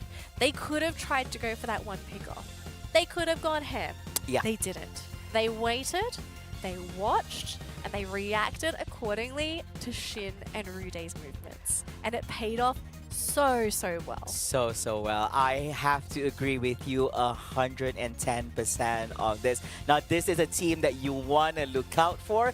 Now, they have played 2 matches in the group stage already, and they already have 4 points in total. 1 point for unfortunately, they lost in the first best of 3 series against Team KS, 1-2. But this time about they won 2-1 against Team their opponent Shin and Rude, and we're definitely looking forward to their final match, which will not be happening today. I believe it's going to be next week. For Mosquitoes? For Mosquitoes, yes. So Mosquitoes are done for this week. We're not going to see them again till next week. But in the same group, I think we're going to be seeing Shin and Rude play one more time. again. And then that's going to be it for Group B. Yeah. That's going to be it. And Shin and Rude, not off to a good start there. Who would believe that they would actually lose out this particular matches up? Hang on. Okay, so I think maybe a little bit of an overstatement. I mean, I did say coming into ACL this season, I do really think the odds against everybody is stacked. Yes. Like everybody has upped their game. Everybody in the East Asia League is, I actually think, several steps above the skill level that we saw last year. Several steps, not just one, not just two, several steps. Like the quality of Unite that we are seeing, way better than last year. I'm going to be Exactly. completely honest. Ignore whatever that has transpired in the past years when it comes to Pokemon Unite, whether what you see on the World Championship or you see on the ACL series or even on the Aeon matches as well, also the monthly matches. You're seeing a different Pokemon Unite action happening here for the year 2024 itself. And here you do see Team Mosquito bringing their A game here in their match against Shin and Rude. Of course, this is a little bit highlight of what has transpired in the recent match itself over here. Look at that. Loads and loads of things going on here coming on from the sides. Insane gameplay coming on from Team Shin and Rude. At the early stages of the match, they were able to snowball to the best of their abilities, but you do see a comeback here coming on from Team Mosquitoes here, capitalizing on this short mistake, a little bit too aggressive coming on from Shin and Rude towards the top side, which gave quite an opportunity for Team Mosquitoes to make wonders. But of course, a little bit extension on top here. That's just a little overextension. Just a small one. Just a small one. Yeah, this one made me question a couple things. But, I mean, after what happened here, the Rayquaza fight absolutely blew us away. And it was really messy as well. It was very messy. It wasn't case of, concentrated in one area. Yeah. Yeah, it was very all over the place. We had multiple fights happening in multiple places. And the fact that Shin and Rude, because they were split, they weren't able to fully utilize the synergy of their lineup, right? Because the whole point of a Clefable is like, you need to group together to get that healing off. Exactly. But because it was isolated, pushed towards the top lane, the team was like, hang on a minute, guys, what's going on here? We can't. We actually don't have any sustain. Yeah, you see and they just got cut off. You see Umbreon getting caught off on the bottom right side. You see Buzzwole getting caught in the middle area. Even the top area, we have some team fights happening as well. And loads and loads of things happening over there. It to their minds, it looks coordinated. To us, it's like a big mess going on here and there. I'm pretty sure it's more chaotic for the players. It's more chaotic on their end, because there's a lot of screaming involved. Then you got to focus on your Pokemon, and you're like, oh god, what's the objective, guys? Like, what is happening? Oh my Arceus! I appreciate the production creating a double camera segment. So we do see the movement coming up from the car from the bottom side because people wondering what was happening. He was also charging up as well, entering into the whole team fight to ensure we're able to capture multiple battles at the same time. But quite unfortunate, we cannot have 4 cameras set up for you to see. Like we'll be confused too. Like, which one do we pay attention to? But man, so despite all the great efforts from Team Shin and Rude, especially with some great plays we saw from Xingdi as well on that Leafeon, but unfortunately the winner has to go to their opponents here, which is going to be Team Mosquitoes. And wow, I foresee a Leafeon ban in upcoming battles against Team Shin and Rude. I kind of don't think so. I don't think. Oh, they don't have to allow that. I don't think Xingdi's going to pigeonhole himself into Leafeon. He's not that kind of player. He plays a lot of Pokemon. He does a lot of things. But it really felt like in this game, like he really just wanted to play Leafeon. Like a lot of Leafeon. He plays a lot of Leafeon since its debut in Pokemon Unite. The moment he was out, he was posting a lot on social medias about him, Leafeon, and the amount of damage it deals. I remember back when Glaceon was out, he was just playing Glaceon all the way. Yes, so he played a lot. He plays a lot of all the new Glaceon. ones.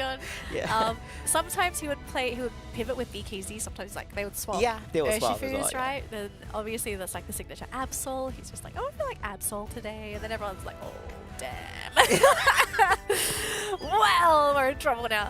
So yeah, you'll see him set records like, hey, I can reach 300k damage. But I'm just wondering, when are we going to see Masquerada from this man? Because I still think Masquerada, weird spot. But I think in the hands of the right player, maybe the right circumstances, Masquerada could be a really fantastic niche pick. We haven't seen any of it yet. That's the thing. It's very hard. And also, is any of the teams comfortable to actually play it with whatever they have on their hands for the draft? I don't think I saw any of the teams that qualified for ACL actually play Masquerada. Yeah, even in it was more out of comfort, but I also think like at that point in time, because remember this was a few months ago, so the qualifiers, depending on the region, it was like 1 or 2 months ago. Yeah, I don't think Masquerada was in a really good place when it came to balance back then. So that's why. And it was also probably not available too, because it just came out. Remember, we had that 2-week period where it's like new Pokemon, not available in competitive play. That was also in effect for some of these regions, so they couldn't play it even if they wanted to. Exactly. So in all fairness, it has to be applied across everyone rather than applying it to certain regions only, especially when we're already on the regional stage over here. Yeah. So Still waiting for Masquerada. Really excited. But before we do anything else, though, let's have a quick look at the league table to see where our teams are currently in terms of points and placement. So let's have a look at Group A, because Group A is practically almost done today. We just got one more matchup here for Shin and Rude, and then we are done and dusted. So as you can see, with 1 point, we have Shin and Rude, unfortunately getting 1-2'd by Mosquitoes. So not doing too well in terms of placement. Whereas on the other side, we have KS. They've only played one best of 3, but they did get a 2-0. So they're sitting on 3 points. They've got 2 more series to go. But Mosquitoes, they've got 1 series left. Yes. And they're on 4 points. They're actually in a pretty good spot right now. Yeah, I do agree on that. And they could achieve a maximum of 7 points at the current moment because of them losing that series against Team KS. Meanwhile, KS still has 2 more matches, meaning that they can reach the maximum of points by taking down Shin and Rude. And Unite Holic in the next matches. And of course, Unite Holic, we have not seen them in action yet. Of course, Not they yet. have had plenty of opportunities to see how Shin and Rude has played, how KS have played, and Mosquito. So that is going to be interesting. Of course, we might be saying, yes, from the notes as well, we might be seeing Shin and Rude going out against Unite Holic. Yes, Quite that an is- opening for their... Later today. So Later you're today. just like, we're not going to see Unite Holic. I'm just, hang on, hold up, bro. We Yes. haven't seen them yet, but that's the Yes. thing. They had plenty of chance to actually observe how the other teams have played. They had the most amount of opportunities. Like everybody else was just jumping in straight Yeah. and going up against the team and not sure what they can actually expect. But Unite Holic, I think they're at a big advantage for being the last team to play against any of the teams in the group. Yes, because they got a lot of data to work with now, especially Yes. draft data. Playstyle, I think it's going to depend, but yeah, having information on like who's comfortable with what Pokemon, they at least know what are we considering banning, what are we going to have to play around, what are we playing against, that kind of business. And are there any Pokemon that just hard counter your general playstyle? Like Yeah. that's going to be another thing to consider. But very exciting. But yes, we've only got 1 more series left, and you know, as Flava just said, it's going to be Unite Holic's first game of the day, and it's up against Shin and Rude. So it's a tough game, and we have no info on Unite Holic as well. So we're going to be pretty new I to don't them have as as well. Yeah. But Unite Holic, they've got a lot of very, very valuable players. We will talk about them a little bit later on when their matchup does come up, because it's not the next game. The next game lined up for us is MJK versus Joe Joe. is Love Unite. But before that, though, we're going to give the players and you guys and maybe us a bit of a break, because Yeah. I we do agree. need to have a bit of a break. So You need a break too as well. All of this everybody game. does. Yeah, so hopefully everyone's just taking deep breath after what has transpired in that Whew. recent game number 3, guys. So I know it's been a very heated battle, but don't go away, because after this we could be witnessing more Pokemon Unite battles, more amazing games. Yes, more amazing games and maybe some crazy picks as well, because we did see some crazy We picks. saw some already insane today. stuff. All right, we are going to go for a quick break right now. So we'll see you all hopefully in a couple minutes for our 4th best of 3 of the day. We'll see you after this, trainers.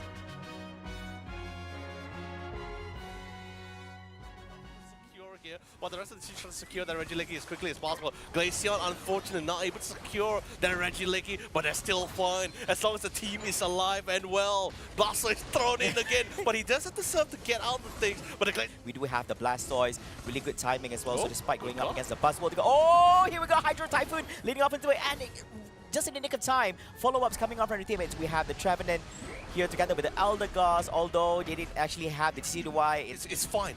They're fine, even if they couldn't get the perfect pick down with 3 men, but that's fine as long as they just slow things down by running down the clock, because time is currently on Team Mosquito's side. Now it is a 4v3 situation at the current Oh, moment with 2 no! months coming up from the other end 20 here, but it seconds. doesn't have 20 seconds more to go. Is there sufficient time for them to actually 15. go on their Quasar as well as going for the scoring as well? Okay. It's going in the hands of 10 KS right here. seconds. They just need to score. I can't believe they got it! Trevenant is going for his right to actually screen out team members here from the top. Is Woodhammer going to be sufficient enough? Here it comes. Let's see. Oh, and the score is They in. got it! That's plus 100 yeah, coming. The Lapras as well. Yeah, and we'll see how they will actually play out with this. It's like War Turtle, which has one of the best like Oh no. secure moves in the entire game. Oh, by the way, good lockdown, good displacement here. Is going to be able to secure on our pro friend who hasn't even reached the final evolution of Trevenant yet, and still very aggressive upon this. He knows there's no escape. Side of KS. And meanwhile, of course, they need to stop this Regieleki from invading their score Oh, post. that's so. That is so disappointing because there's just so much aerial denial. They did that, big use of an SPO, but did not manage to catch on to anyone from the side of KS. What will be the outcome from this? They're trying to lock them down as much as possible. Remember, there's still the Hydro Typhoon and instantly beautifully timed as well. Understanding that they don't really have any more Unite moves, they re-engage into the fight after a quick... That actually happened as well. Yeah. Oh, another one, Oh, almost could have got the second KO, but no, unfortunately, Clefable was just a little bit too techy for his ticket. Oh no, Espion. As Trevenant popping the ultimate here, unfortunately, Espion will be completely removed by I am Tomato the defender! He's no longer the defender, he's the all-rounder! And he gets the double KO! He's still surviving. Trying to look for a couple more. Mew comes in, trying to CC as much as possible. Of course, dug the point, and the Lapras just trying to buy the necessary amount of time. If you could get the pick of a Mew, that'd be pretty big! And he wants to try to secure it, gets him a little bit closer, a little bit down low. Unite moves are popping off, but none will be secured. Oh, look at that jump coming from the Dragon Knight here, trying to do wonders here for the side of Mosquitoes, despite having additional points coming from the touchdown from the Dragon Knight. They were able to actually sustain on the team fight, but here comes the own traders coming up from the side of Team KS. Criminals get taken down. Oh, the Dragon Knight goes down as well. And there's another with the one right here into screen now. Team KS from taking down this. Lapras did manage to actually get here on the Chandelier. They don't have their critical right damage here, and Mosquitoes is going to be the ones getting the Rayquaza here on the middle pit as well, and I guess this is going to be the winning condition for Team Mosquitoes in this game. What? Number 2, Mew. Going to be picking it with the Venusaur and also locking in the Dragon Knight to really contest again. Nice to actually catch one of them here, so you have to be really careful. Oh, Eldegoss. Eldegoss was trying to get himself into the goalpost and get himself a little bit shield, was not able to actually do that already. There goes a 3-man wood hammer in the face by the Trevenant, but it will be enough. It does seem the Trevenant is going to be taken down here in the hands of Glaceon. It's going to be a 2-man down. Out. Trevenant here for team fight. Regice has already appeared here on the bottom lane. Who's going to be the one sniping it and jumping through a Hydro Typhoon? Not kicking into anyone here on the side of team. To account, they decided to just commit fully for the goalpost, and they were able to get the necessary increase. But Team Mosquito on the other side was able to get a nice beautiful down before that even happens again. More Unite moves was even coming in to try to get an opportunity here as they dive for a couple of more. Dragon Knight a little bit too deep there, and that's going to be... Finally, his Unite move just came off the cooldown as well. Lapras, Epe a little bit nice, and inside, trying to zone them out as quickly as possible. Oh no. And Era is just like, what is going on? The Seabound not going to be able to find anyone at all, but the S1 was able to get all the way to the back line, catches all the main timers here. Although yes, the Hydro Typhoon comes in for the counter initiation, but it's all too late. Damage dealers have fallen, the attackers are gone. All that's left is a Blastoise who's probably going to be a little bit out of his shell here, and completely a full 5-man wipeout. And the reason being was Psyshock was just so strong back there. Of course. But we're looking at a bit of a... Right, so I do believe they have revealed both of their central laners in that top lane. And unfortunately for Windstar, there's not really much he was going to be able to do because Mimikyu showed his face. And against this tri-lane, it's an incredibly deadly one. And he actually tried to... Was down, like, and look at that, the rest of the squad, they're just like, no, we do not want anything to do with that Buzzwole. But that Slow comes in, he's getting into the jump, and he's looking for that opportunity. Does go for it, gets the nice, beautiful KO, trying to find the Snorlax. Sadly, the chef's not so much fight. The joy is you love Unite has no choice but to have to answer a lot of this engagement. The Talonflame, unfortunately, gets caught out first and removed from the equation. And of course, Buzzwole goes in, gets in a couple of knocks on board CC, 2 on the chopping block. Will there be a third? No, it'll be secured by the allies, but that's totally fine. Right. We all know what's going to happen in the late game. We see a Hydro Typhoon, but I think that was just sort of a delay Typhoon at this point. Windstorm comes in, he also just gets absolutely melted. And again, we are just seeing Joe is Love fighting into zones I saw before this game. It just felt like this team really relies on that early game momentum. And I mean, we're just seeing Mimikyu shred Pokemon to pieces. I mean, that used to be Clefable, who's now back at the Pokemon Center. And we're just seeing Joe is Love. They're not doing anything to these Pokemon. I mean, this strong wind keeps getting in the way here. And now once again, completely capitalizing on their jungle. This is now the mental... Now this is more like the mental effect right now, right? Because constantly diving in their jungle, diving in their spawn, diving in their goalposts here, their safe zone here. And what's the strategy? What's the tactics here?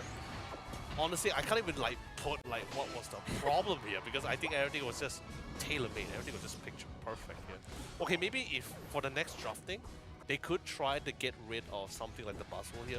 Maybe something Dragonite will be a little bit more something similar, more easier for them. I do think looking at their draft, you would have to really reconsider your draft going into that next game as Joe. Because Zora Tigers, they had a really fantastic early game. Yes. Like, they had a really strong early game spike. They really had a lot of work on both Girl God and Windstar. You know, see, now I'm concerned. Okay, I don't think... Snipes, but I mean, if there's not going to be any follow-up, I'm a little bit concerned here because we already have one KO down. Oh, but the beautiful snipe coming in from Inteleon, getting rid of that Pikachu. But Mimikyu does get the buff there for the team, and now we do have Joe is Love. They are backing up, and here comes the Buzzwole looking to throw down again, using the Unite as well, deleting. Or that mid-game, so we are free to take whatever fights we want to. And it instantly melted away the Snorlax with the block, comes in with a massive Unite move and trying to lock them down as much as possible here, and dives right into the goal board. Relatively low, Buzzwole might be taken down, but he takes someone down with him. He's not gonna go down without a fight, and he goes down huge. Snorlax was able to respawn back, fly into the mix here with the Hydro Typhoon to try to control them a lot more longer here. They're trying to push the battle into of the goal zone. attrition is not so great, and they succeed, Danny. They succeed to put the Regieleki, but Pikachu just going absolutely ham, although will be the first Pokemon to go down. Blastoise going to be finishing off the Guardi all by himself. We do see the Surf from that Blastoise. Now trying to get away. Inteleon repositioning the Buzzwole, uniting and just finishing off the Eldegoss. So the support is now out of this battle. Buzzwole still here. Mimikyu coming into the fight as well. They don't have anywhere to go. No speed flux, no goal zone to speak of. Very tough. And Mimikyu, if you score 100 here, I think you'd be all right. But if it's do or die now, Joe is Love. They have to get into this, and they're even going to fully commit the Inteleon Unite as well. Oh my gosh, the 4-man, it doesn't look like it's enough. They just get pummeled. This time about, we've seen Big Hazy played out Blastoise so many times in the past as well. So curious.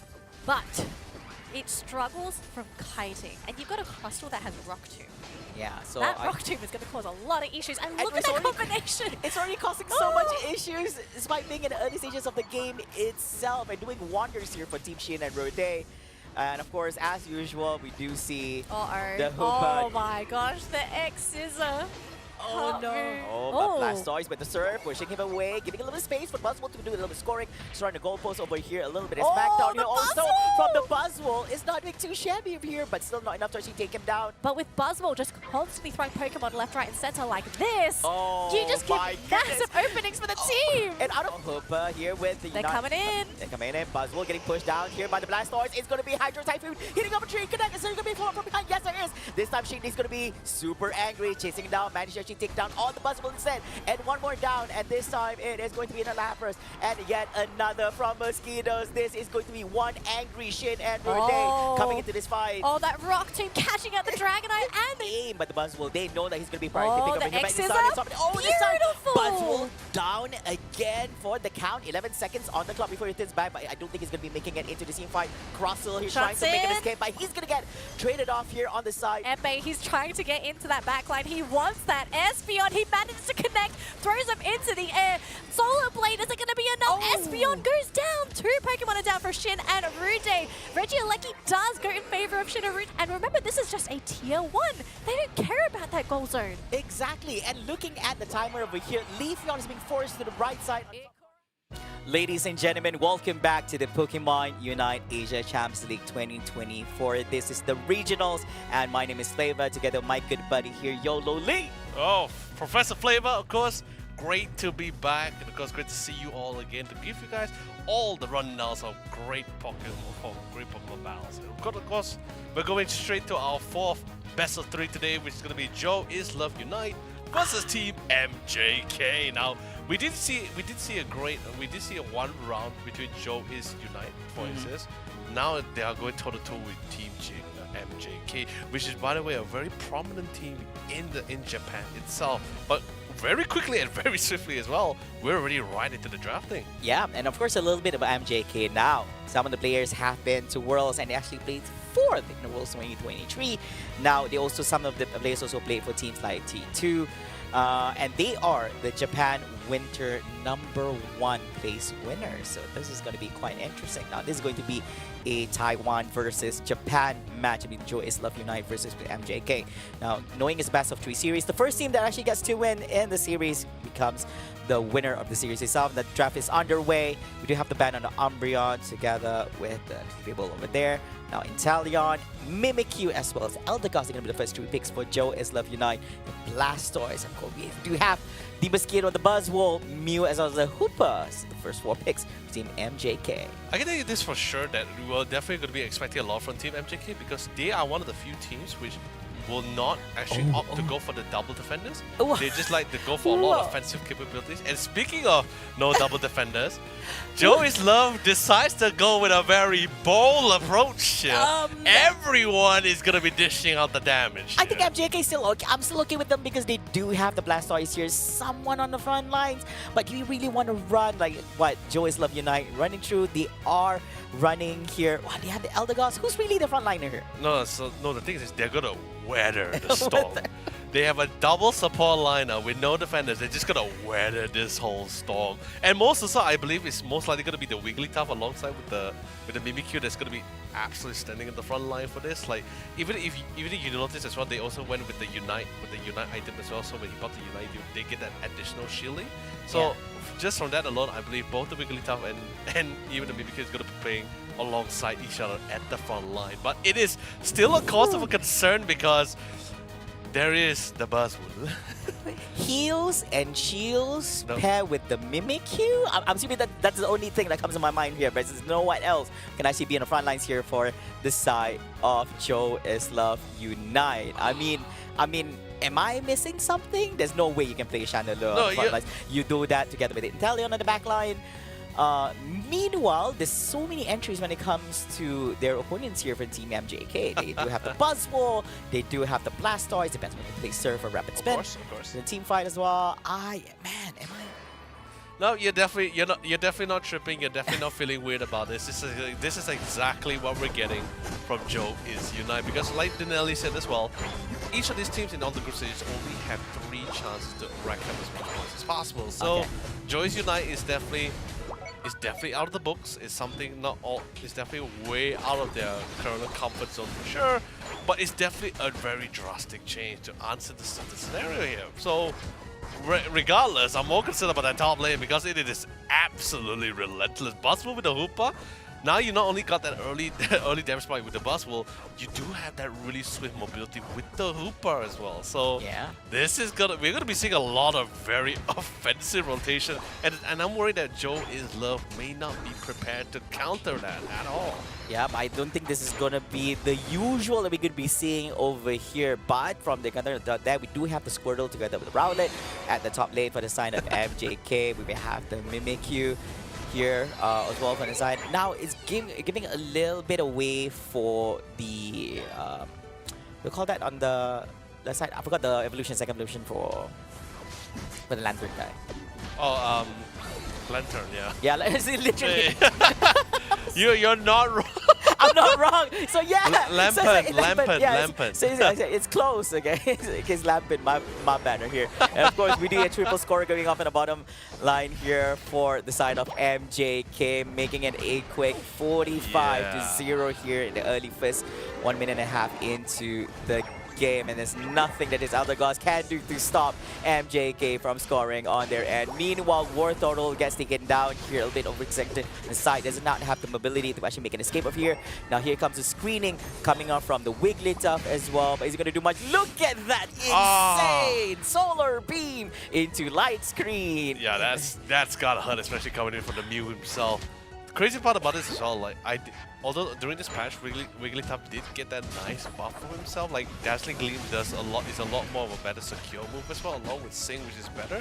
Yeah. Thank God there's no Umbreon in this that's gonna be like counteracting in this case here. But unfortunately, a little bit too deep there. Took a little bit more than he could chew for sure. That trainer definitely outworked that Wigglytuff, and it's gonna go down for sure. Yeah, so look at that. Mimikyu doing a little bit of work here on the Buzzwole, but not being able to actually do much over here. Look at that. Dropping off the wild Pokemon in the air with some action over here. Good punish. Good punish, yeah. What's that? War Turtle down for the count here just for a while. Being away, currently at level 6, 1 level away from actually making his way into a Blastall. Meanwhile, at the top side here, Mimikyu just muscling up. Maybe not a great idea muscling up against this Buzzwole over. He's just waiting for the time, and Mimikyu's down for the count. I think you're using the word wrong here. He's not muscling up to the muscular Buzzwole. He was muscled he was muffled by the other guy. Like that's why I say I don't think it's a great idea to muscle up against the muscle guy. You know the crazy part about it is look at that 3-man surf. I know, that's absolutely phenomenal. But you know the crazy part about it is that he was 2 levels below the Buzzwole when he actually engaged upon it. So I don't know whether it's like overconfidence or just absolutely bold, but regardless, bottom Regirock has been completely on one of the first objectives to be secured by Team MJK, of course, nonetheless. Oh no! And Buzz was just constantly smacking down alongside with the Revolution. Both at the same time. He's currently on a 4 KO streak. Dude, he's level 10 at the current moment and highest level here. Man, coming from Joe is Love Unite is at level 9 right now. Wow, so basically snowballing here coming from MJK. But still, what's the plan here for Team Joe is Love Unite? I mean, I do see the love. But oh yeah, he's showing a lot of love. Lots of love. Very physically. Very physically over here. He gives you really strong hugs. Mimikyu thought it was a Giga Chat there and encounter, but meanwhile the battle still continues over here. Oh, that shield over here. Blastos managed to take down on Mimikyu once again, and this is going to be a Regieleki attempt here at the top lane. The thing is, the Team MJK has been really, although despite the early advantage that they somewhat set for themselves, they have been also really making sure they still have their timings out. They're not really like being relaxed about it. They're still following their own policy. They even try to engage as early as possible to ensure that they're able to secure this Regieleki. And now I'm knowing for the fact that the boss was like level 10. Not pretty easy for him to fall, but he does fall eventually. Groot punished as well. But Unite moves are somewhat committed as well, and they're trying to get a couple of more Blastoise a little bit down low. He does substage. You want to try to get rid of the Wigglytuff, and he will get it. Although the response is coming in, the team better be prepared. But the Regieleki has been fully secured, and now they're trying to dunk as many points as possible, and they will succeed. A 257 points lead, and such a phenomenal start. With 0 from the end coming from Joe is Love Unite, and I believe this is the first time we get to witness such a lead here from all the series we've witnessed so far. I just want to highlight that Blastoise screening out the Wigglytuff away from the goalpost, stopping the Wigglytuff from actually getting any shields from the goalpost on their own and over there. And of course, a little bit of push there, the Wigglytuff away. You know, maybe they're pacifists, you know? Like, I mean, just like the lane, you know, Joe is love, you know? Everything to do is for love, you know? So no violence. No violence here. No violence here. No takedowns or KOs here. Yeah, I'm guessing so. But meanwhile, we do see the Reggie gets taken down here on the side of MJK once again for the end, and another solar beam and light screen. And now I do have a question about this. I did wonder before. Now, if I were to use a Venusaur solar beam on a light screen by the Mew, does it amplify the damage? Nah, it doesn't. No, it doesn't. Okay. Nah, it doesn't. It's uniquely for the uniquely Mew. for his own. If everyone could do that, let me tell you something. The amount of ranged units hiding behind that Mew is absolutely insane. I'll be a Venusaur, just be behind me. Okay, you ready with the light screen? Yeah, let's do this. And the solar beam is actually a much bigger solar beam compared to what Mew can actually do. Yeah. Oh, the amount of pokes is ridiculous. And the worst part about it, they're not even in range to try to counteract it. They're just getting slowly chipped down the size. Yeah. Oh man, this is gonna be insane coming on from the side of MJK. They're not letting up at all, and they're bringing in the heat non-stop to the opponents here. There's an opportunity for Shaw though. Now he knows that he got a lot of intel that they're currently on the top side trying to get the Regieleki. This is gonna be the official time when they can get some points in, and he will succeed it. The Wigglytuff did it. 40 points in here, 200 more points to go. Wow. Yeah, so but I think, is it going to be enough though? It's still a 217-point gap over here, and look at the knock-knock coming up from the Decidueye from behind. Nobody actually going on the backline strike to handle him over here, screening out the Italian as well. Though low in HP, they were able to actually take down the Blastoise. Completely knocking at the doors of Joe is United. Absolute control, absolute dominance. 40 seconds left, of course, before the Rayquaza here. But before that, there's still going to be another Reggie going to be spawning to the bottom lane here. And we can slowly see that Joe is United is slowly trying to prep for that situation here. While the rest of the team, of course, is getting their respective farm. Yeah, of course, getting a little bit of space for both ends over here in terms of map control. It is definitely signing towards MJK. They've really cleared out the top and the bottom goalpost. The first tier goalpost coming out from Team Joe is Love Unite, and definitely looking for more, especially when we are only 10 seconds away from Rayquaza appearing here at the stadium. And we'll see what will transpire in this one. Of course, the responsibility is leaning more towards Joe is Love Unite, as MJK is leading, which does not require them to actually get the Rayquaza at all. And all they have to do is screen out the team members from Joe is Love Unite from doing any form of scoring or even taking down the Rayquaza. Just look at the position of the Hoopa, right? Like before he actually overextend all the way to the purple team side, he was actually floating around the top lane, ensuring that there's no any additional dunk by Joy's Love.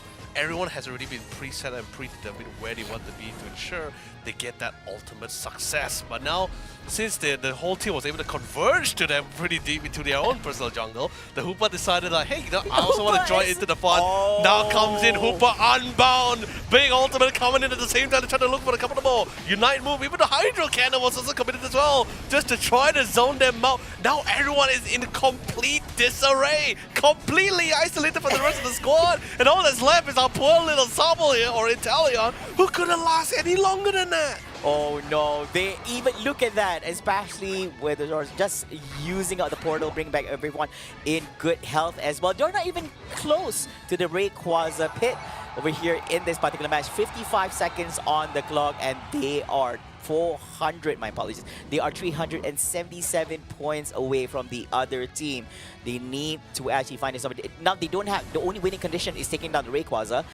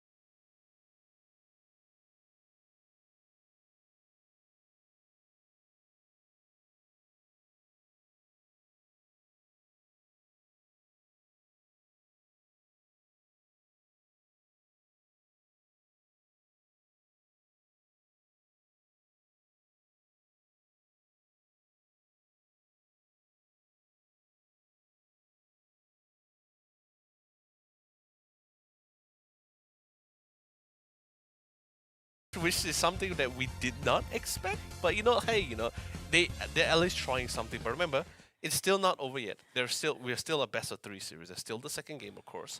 Yeah. But from the looks of things, Team MJK, it feels like they are currently on the dominant side of things. I have to be honest here. Yeah. It's really the truth here. Yeah, of course. And we look at Team Joe is Love Unite. Now, most of the damage is being dealt by the Inteleon, by Girl God. 72k damage. But if you compare to what the Team MJK has to offer, it is insane. And look at his Decidueye, 91k damage. Even the Mew has 77k damage alone. So I would assume that most of the damage coming on from the Solar Beam. Actually, I'm not surprised Mew actually pushing out that kind of numbers for being damage dealt as well, because of the fact that he has this range capability. Don't forget about nuking as well. Besides the Solar Beam, there's also the Electro Ball. Yeah, Electro Ball, yeah.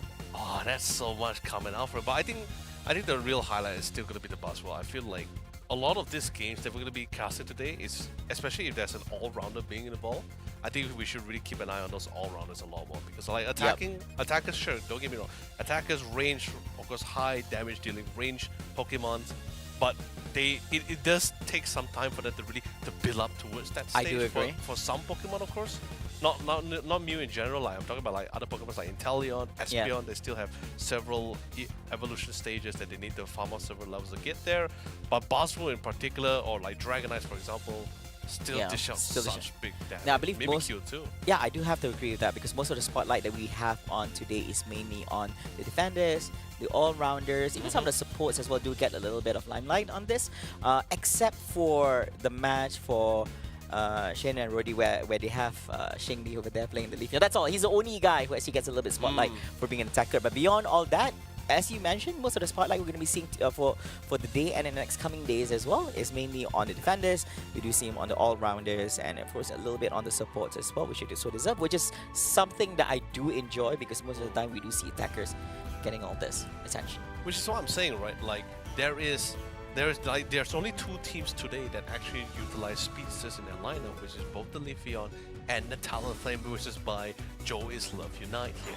But of course, a quick replay to see exactly what happened. Oh, this is the one where I'm saying like, when the man, like you said, the guy tried to muscle the buzzwool, the muscular bug. Exactly. Yeah. And I was like, I don't think it's a great idea for him to muscle the bus. I didn't even like the term you use, muscle. It's completely opposite of what happened there.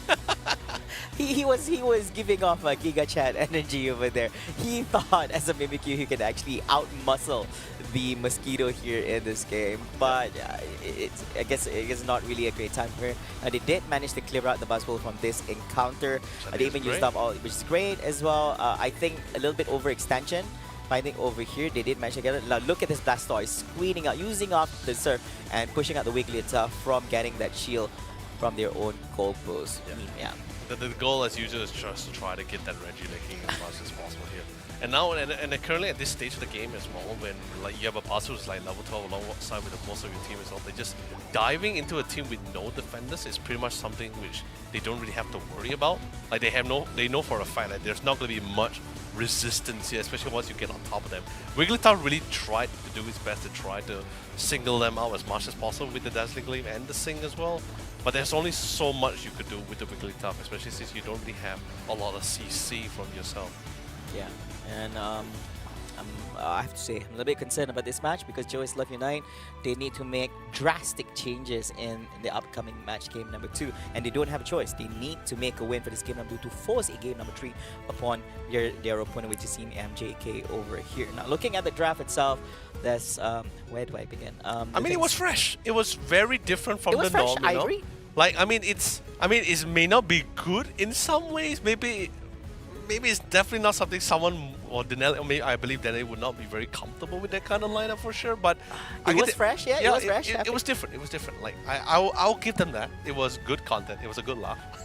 I saw it. I had a really good laugh. We're not trying to be disrespectful in any way to other teams and all this, but we also want to make sure that since you're also representing your own countries or your own region itself, right here, we do want to make sure that you're able to actually give your level best here in the competition, and it will mean a lot if you're able to actually make it a win here in the regionals as well, to bring pride to not just yourself but also to your country as well. So we do foresee that. I do hope that Team Joey's Love Unite, I think they have a lot to offer, and hopefully they're able to surprise us in a more positive note in the next remaining games. I mean, they definitely surprised us for that drafting for sure. Okay, like now the second drafting on the other hand, I think maybe now they'll be a little bit more open here. At least now they figure out like, okay, going with no defender might be a little bit tough, especially depending solely on the Wigglytuff here. Yes. With the unite item as well for the bonus shielding.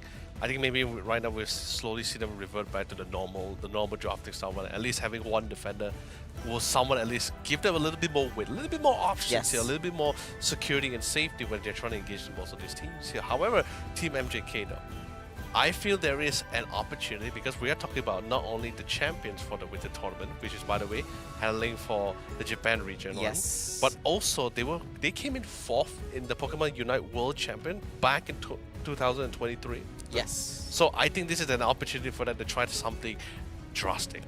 Would I say that's the best performing on the world stage when it comes to players? I mean, like if you look. You mean for that round? Yeah, no. I mean like for the team MJK as a whole, since they got 4th, right, compared to the other teams which play 7 and 8, and some of them are 5th and 6th. They are 4th place. I don't think anyone has a much better achievement in the world stage compared to. Correct. And they were able to They weren't able to, unfortunately, not able to, but they were able to go toe-to-toe with OVO Absinium, which was also the team that knocked down Argyle, which was S4L's previous team as well in the World Champion. So that was something to also take note about as well. So I think it was pretty great. They do have the level. They do have, I guess you could say, the experience and of course the confidence to be part of the top 5 World Championship. Yes. And I believe they're also going to be one of the few hardest teams to contend with in this group stage.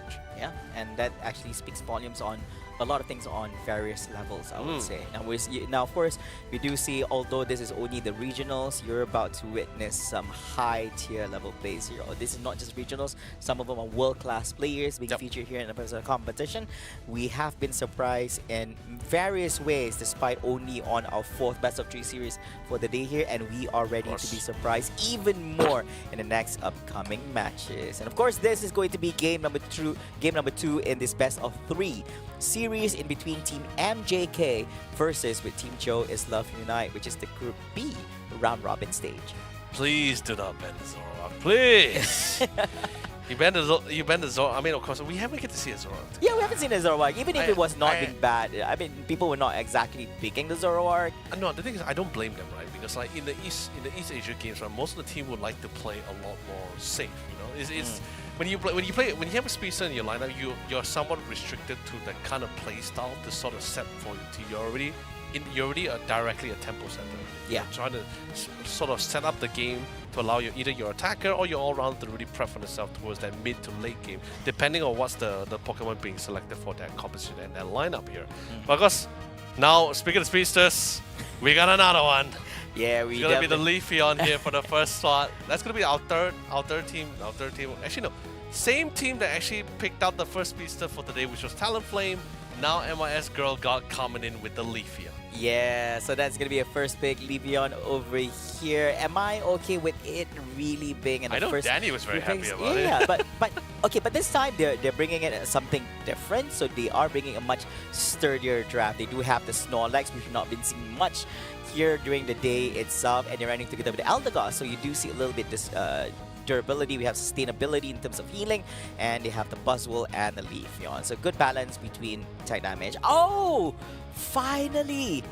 They can actually get to play it because we have the Mamoswine as well, which is something different as well.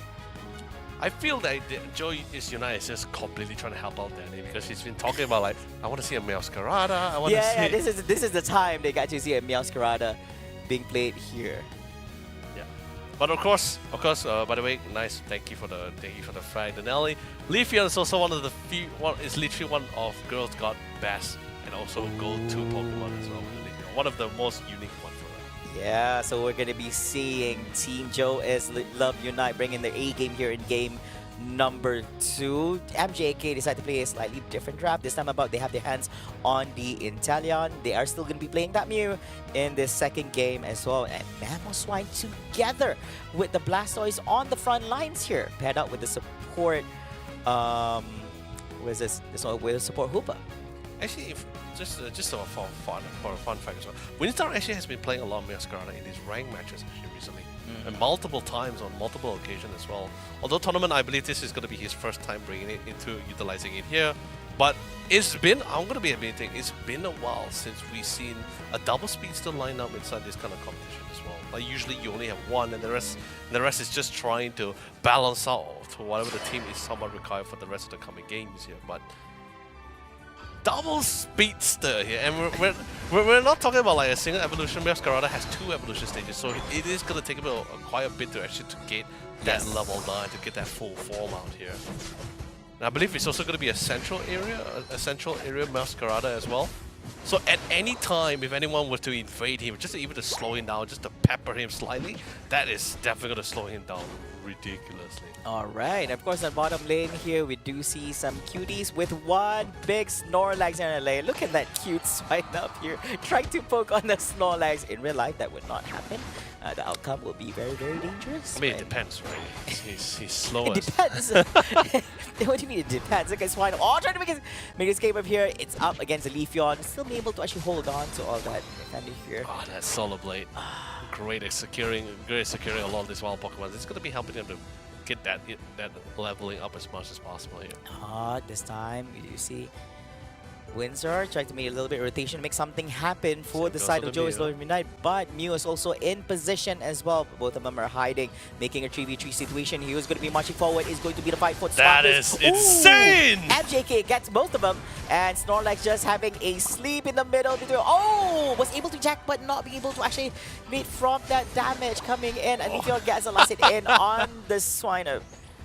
Although, yeah, it's still ended up for the 1-for-1, but I can guarantee you this for sure. They did not expect Swiner to actually be engaging first to initiate that confrontation. Topside, on the other hand, the Water Gun, of course, has been pretty great at poking things out here, but the Buzzwole, it is finally level. He's currently level 5 here.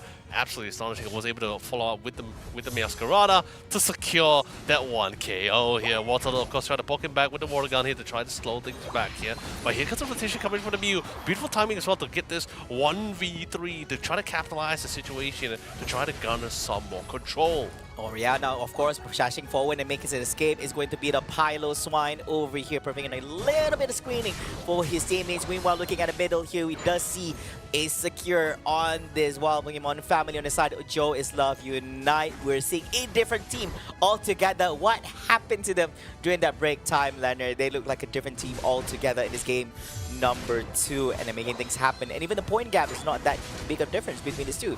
Now we're at 30 for side of MJK and 29 for Joe is Love Unite. We're trying to secure a lot of the central area here. Bottom lane so far a little bit more passive than usual, but the top side on the other hand, trying to find an opportunity to try to melt down this boss, but not allowing him to get any more advantage ahead in terms of leveling. Great timing with the rotation, try to go for a couple of more punishing, and they will succeed for it. Although yes, it will cost one of their allies here, but they're totally fine with the actual outcome of the result here.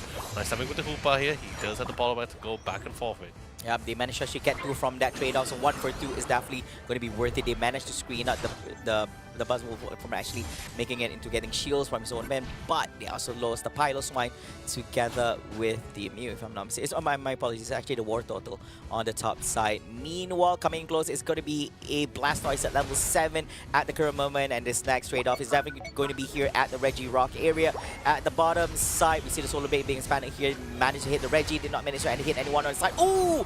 Huge Solar Beam from the side of MJK, but response comes with a Solar Blade from the Leafeon. Leafeon gets taken down over here, making it a 5v2 situation here, siding towards the side of MJK, and they're going to be the ones securing the Regirock, giving them advantage in terms of buff for special and normal defense.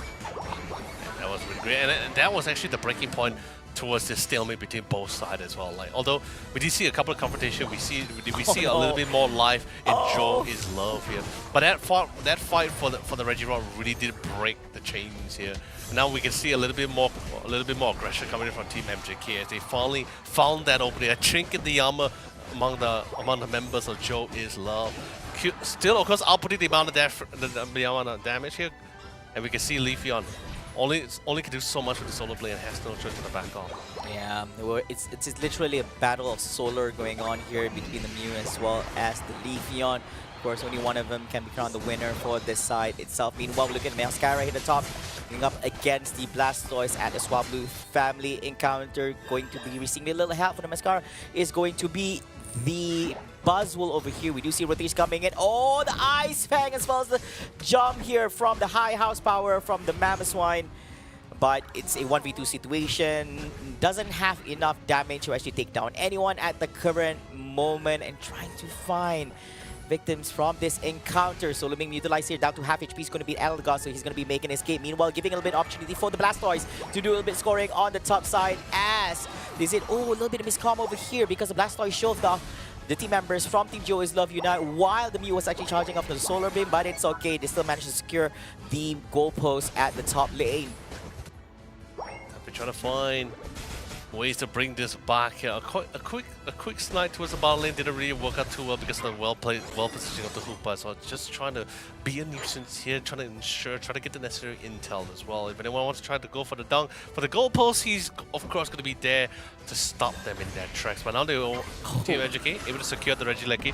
Now with the Mamoswine himself with the full evolution, trying to zone them out as much as possible. Even the boss was able to barely get out of the situation with only a quarter HP to try to sustain. But he's still in the fight. Hydro Typhoon trying to keep them all in terms of place, but the Hoopa completely isolated boss was able to pull it out to safety here. Thankfully for that, unfortunately for the Leafeon, was not able to get rid of the support, but that's fine. While the rest of the team was being forced back to defend, one lone member was left out and will fall prey to the members of Joe is Love. There were a lot of being done here by the Mamoswine. He was doing wonders over there. He even used up the Mamoswine, the Unite move as well, in between multiple heroes, and he's quite durable as well. So there's quite a few problems here for Joe is Love Unite to handle on the side of MJK. They need to handle the Mamoswine together with the Blastoise. Now both of them very durable, and on top of all that as well, we do have a little bit of assistance from, you know, range Pokemons here from the Italian. What? Look at that. So close. Almost. And MJK going to be getting the Reggie Rock here from the bottom lane. Meanwhile, in top lane, Mamoswai, no problem. In between two heroes here. A little bit of assistance from the Mew. And of course, here comes the whole village. It's going to be the Blastoise surfing through, not making it in position yet. Is the damage going to be enough? A little bit more. Oh, the Solar Beam making it a 3 KO streak in the hands of the Mew from MJK. Lucapo has been lining up those solar beams absolutely phenomenally, and not only that, the Italian also was able to set it up. I believe that will be the fourth KO. Yeah, 4K in a row. Yeah, will be four KOs in an absolute row with the solar beam snipe as well. Yeah, and absolutely phenomenal. That was actually together with the Thunderbolt ending to it as well. So the more damage you actually, so lesser HP, the more damage that ability actually hits you. And of course, as usual, look at this now one of the most naughtiest Pokemon to exist in Pokemon United with your Hooper. Now remember, you're low on HP from all that hustle and tussle. You get to go back home, refresh yourself into full HP and coming back into the fray. Meanwhile, scores are not that far off, and we're definitely looking forward to this next encounter, which is going to be at the Rayquaza pit, as we're just 3 seconds away from the 2-minute mark as Rayquaza appears here in the middle. Now, will there be an opportunity for Joe's Love Unite to actually make a comeback from this by scoring points on the opponents when they least expect it, or... Oh, spotted. Spotted out. Oh, they saw the Leafeon here on the inside. Probably it was just a blind Solar Beam coming in, but it did manage to actually hit on the Leafeon. Now here comes the screening over here. What can be done? And here comes the jump from the Meowscarra on the Mew, but he's able to actually juke it out. Managed to make an escape, able to clear the Swablu family, but the main attraction, the main objective here is most definitely to score in the next 1 minute and 25 more seconds.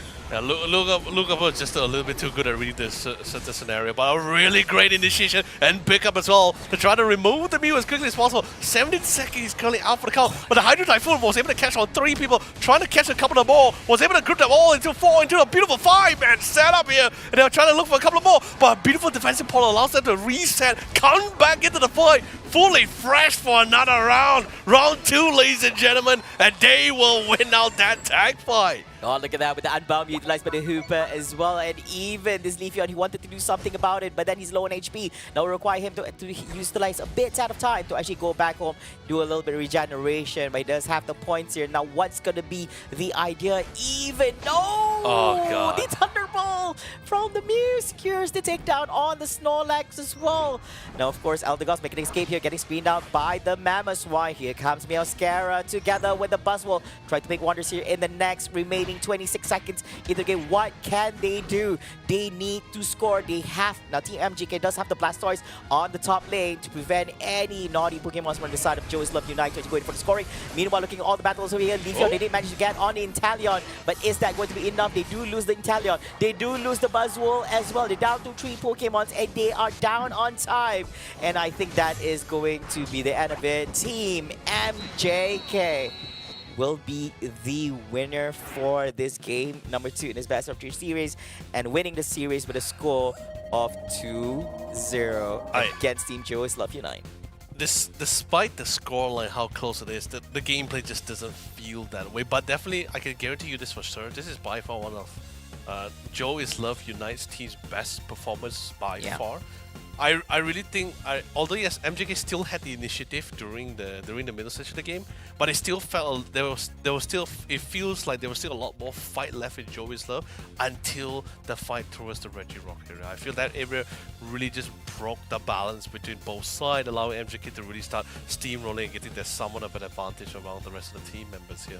Yeah. Although, and let me tell you something for sure, I feel Lucapo was just a bit tad too good at this game, man. Seriously, like, not only is his like precision with that solar beam, but he always ensured that solar beam will always maximize the damage. When I mean by maximizing, I meant by he always tries to ensure it hits 2 or 3 people at once, right? He always lines it up absolutely perfectly. He's not simply throwing it out just to get the damage out. He's just like perfectly lining things up. Which is not an easy thing, especially when a solar beam actually has a slight delay before it being shoot out as well. And in most occasions, you also want to line it up together with your light screen as well. So your pairing, it must be light screen together, your solar beam as well. And not just that, in between that also, he ensures that there's a good mix between that together with the Thunderball as well, because once that's on cooldown, you want to utilize the Thunderball, and a few takedowns he was able to secure because of that as well.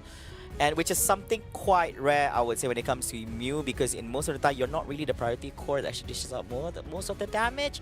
But we'll get to see more here from the from the highlights from the match itself. And of course, during those early stages of the game here in both games, we do see him actually utilizing the Mew in the game itself. Now, at early stages here, of course, we do see Secure last hit hitting off on that Snorlax as well, punishing constantly on the side of Team Joe is Love Unite. Actually, right, the thing is, I would like to follow up with what you mentioned as well, right? Like the fact that Mew doesn't necessarily get this much amount of damage or this opportunity, right? I think this is the part where you just have to give credit to the rest of the members, right? Because of the fact that they're able to give so much presence to set things up, to keep the priority on themselves as the defender or the supporter or the all-rounder. I think they really did a phenomenal job. That gave us so much opening, a lot more comfortability. Oh, close one. And even look at that. So it was just at the edge. I mean, the solar beam range max is range. That's already max range, I would say as well. But man, I also want to give a little bit credit to this Mammoth one as well. He did wonders in the game here. Look at that, the Mammoth mash utilized in multiple units, and coordination together with the Hooper as well from the portals, now making it multiple rounds from your side. You get to reset in terms of HP, coming back into the fray fresh and healthy, which is just insane. And it also just breaks that combo that like Buzzword and the rest was just trying to follow up with as well when they were trying to doing mid fights too. So it does really it really threw quite the wrench into the plans here for Joe is Love Unite for trying to pick up a second win to bring back the game here. But then again, still well done from Team MJK, really showcasing or showboating in this case why they are in the top 4 in the World Championship in 2023, and they are still planning to take this championship spot for the Group A stage. Yeah, and of course they are definitely showcasing the best on what Japan has to offer, as they are the #1 winners at the Japan Winter Championship. Congratulations once again for making it a 2-0 victory. So with that being said, they've earned themselves 3 points here in the group stage for themselves, which puts them in a very comfortable spot in Group B. Now it's very concerning for Joe is Love, because like now they're down. They pretty much, because like every team in this round robin group stages, each team only has, I guess you could say, 3 series to take that for the trainers to challenge on, right? Yes, correct. Joe is Unite has already completed 2 games, and both series they actually lost it out 2-0 here. Yep, correct. 1 team remains here. I guess you could say the saving grace will be the fact that if they can win the 3rd series as a 3-pointer, there might be a chance, an opportunity, hopefully, because we still have a lot of contenders. Yes, still going head to head, very strong teams as well. But that, of course, does come down to whether Joe is United is willing to take up that challenge. Yes, that's true. And of course, by winning the series itself, you get 3 points. There'll be the maximum of points that Joe is Love Unite is able to actually attend at this point in the competition, as they only have 1 game remaining, just as what Leonard mentioned as well. So we do wish them all the best, but I believe that is going to be the last match for them for the day. We're saving up. I believe so. Yeah, yes. and we're saving up for that final match to actually happen in the following weekend, which will be day #2 here for East Asia for them. And we're also looking forward to the other matches in Group B, which will be happening very, very soon later on as well. As we've already completed 4 series, 2 more to go. Honestly, I'm very excited to be broadcasting the 2nd series, because it is actually between both Shin and Rode versus Unite Holic. Now that's a series that the 2 teams I'm really excited to see how far they fare at the current stage here. And the thing is, Unite Holy is basically, was it Holy Unite Holy? Unite Holic. Oh, you're Holic. Holy Unite. Okay, Unite Holic is the only team who has in Group A who has not played a single series yet. Now they have plenty of opportunities to actually observe how the other teams within Group A go up against one another. So I'm very sure they've done their homework. They've been up all day witnessing all these matches, and they are definitely ready and raring to go and jump into the draft itself, see how they fare against some of the best that East Asia has to offer. I mean, the same applies for Shin and Rowdy as well, because like they just, I mean, yes, they managed to get 1 point, but they still lost it out to Team Mosquitoes as well. So basically, they lost a chance to try to obtain as much points as possible in their 1st series. they're going to their second. They're going to their second series, which is going to be against Unite Holic. And if that doesn't work out as what they hope for, then it's going to be a really tough time. But of course, I just got the word from our beautiful production. We are ready and prepped to check out that clip, right? Yes, we are ready. And of course, we do want to highlight some important moments that actually happened in the game, which made it a very great victory for Team MJK. Of course, one of the highlights we have for the game is most definitely on display by Mew in this game. And of course, we're going to be getting my good sir here, Yololee, to actually point out some great moments within the game that we should be paying attention to. And we'll see from this encounter, I believe this is the one that's happening at the top lane over here. Now, this is going to be quite exciting. Look at that Mew dishing out that damage in a straight line. Light screen once again, a little bit of protection for himself, and also able to actually do wonders here for the team. Look at this once again. Didn't really get the last hit in, but I think this is one of the few great moments that he actually had. There were also one time we actually get a 3 knockout streak as well on the opponents, and followed by another which didn't make it in time to be counted as a 4 KO streak, but still counted as 1 in our minds. The thing is, now we're currently looking at the Reggie Roll run, because like I said, this was the one that really broke the tie between both sides, right? Between both Team MJK and Joey's Love Unite. You see, they saw an opportunity because they saw Lucapo, the Mew, a little bit extended, a little bit too far forward, and then you see the Leafeon. My girl is Love, right? She saw an opportunity to jump, to take the chance to jump on top of Lucapo. As you can see, he's currently positioned right above that beautiful Solar Blade production. Please replay, resume. He jumps right back into the fight here, not taking into account that he possibly might have the eject button, and instantly completely isolated from the rest of the squad. And that really punished him a lot for that overextension. And the worst part about it, a quick pause here. So, thank you so much, production. So, instantly, because of that over-aggression, now the team was left, because now all the team's mindset was in complete disarray, because everyone was confused. They're wondering, why do you dive so deep? And probably the comms wasn't pretty that clean. Now everyone was just pretty much diving in one by one, having separate targets here, and no unite move, and no eject button or any way to get themselves out of this spot here. Hence, you see the Snorlax alone. You see disadvantage in numbers as well. It's a 2v1 situation for the Snorlax. In every section! Yeah, even I feel bad for this Buzzwole. He's in between a Surf from Blastoise, as well as an incoming Solar Beam from the Mew as well from the top side. I mean, how much more brutal and aggressive can you be? Exactly, and the worst part about it, just in case the Piloswine is not even joining the fight, he's prepping that Regirock, but at the same time, he's also serving as a gatekeeper, just in case any of them were to get out, he'll be there to secure the KO. Hey, I'm here. Resume, please. Resume, and instantly, of course, the rest is history. Yeah. 4 KOs, and they were able to secure the Regirock. Wow. That was insane coming in. Of course, we're not done. Look at that lineup. Hitting up on both. The Buzzwole together with the Snorlax as well. And they're not done yet. Most definitely, after utilizing it, what's coming up next is definitely going to be what is going to be a Thunderbolt. This is what I'm saying, right? Like, the fact that, just to prove your point, right, Flava, on how the Mew was getting so much damage in this game is because of the fact that his team members are setting things up for him so well, forcing them into ideal spots, right into the range of Lucapo. And I'll be honest, Lucapo, I think he's a little bit too good at this game as well, because his game sense, his positioning, just understanding the lengths and the pros and the cons of his Pokemon, I think he's such a phenomenal player. Resume, please.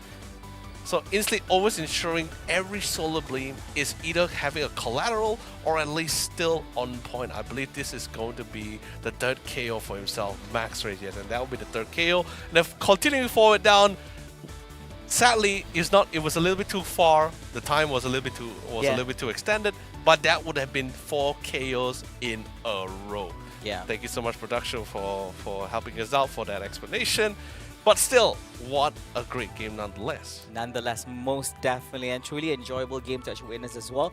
Now, as mentioned previously as well, I just want to continue on to say that I think what Joey's Love Unite has to offer is not just restricted to what we have witnessed. And I believe that they still have one more series to go, which are happening next week for East Asia. for Group B, and we do hope to see more things coming on from them. But do not fret. Now, all the teams here from Group A as well as Group B will still move forward to the main bracket themselves. But of course, their placements in the main bracket depends on their rankings, as they will be seeded into the main bracket. The higher your seeding is, the closer you are to the main to the main stage. My apologies, for the two is the final segment itself. Whereas if you're seeded much lower, it will require you to fight more matches to crawl your way to the finals. Definitely for sure. But anyway, let's quickly bring up the latest brackets here to see what, especially since we had finally concluded our 4th best of 3. Let's see what things has been updating here. So in other words, now we had to see that Fnatic Team FJK their first debut here, the champions of their respective region, and also at the same time 4th place in the World Championship here, able to secure that 3-pointer, a beautiful start for themselves. Now we're slowly preparing for our 5th best of 3, which is, by the way, the game which I was very excited to broadcast. And nonetheless, I have a very beautiful person next to me to broadcast this with me as well. It is Shin and Rowdy versus Unite Holic. It's basically Taiwan versus Japan here. Really, really excited, can't wait. But most importantly here, I'm really very curious of what's her opinion about this match, right? Because we're talking about a team that just didn't really succeed against Team Mosquito. Now they're coming in with full of fury to try to catch up with the lacking of points. But first things first, ladies and gentlemen, let's quickly welcome back the stunning Professor Danelie. Yay! I'm really excited for this game. I have no idea. I was like sitting on the side. I was like, let's go. I'm so ready to go. Oh my gosh. No, this is a really, really exciting matchup. So again, yes, we're gonna be seeing Shin and Rude again. I think a lot of people are really excited to see our champions from last season come back onto the stage. They lost their first set. I think a lot of people were surprised about that. I was. Mosquitoes, great team. That's fine. They deserve the win. Shin and Rude though, I think a lot of people had expectations, so we'll see if they can make it happen in this matchup. But I don't think this is going to be an easy one either, because we have on the other side, Leonard, Unite Holic. Yes. And if you take a look at the side of Unite Holic, you might see some familiar names here. So I'm going to start with Unite Holic because we know who Shin and Rude are. Yes. We've got Wafu, Bechin, DIR or Der, Mame, and Yubono. And I think the most important player on the side of Unite Holic is Mame. If you follow the Japanese scene, Mame, probably one of the biggest creators, one of the most well-known vocal people in Japan. I love him. He's got such an attitude as well. So, like, yeah, love Mame. I love seeing whatever team he's on. But let me introduce him to everybody first. Right, so, Unite Holic. There are 2 players on this team that have played at the World Championships last year. Yes. So, of course, we had Mame, who was on the side of Oyasumi Makuro, and then we had DIR, who was from Secret Ship. Yes. So, these are the 2 players that have proven themselves at the world stage. Wafu, Bechin, and Yubono, though. I tried to find information on these 3 online. I tried to find information on past tournaments, past teams.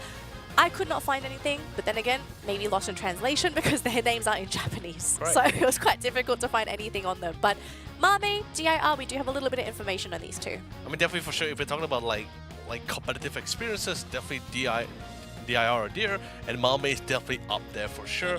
And we're talking about, and speaking of experience, I think among all the players that we have, or among all the teams that we have also, especially for East Asia and Southeast Asia, I believe Mame has by far have the most experience. He's been in multiple teams, been to World Championships as well. Very successful player. I mean, he's qualified, and I'm not sure if he's won a lot of Japanese tournaments, but you always see him like at finals, qualifying for finals, qualifying for things. Like if Mame's not there, then like who's actually competing? Exactly. So yeah, Mame, I think if anything, if I was to play Unite competitively, I'd love to be under someone like him with so much experience and so much knowledge to share.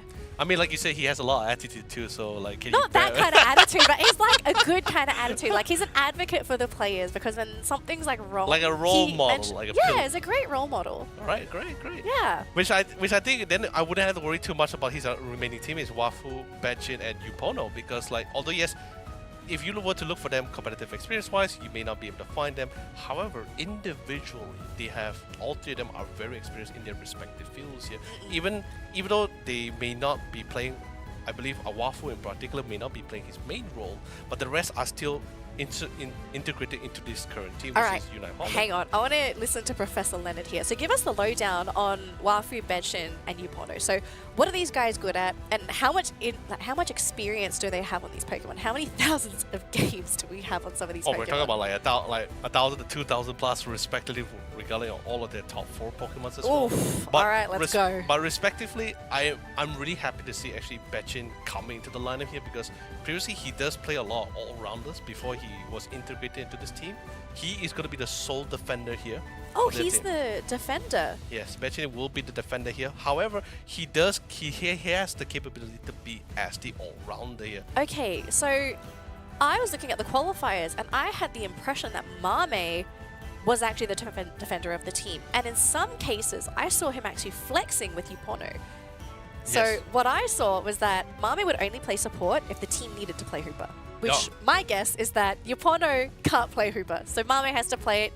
Yupono has to play the defender. I love it. I love you brought it up, because I was just about to bring it up. You did it, right? Because if Hoopa was a ban or was still in the pool and Mami decides to play Hoopa, it's already instant switch of roles already. Exactly, because Like- the team's like super. Like I saw the team super flexing. I was like, what is happening here? Like, what in Arceus are these people doing? They're constantly changing their roles, but it's a good thing. I Yeah. love teams that do this, because when you have the option to flex, you can really throw some teams off, because they're like, oh wait, hang on, what role is this guy playing today? But also do take into account the reason why I say Bachin will be the defender is because he's all-rounder Pokemon, his go-to, the most confident Pokemon goes to, is currently banned for this competition, and that's Zacian. no. So he has absolutely no access Oh, no. to the one Pokemon he was the most confident in here. Even he was literally, Zacian was his top 1, by the way. Well, I don't blame them, because I'm looking through the notes. Okay, so he did play Zacian twice. I see 2 Zacians here. This was the only information I got to record was the one where they had on stream. Yes. We didn't get to see all the games, but they did play Zacian twice. But I do want to mention some of the Pokemon that we did see a lot for Unite Holic during their games, right? So here, their most played Pokemon was Hooper and Decidueye. Oh, 4 yes. games of Hooper, 4 games of Decidueye on stream. Their second most played Pokemon was Snorlax, Dragonite, and Lapras, which these 3 I'm totally okay with. They're super popular right now, so I'm not really surprised about those picks. But did we get any crazy picks? We did. We actually got 1 Zoroark game from this team and 1 Absol game. Yep. There was even a Dodrio picked up by Deer as well. But the thing Oh, I is, don't have it here. Okay. oh, that was under by Deer. Well, the reason why we see Decidueye and Talon in particular very common among Waffle being played is mainly because of the fact that this team loves to go double defenders. It's Interesting, without a doubt. It's Actually, double defender. I did notice that a lot in Japan. Like Japanese players, they just love to go for the double defender strat, but they'll have like 1 defender, 1 all-rounder defender. That's literally what it is. But that was the case though, because I do want to also quickly mention very quickly that the Japanese winter tournament, I think it happened in November. So this was a while back, and this was Yes. before the Lapras nerfs. And Lapras was one of the most popular all-rounder defenders being played. The second most popular was Blastoise. So you would always see teams picking these 2 as their top laners. Yes. But now that Lapras has been nerfed, it is less desirable. I don't think it's like completely unviable to run as a as a top laner, but I think you have to explore other options or just go back to the traditional all-rounder for that top lane. Which is why I saw a very interesting picked up by Bachin during his Scream games recently, right, as well. And Oh, spill the beans. Let's go. it was Gudra. Good. Gudra as the defender. I thought it was Gudra, quite common. hello. Like, okay, among his Scream games, I noticed as well. He played Gudra. I guess if I had to give a percentage, he probably only played like about 3 to 5 games of Gudra. Oh. And that was about like a 57% win rate so Yeah. far by calculation wise. So the thing is, and those games in particular, I can't really judge because I didn't get to see it personally, like how the game turned out. But apparently they were going up against another speedster, Leafeon in particular. So yuck. that's why I'm not too sure. Was it because like he got bullied early in the central area, or someone got bullied early in the central area, then lost that early lead? That's why they lost, or it was just something like just that one last minute fight that requires a bit. I'm Yeah. not too sure. But you know, who knows whether they want to bring Gudra? Well, now, I mean, you there know? are a lot of issues with Gudra in general, right? Correct. It's not a very easy Pokemon to execute. It's a late game investment. 100% you invest in this Pokemon for the late game. If you can feed it earlier, that's fine too. That's great.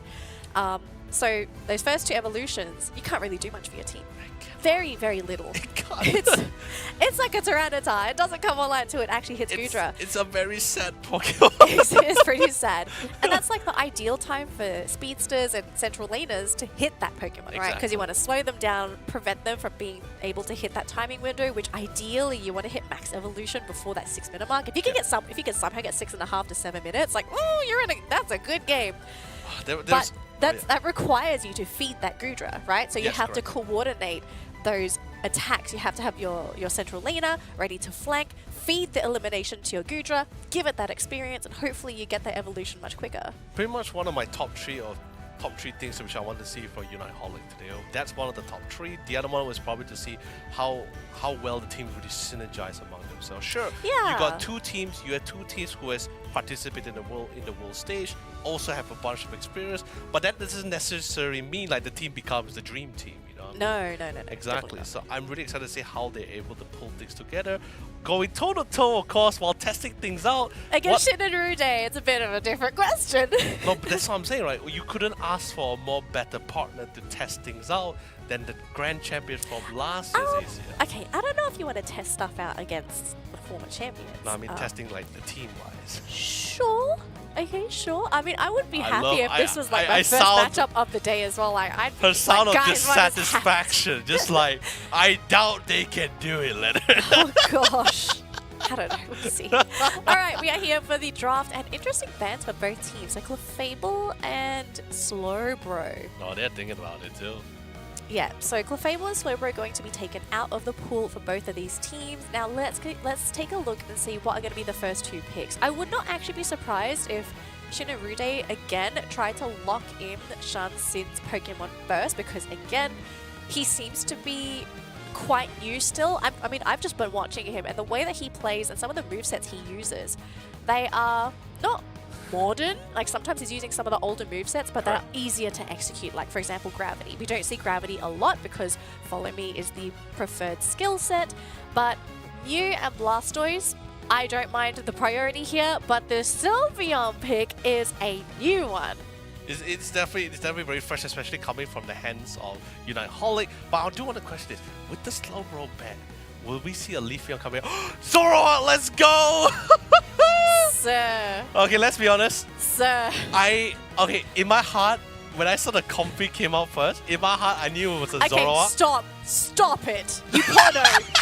Stop it. I told you. Stop. That's Betchin, son. Let's go. We've got a Goodra here on You the just side of said that stop it. What are you talking about? No, because every time people stop it. Okay. Okay, that's fine. That's fine.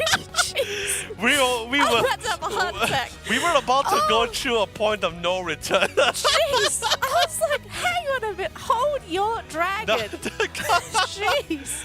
I'm gonna say it first. Like, I'm surprised they are willing to try that Goodra, but although I wanted to say Leafeon first because it is one of Shingy's go-to speedster. Look, okay, I'm going to give the justification here for Zoroark in this game. Yes. I want you to have a look at Unite Holic. Yes. What do they have to stop a Zoroark? Nothing. Absolutely not. They do not have any targeted stuns. They do not have an Umbreon with Mean Look. They actually have nothing to crowd control Xingdi. The only thing they potentially have is Yupono. But Yupono is not going to be helpful for a very long time. I know.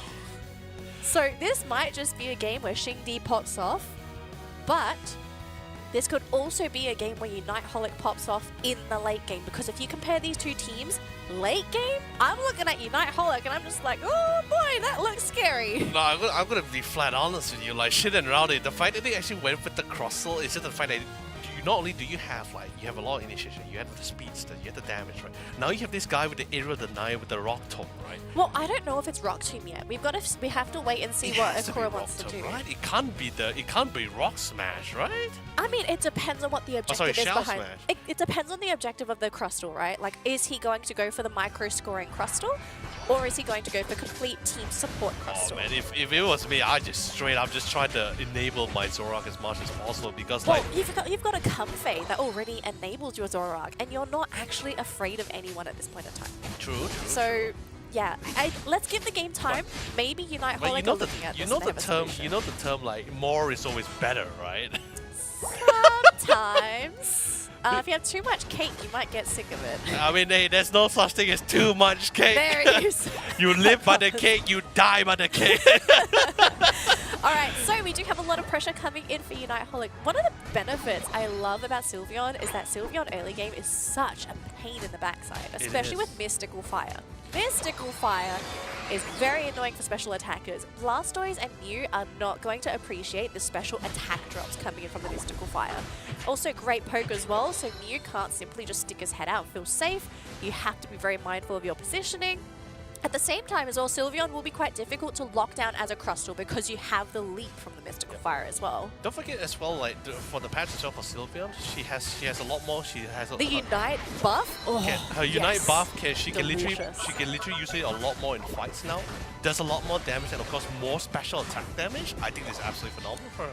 It is. I'm actually really excited to see how well this Sylveon is going to perform this game because also, let's not forget, it synergizes pretty well with the Espeon as well. So Now the real question, Calm Mind and Hyper Voice or the one you mentioned? it's using Mystical Fire. Oh, Yeah, okay, it's now already we see. guaranteed. I saw the Mystical Fire earlier. Oh, I was didn't like, get to see what it are you just talking about? Yeah, it's there, but look at this though. They just burst down Xing Di. Goodbye, and the Comfey as well. And look at this Mew actually regretting his decision. Wushuan's not going to be too happy, trying to use the Surf to stop the scores, but doesn't get the cancel. Almost going down to that Espeon, but look at this though. They've got the Crustle coming in. It is Rock Tomb Crustle, so Ikura, he is trying to support the team, but unfortunately they get nothing out of that. Didn't really get that much opportunity to really swift decision coming for Unite Holic instead of Leonard, trying to get that. they off. rotated the entire team. Look at the bottom lane. I know, that's what I'm saying. Like they just want to be as proactive, be as mobile, be as offensive as much as possible. Do not let Shin, Rowdy, Zoroark lead this dance. Don't You know let them what? have that tempo. I'm actually worried that this team is mentally tilted because they lost their first best of 3 of the day. No, that's why. Because that move just now, it felt so rushed, it felt so desperate, and it's like, the game has just started. Yes, totally understandable. You want this early game momentum, as we are currently seeing with this engagement. Almost losing BKC, just gets out with the skin of his teeth. But if you lose Xing, that's even worse. But yeah, it feels like a lot of these moves very rushed. And I want to quickly mention, you're up against a Hooper. If you can't burst these Pokemon down before the Hooper brings in reinforcements, it doesn't matter. It's like pretty much adding more oil to the fire here as Yeah.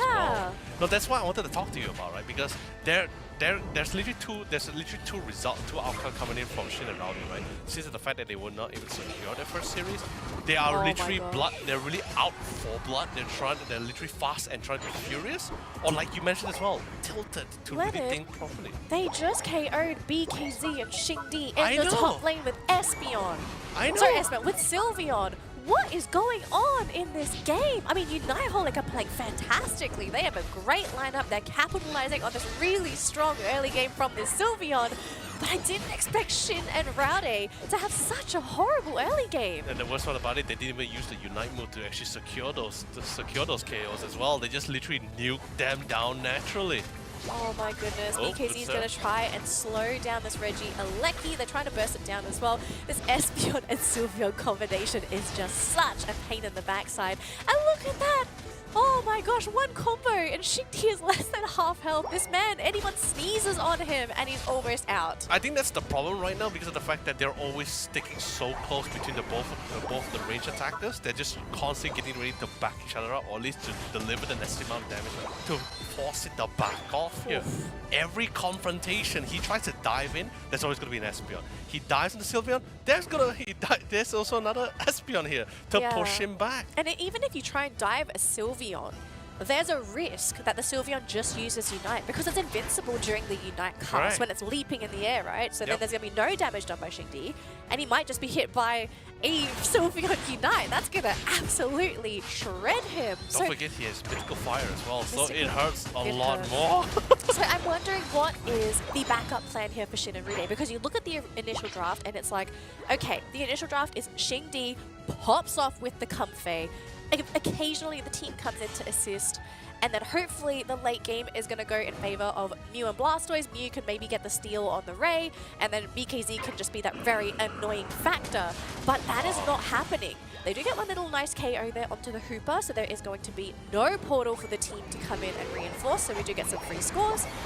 But Unite Holic's late game, I am terrified if I am a supporter for Shin and Rowdy. The thing is this, right? Like, they did miss their chance to be the tempo maker, right? To sort of set the pace They for tried, themselves. yes. They really tried, and it was instantly countered back with the double range, right? With the double range attackers. Now, late game in particular, I feel, although yes, it's very scary by Fangs. Oh, look at Mew, almost Completely going unbound, down. gone. Oh. Gone, eviscerated, gone. Unite Movers are Jeez. committed to try to keep them in display with the knock-up here, try to force them back, and Because sadly, he's the alone. Blastoise completely alone and a Typhoon. little bit too late. Drop the Hydro Typhoon with the damage being enough. Where's the Zoroark? But he's completely not there to follow up. Damage been big.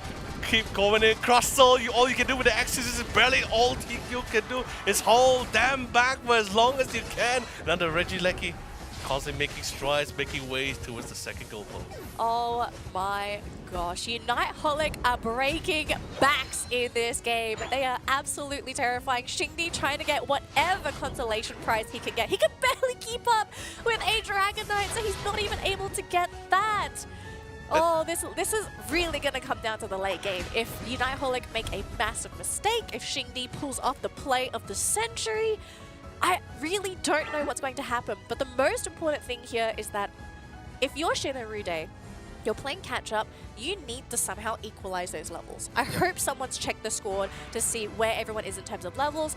Make sure you're hitting your level caps or your level requirements before that Rayquaza comes up. That's why I'm saying I'm not too worried, right? Because like even see, although yeah, Shin and Rowdy has not been, it's a little bit far behind in points. Maybe not too. Not a little bit far in points, Okay, kind of far in points. quite far in point. Don't have the initiation, but they are still up in that level. They're still quite competitive. They're still engaging in the various jungle. I even saw Zora was overextending into the purple jungle. I'm not sure, man. Look at Unite Holic. They've got a level advantage over Shin and Rowdy at the moment. For now, yes, for now. For now, but we're running out of experience on the map. Like, most of the map has been farmed. You've got a little bit of jungle left on the side of Shin and Rowdy's side of the map. Top side. The teams are fighting for that bottom Reg Ice. That would be Zoroark! It would be huge if Shin could get that one. Zoroark actually getting knocked out by the Hooper. That's not very good. That is definitely not good. And the Dragonite gets the Reg Ice. Okay, oh now- gosh. now- The entire team always gets wiped. Now things is slowly falling apart here. I already can somewhat hear the plans that they had in mind is slowly crumbling down here. 3 seconds though, Danelie. 3 more seconds to 3 see seconds. how for this Rayquaza. Whoosh one. This man needs to make magic happen. Like I mean, magic. Pulls out a rabbit out of a hat. I don't think he needs a rabbit at this point here. I think he needs to pull a win. Miracle. Just pulls like a big word that says A win. big win. Because true as well. that's I can't see anything else here. Okay, unless they do something similar to what S4L did to them previously in their first series, which is just try to sneak for a dunk. But look at the position coming for the Sylveon. Completely take that into account for any sneaky contenders. I mean, here. I think it's impossible for them to get a back cap. Like, almost all the Pokemon on the side of Shin and Rowdy, they have too many points. They would all get cancelled. Maybe Comfey is the only one that can quickly score a goal, but yeah, top you've got a Sylveon, bottom you have an Espeon, but we'll have to see. Going up top though, we've got Xingdi, who's going to have to try and go for that point score, but as he sees, there is a Sylveon, and he's in enemy territory as well. And look at this though, we have a skirmish happening in that middle lane. Teams are not committing onto the Rayquaza. We do have a Psychic Solaire being popped off by that Espeon, the Hydro Typhoon by BKZ, but Xingdi, he is down, the damage dealer is down. Can they pull off a miracle though? Xing and Rude, their team is collapsing. They've run out of firepower. They've missed their opportunity. The entire team gets cleaned up, and Unite Holic are about to take this Game 1 against the 2023 Pokemon Unite Asia Champions League champions. I can't believe it, man. And I feel like it was just taking the wrong route back home, really here. But the thing is, like, what else could you really do? You had to have tried to make those risky plays. Nowhere in my brain would I think Shin and Rude was going to win in a team fight against Unite Holic. I already stated before, the late game is in favor of Unite Holic. The early game was where Shinarune was supposed to shine, and they just didn't shine bright enough. Because I felt like, because the route that he took, it felt more like a desperate attempt coming in from the Blastoise, because like he saw the route he was taking back. The Dragonite, of course, being spotted from the communication being told by the Espeon, right?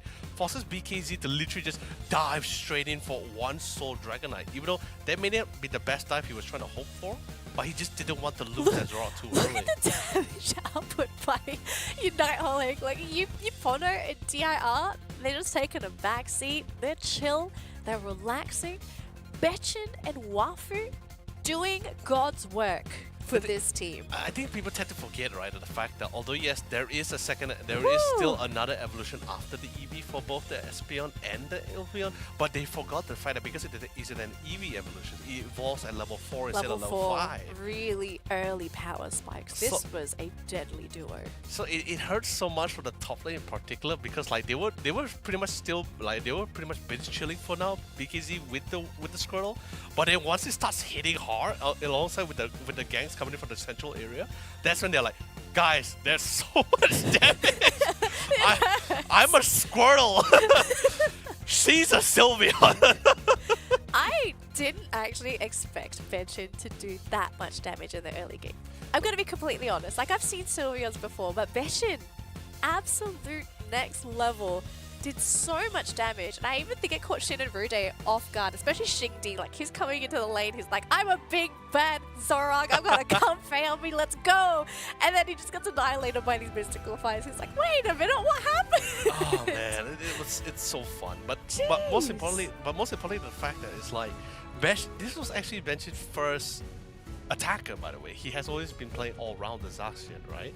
I didn't know what was the possible like follow-up. I thought it would be another all-rounder, which is by stats was his Garchomp go-to for an all-rounder. So I believe this was the first time I'm seeing him playing the Sylveon, after the patch, by the way, of course, in this competitive this year. And I mean, he wasn't even using the Sylveon for the Unite. It was just mystical fire. fire. Just like, I'm just gonna Espeon. burn you. Burn! I mean, he literally burnt down a forest in this game. It wasn't just burning Shin and Rode, but oh my goodness, like what a opening from Unite Holic. I am so impressed by this lineup. I was a bit skeptical because I was like, okay, there's Mame and DIR in here, but what are the potential of these other three players? Like, are they really good? Is Mame trying to raise them? Because you don't know the objective of a team, right? Yes. Like, are they all established players? I've never seen them before. And then to see them play like this, it almost feels like they've been playing competitive for such a long time. And I'm wondering, like, did they play under a different alias, or have they just been, are they a pub star that Mame saw and was just like, hey, let's make a team together, I really like your play style? I mean, that's what I'm saying. That's what I've been saying so many times in the past, right? Where, like, there's so many talented players out there. It's just a matter of whether they're given the opportunity or just basically finding the right pieces in the right puzzle, because there will be an individual player who excels individually, but he may not be able to fit properly with a certain team here. So I think in this case here, I think Mame was able to find 3 other members that somewhat plays alongside with his kind of style, and also with similar mindset. That's pretty much why they're excelling so crazy like this. Yeah. I mean, this was the final fight where Shin and Rode, last hurrah, they had to make a big fight happen, and they really tried to make it work around BKZ's Hydro Typhoon, but I actually think the timing for... So Dragonite actually united right next to BKZ right after the Typhoon. Yes. And as BKZ was Hydro Typhooning, Xingdi actually tried to retreat into the Typhoon because he was like, okay, if I'm in the Typhoon, I should be safe because I'll be knocked up. But he actually got staggered by the Dragonite Unite as he gets in there, and he's like, oh damn, and then he just gets sent back to the fountain. So it's like, you can see that there are high-level plays trying to be made, but the foresight that comes in from Unite Holic, it is actually scary. It is really great, and I think they were able to just somewhat corner them because they just understand what is the desperation level they were trying to look for. It was a small choke as well, so you couldn't even run like left and right. It was either up or down. Yeah, and even for the goalpost, right? They just figure out like, hey guys, I'm pretty sure the team captain, right, Waffle was just saying, hey guys, they're desperate for points. I know some of them have points. Some of them will try to sneak for it. So someone play top, and don't even think about the Hoopa, right? He can extend as far as he wants, but he has that portal, so he can go anywhere he wants to go. So even if no one was at that goalpost, he still can fly them and try to disrupt as much as possible. I'm just trying to think, what are you banning in this next game up against Unite Holic? Like, does it have to be the Hooper? Because I kind of feel like the Hooper played a factor, but then it was like, the Hooper just enabled this heat. It didn't really like make the Sylveon any better. It was just great for reinforcements, forcing their opponents to have to fight into them all the time as 5. The thing is, I think they can go for the Hooper. It may not be like a very priority ban here, but they can opt to go for the Hooper ban because at least that way you will at least ensure most of your fights will be grounded with you and not with the sudden surprise that, oh, someone can just reset and come back fresh, restart the fight again with something that's not favorable for them, right? It's like, it's one of those factors which they want to do take into account because if you look most of their drafting before the Speedster Zora came in, they love a lot of those head-on fights, a lot of all-rounders, a lot of attackers here. So they are a lot more comfortable if they didn't have that additional element, hey, like, hey, I'm hurt, I'm going to reset and come back and beat the hell out of you, you know, that kind of thing. So it is an option for them to go for the ban, but however, I feel they just need to take it into account where, like, if they want to go with the Speedster, they need to try to figure out the fact that whether their timing fits with their opponent's timing. Because you have two EV Pokemon that can level up at level 4. Even your Squirtle can't do anything. I mean, your laning is just terrible. It's horrible. You can't go anywhere near the EVs. Can you imagine Squirtle just be like, okay, Squirtle! hang on. I mean, there's this thing called Buzzwole that was kind of not picked at all. He's a really good bully against the EVs. So I actually think that might be a candidate for BKZ going into game number 2, but that's also them assuming that Sylveon is going to make an appearance. I actually think Betchin is an issue that Shin and Rude have to address. Yes, definitely. But the question is it still going to be him playing Sylveon? Because for all they know, they're anticipating a Sylveon, he picks something else, BKZ is on this Buzzwole, and then all of a sudden the matchup is terrible because they put something else for Betchin. Actually, I don't really blame them. I think they were pretty much, all those players was pretty much in the same spot as me because like we only knew that the only all-rounder he plays was either Zacian or Garchomp. Yeah. We never see him play an attacker. Defender, yes, we saw him train with the Gudra or the Lapras, but we have not seen the existence of Sylveon. I think they were just pretty much the same spot as me. The surprise, the surprise factor. Just like, oh, like, hey, you know, maybe we can deal with this. You can do it. Like Squirtle. It's just a Sylveon. It's like, BKZ, you got this. It's just like a level 4 Squirtle, a level 4 Espeon, a level 4 Sylveon. Just like, Squirtle? And the worst part, like, you just see a random Hooper come in, it's like, hey, you know, I'm here to support, you know. I mean, that sounds like a disaster in itself. It's No, it was already a disaster. Like, we saw it point blank clear at that top lane. 3 of them at his goalpost. He's just under the goalpost, just like, It was just sad. yeah. Even the Mew tried to just serve them back, and then. Well, I mean, what else could Mew do, right? Like, it's a Mew. Mew doesn't tank anything, I mean, and he's essentially, he's the god of Pokemon. I mean, he's the god of Pokemon, but Sylveon counts as the god of Pokemon. in the Unite, not in real life, but yeah. Sadly, but this is legitimately though, like Sylveon is such a great counter against special attackers, and there's nothing you could do about it. And not just special attackers, squishy speedsters too, because it's mystical fight, because it's an auto lock-on ability. It's not like Hyper Voice where you have to aim it and there's like a certain hitbox that you have to like hit people in. It's an auto lock-on. It's going to hit you regardless if you're within that certain AoE.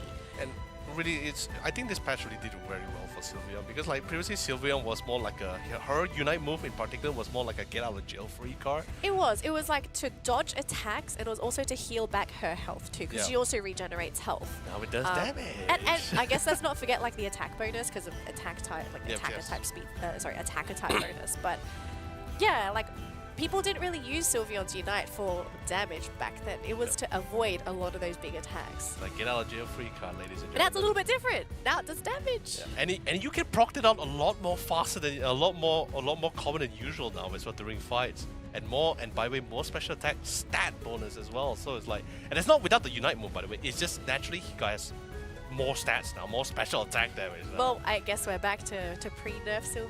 Was Sylveon a release? I remember when Sylveon was first released. everyone just cried. Do you see how I remember how quickly they patched the game, because that was so broken.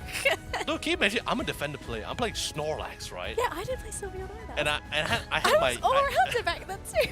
No, but defender, so it's different. Yeah, so I literally popped my ultimate. I had the Unite item so that boost my shooting and my HP more, right? And she just melts it away. And I'm like, what am I? What am I playing? Unite. Yeah. You're playing? Oh god. I think that's pretty much Unite Holic, right? That's their that's their model. That's their theme, you know. It's That's like, why their name is literally Unite Holic, because they're like full-on Unite Holics. yeah, we love Unites, man. So Well, good. do they love it more than Joe is Love Unite?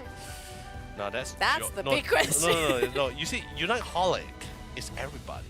Joe is love. Unite, it's only one guy. It's only Joe. It's just Joe. Joe is us. The rest of the players are like, when they see a silver, we're like, we don't like it. You'd be surprised how many people really like Sylveon. And there are some people I don't. They just one-trick Sylveon.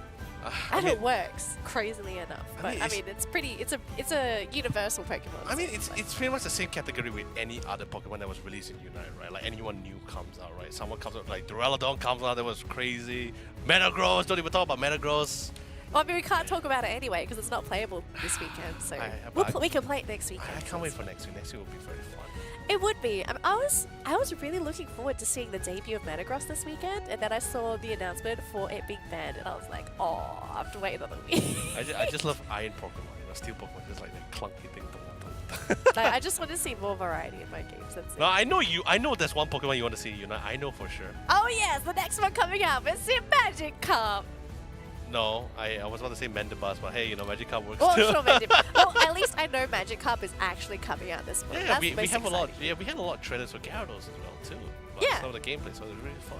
It's really, I'm really looking forward to it because Especially it's the like, flopping.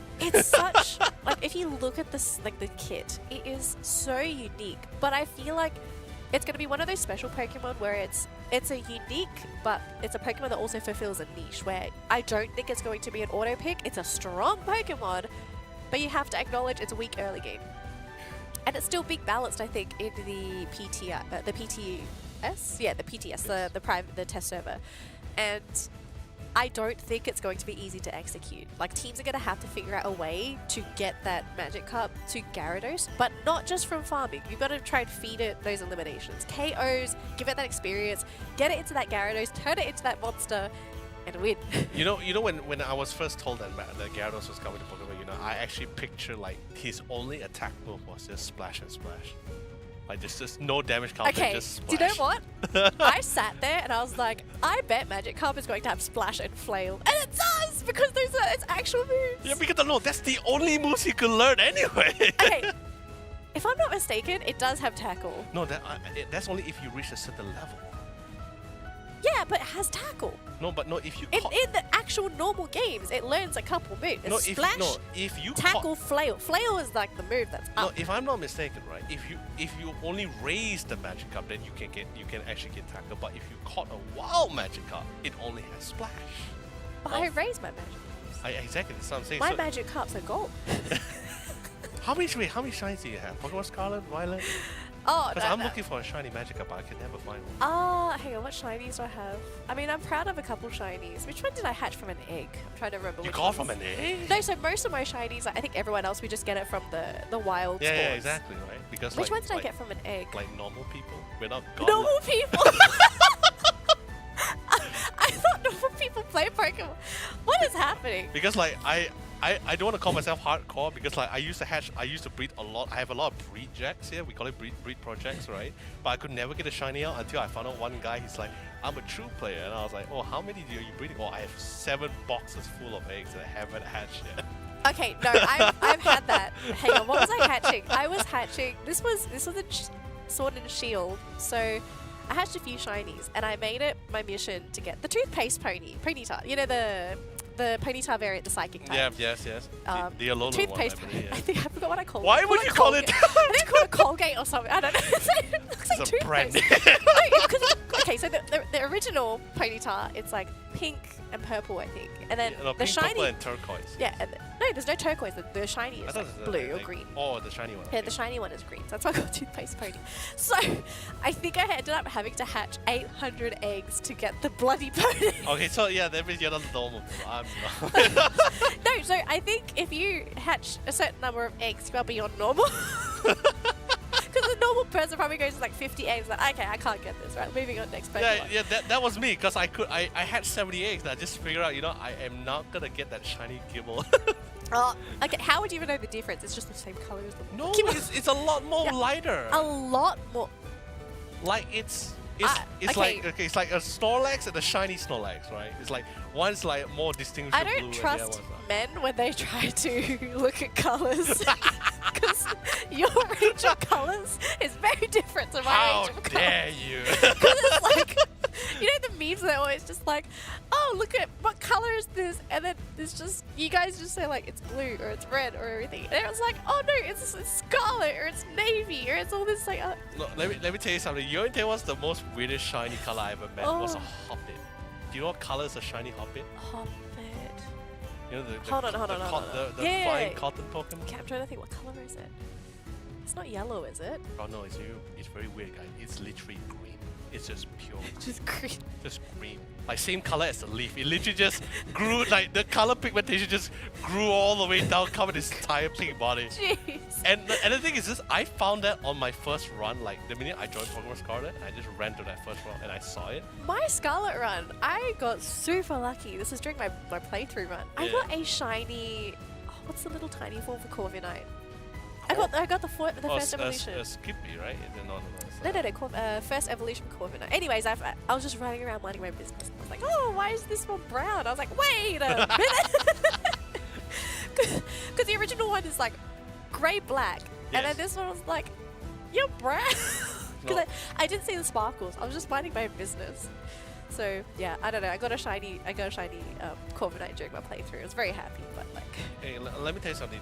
The other weird color I felt for shiny was shiny Dragonite. I thought that was the most saddest one. It's like really dark green. Yeah, but it's pink when it's small, and then it's Yeah, green. that's why no one will ever want to evolve the Dratini, right? Okay, I'm sorry. I got a friend who loves Dragonite. He will change it from that cute little pink thing to the green monstrosity.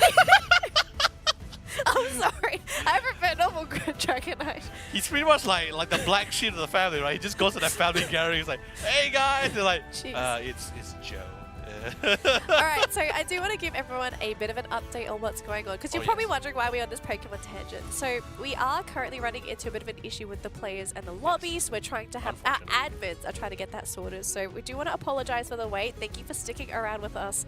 I do believe we are almost ready to go. Yep. And of course, while we're waiting for Yes. the next round as well, everyone, I would love to remind everyone to don't forget to hydrate. Yes. yourself. Because it's been a long day, a lot of screaming, a lot of shouting for your favorite teams as well. Always important to keep yourself hydrated, because you know why? A healthy body is a healthy mind. A healthy mind is a happy soul, alright? But of course, if you guys didn't forget to drink a water, especially for you, Danelie, and our broadcast team, and our viewers, you guys are still 10 out. So don't worry Wow, about this man's too prepared. Jeez. I only have coffee, so technically I haven't drank water today. Whoops. Yeah. Technically, it's still made up of H2O, so you're still fine. Partly. I don't know how many It parts doesn't water matter is. how much percentage is still H2O Alright, in it. You alright. cannot escape it. Alright, fine. Everything has water. You're made out of water. We're made We're out all of water. made out of water. I don't think I drink enough, but oh gosh. I'm ready for this next game though. I am also excited as well, and hopefully during this time as well, hopefully it did really cool them down slightly. I just got notified that the draft is ready. Oh, Let's yeah. jump into game 2 of this best of 3 series, and it's a Let's go, banger let's of a go. series, ladies and gentlemen. It's Uniteholic going up against Shin and Rude. This is the first best of 3 for Uniteholic. Shin and Rude have played a match today, and they unfortunately lost that one, so they are in a position where they have to win, and they have to reverse sweep Uniteholic now because they lost game number 1. Mm-hmm. Dragonite being banned. Weren't they the one? That was unexpected. I didn't actually expect the Dragonite to be the target man here. Yes, exactly. So, interestingly, okay, Dragonite is going to be the main focus here. There's going to be one all-runner out of the pool. Does that mean they're very confident in the fact that they can actually deal with the Buzzwole, or for the fact that there will not be any all-rounders in this room? I honestly have no idea. Because I if you- wish I knew. Because the thing is, we have been surprised today, right? We have seen See, Lucario. I had a feeling Hooper was the issue, and that's going to be picked up by Shin and Rude. Although I'm surprised it's Shin that's going to pick it up, though. So if he can make this Hooper work, I mean, I'd be impressed. But if they switch it to Ikora, I also would not be surprised. Sylveon, understandable, but I'm quite surprised that Wafu has actually gone for the Inteleon here, because that means that there's no way Espeon is going to be picked up by Uniteholic. But Shin and Rude pick up Espeon themselves. Do it. Don't. Do it. So, okay. Okay. That. That's it! thing about it is that if he gets the poison stack off, he actually can do really big damage. However, it's easily countered from a single CC like Hydro Titan, Okay. for example. Look, we have to stop first because there is one. How do we stop this? Hold on. Is there another? Yeah, are we gonna see 2 speedsters? Oh no. it's Gudra, jeez, look at the steals though. Look at all these steal picks. But Slowbro is being considered by Uniteholic or Mammothswine. I don't think they will. I don't think they will opt to go for the slow roll. No, It's Mummy does play Mammothswine. I think I he is know. actually really thinking about I it. know, but I'm saying like if he was to go for the, I don't think he would go for the slow roll if that was the thought process here because it's too individual. Yeah, it's too single target. You need AoE disable. So Mame Mammothswine, this is a signature pick for him as well. He's played a lot of this at the Winter Tournament. And yes, they do swap. So Ikura is going to be handling the Hooper. BKZ is going to play the Gudra. Now, I did not cast the East Asia regional qualifiers last year, but I did hear from our friends, I think it was Permasneeze, Moonboy, and JJ, that BKZ did play Gudra during those qualifiers. So this man has handled this Pokemon before, and I'm really interested to see what kind of improvements we're going to get from this man on this Pokemon. Yep. And honestly, I'm really excited to see Ikura actually bring in the Hooper because he's also one of the few support Pokemon he has on his belt for himself. Yes. But it's definitely not something he would mostly prioritize in this No, case. but I feel like in this game, because they had to deny the Hooper away from Uniteholic, Ikura has to play it because, again, I said this before, I don't think Sun Shin would have had enough time to practice playing Hooper. Correct. Hooper is one of the hardest supports to play competitively. I've heard horror stories of support players spending so many hours playing Hooper just trying to learn it and master it and try and figure out all the little nooks and crannies and different kinds of play styles. Like, for example, people learning how to put the hyperspace hole on the high ground so that your team can actually use the hyperspace hole, but also not be in a position where the enemy team can actually knock you up and prevent you from going through it. There's like a lot of nuances to this Pokemon that require hours and hours of practice to understand. Ghastly's gonna be definitely really be careful in that lane as well. Central area, I wouldn't be surprised if they decide to go for a little bit of invasion here. But seriously, I think it is actually pretty viable. It will be quite devastating. I don't think there is going to be an invade, to be completely honest. They're just sharing the farm because they want to try and get the Sylveon to level 4 as fast as possible. And this is why they want to try and put pressure in this lane. But Xing Di coming in here, he might be the X factor to turn things around. Oh, finishing off does get the Sylveon. So this is what Shin and Rude need to do. If you can shut down that Sylveon early, even though you've already got the level 4 in that Sylveon, this could be a big benefit to your team because you're slowing down its progress. You're going to make your laning partner's life a lot easier. I mean, this is the best thing Xing Di could do for his team, and thankfully it's working out. But Uniteholic, they're going to pick up on this. As it doesn't mean they have to change the way that they have played, or they have to do something different. I don't think they need to change yet. Although, hang on a minute, they're going to try and do some damage there to their Haunter. Now, not fully Gengar yet. We'll need a little bit of extra time. But this is sort of what happens when you share your central area. When you give that farm to the Sylveon, you are delaying your Gengar's evolution. I mean, there's no choice because there's just too much variables in this game that could really go wrong here for them here. Pretty much why they're trying to stick as much as possible to either prepare for any central area, for any jungle invasion here, or the fact to try to at least counteract for rotation. So far, it's been working well for Shin routing in the early phase, especially took a little bit one too many solar blades to try to secure that wild Pokemon. That really paid off quite well for them. But let's be honest, Sylveon should be able to farm out the necessary level pretty quickly as well. Yeah, but I have to say BKZ, after that little assistance from Xing Di, is doing much better in this lane, especially considering that he is playing that Gudra. So fingers crossed, his team is hoping that he's going to be able to get to that Gudra as fast as possible. Haunter trying to do a little bit of damage there to the Wartortle, but look at this, though, caught out by the Hooper and gets shut down by that Solar Blade. We'll have to see DIR a little bit later on, but another KO happening, almost getting a third here onto the Eldegoss. They will leave Eldegoss alone, but Shinarude, game number 2, looking much better compared to game number 1. Yeah, the priority is definitely really pretty obvious and visible for all of us to see here. They just didn't really care too much about the lane of the points anymore. It's just more like trying to get that lead, trying to get a lot of KO as much as possible. You notice, right, when they went for the central area Altaria spawn, instantly everyone from the top lane just rotated towards down there. They don't mind giving up up the lane towards the Sylveon. We just want to get rid of this Haunter, and he did overextend himself because he wanted to do a couple of damage. And once again, can he get out of it? No, too low. No, unfortunately not. Leaf Blade just constantly being thrown out.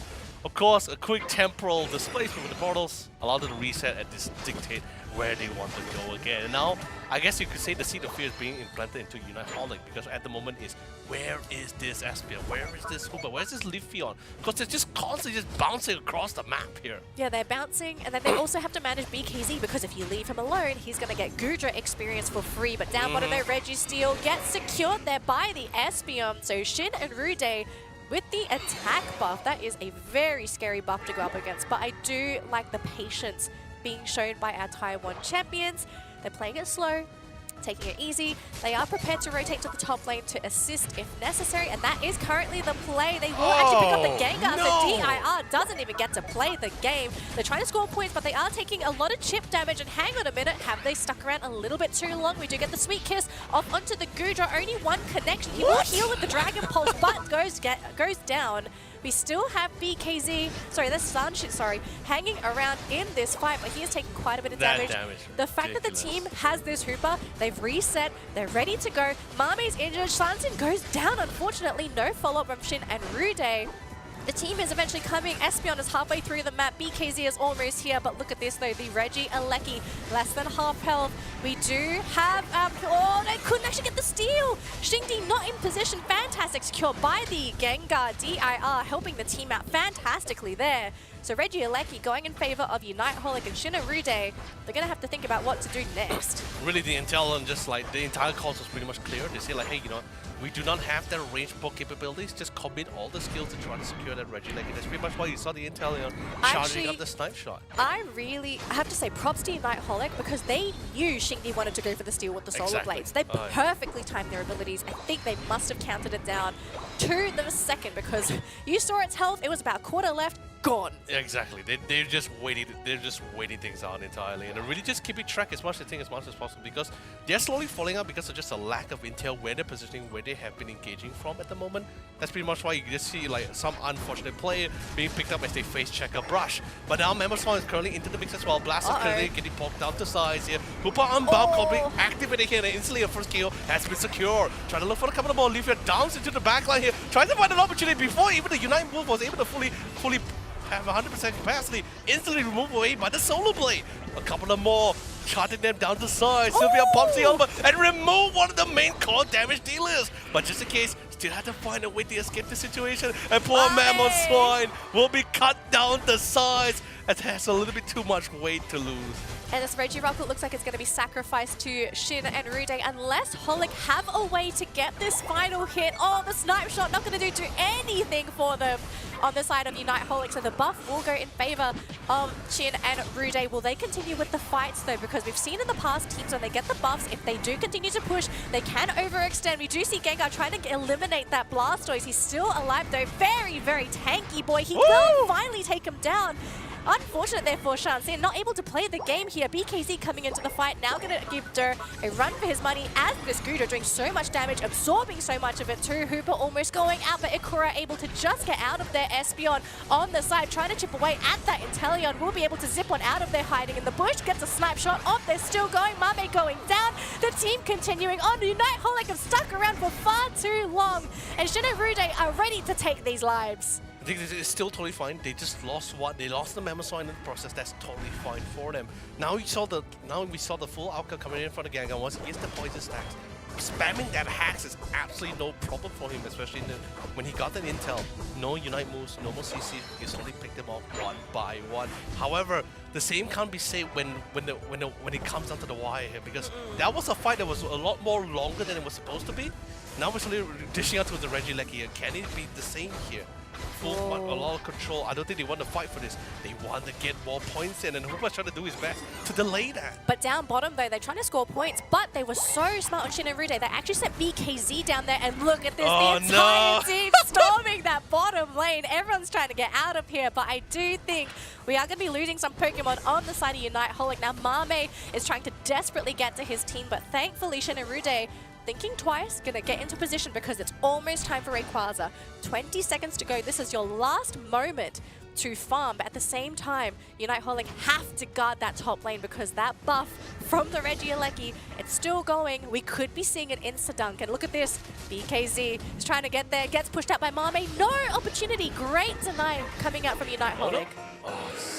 Because has finally been spawned. This is the final moment. This is the final countdown here. Everyone is just trying to get the next as much levels as much as possible for this potentially last fight. And points as well. Unite Holic are currently leading with 185 points. Shin and Rude are behind by a significant amount, and they don't really have anyone in a position to go for any kind of back caps. That bottom, the bottom goal zone is very protected, and the top goal zone protected by that Sylveon. But maybe this is what Shin and Rude want. They want Unite Holic to fight as 4. They eliminate the Pokemon here. They take Rayquaza, and they should be able to take this game. But that's the problem, is right? that the play? Look at this. No, that's what they hope for. But right now, they're just still unaware. They're still unsure. That's why we haven't seen much engagement for them just yet. They want to confirm the existence of the Sylveon. They're keeping track. They're saying, okay, we see the Gengar, we see the Inteleon, we see the Mammoth is currently in our face here. Pulls him all the way to the back line, but he's still able to sustain. So push him back. But Leafy was able to get to the back line, but only finds the Inteleon. Where's the Sylveon? Finally spotted. Now they're confident. They're trying to engage towards the Rayquaza. Getting perked out, and Unite moves also has been committed as well. Can they get rid of the Gudra before it's too late here? And Mammoths are doing a phenomenal job trying to zone out the Leafy. Hydro Typhoon knocks them all up into play here. Trying to find an opportunity here to Crow to get last hit here. Who gets to secure? It wants to be Unite Holic. Secures the Rayquaza. 2 KOs. And now they make their way to dunk more points. A full 5-man wiper, Danelie. All will fall, and Unite Holic suffered so much in the early game. They surrendered. Ladies and gentlemen, GG is the call. And Unite Holic, an unbelievable turnaround after a whole anguish of the early game. Oh my gosh, what a game! We saw so much pressure coming out of Shin and Rude, constantly going back and forth with Unite Holic, point after point. Yes, there was a minor gap between these two teams, but in that late game, Shin and Rude, they just could not find the opening to fight into Unite Holic, and the race against Rayquaza, that is always such a dangerous race because you can't guarantee that you're going to get that last hit because who are you up against? An Inteleon! One of the best snipers in the entire game! And the crazy part about it as well, like, you normally, in some cases, you see that, like, especially because it's from our point of view, we see where everyone is. It was a 4v5 where the Sylveon is handling that top goal post. However, they just have no intel. They just didn't know whether they should engage. Is it really a 5v4? That's pretty much why you saw Xingdi went so far rotation, trying to sit to the back line. If he can get a head count, if he can get some form of sense of security, then they can actually try to engage on this Rayquaza because time wasn't really on their side. They were the one having their backs against the wall with the less points here. But once they engaged a little bit, Leafy forced out the Inteleon, and that's when Sylveon revealed himself. That's when the whole team said, we can go for the Rayquaza. We can attempt, we can try, but you really gotta give it to Mame, right? He has been zoning and setting things up so much as the Mammoths in the last round. It's been such a menace for some of the team here, even forcing the likes of Shanxin to fall back to back up his team. Only BKZ was in the Rayquaza pit, trying to help them out. He had no choice though, right? Because you also want BKZ to be your frontliner. Like he's a massive Pokemon. He's a defender as well. But he's going to have positional issues because Gudra doesn't really have the best way of positioning around that Ray pit. So he was stuck in the Ray pit. His team was on the other side. He wasn't able to provide any assistance to them once they actually got pushed around to the back. So what could you really expect him to do? Like the team was forced to actually race for that Rayquaza because if they tried to fight, they know that they were going to be at a really weird positional disadvantage because of where BKZ was. They couldn't get him out of there. That's what I'm saying. It was pretty, like, I can feel the pressure coming from BKZ because he was in that pit, and you can see his Pokemon Gudra, the animation, trying to be as close to the wall as much as possible because Mame was busy pushing everyone on top of Rayquaza pit and even further away. Well, he did a great job at corralling them, right? Like he was pushing them around the edge. Like herding sheeps, you know? But the most important thing was that vision. Like you keep mentioning this, right? Like especially in a game, a team battler like Pokemon Unite, vision is king. We do have a couple highlights here from that previous matchup, and oh my goodness, we thought it was going to be a Shin and Rude game. We thought it was going to be a Game 3, but Unite Holic coming in with a 2-0 sweep against Shin and Rude. I don't think anybody expected this result from this matchup. I think it was also a really well done job coming in from Unite Holic as well, because they didn't really allow it to escalate that lead any further. Yeah. Because they had the early game mainly because of the fact that the Leaf Blade had better range. It had better poking abilities compared to the side here for the rest of their lineups here. But when you get to that mid game, you start seeing like everyone just turning out. Sure, there's some clashes, but not too much of an extension, except for the bottom flight for the Reggie roll. That one went a little bit too long than I expected there, but that's totally fine because I think maybe their goal at the time was just to buy time. This was the fight. Like, look at the position. It's just so awkward. Like, they were all over the place. They just weren't together. There was just so much pushing happening. Like, this, it was insane.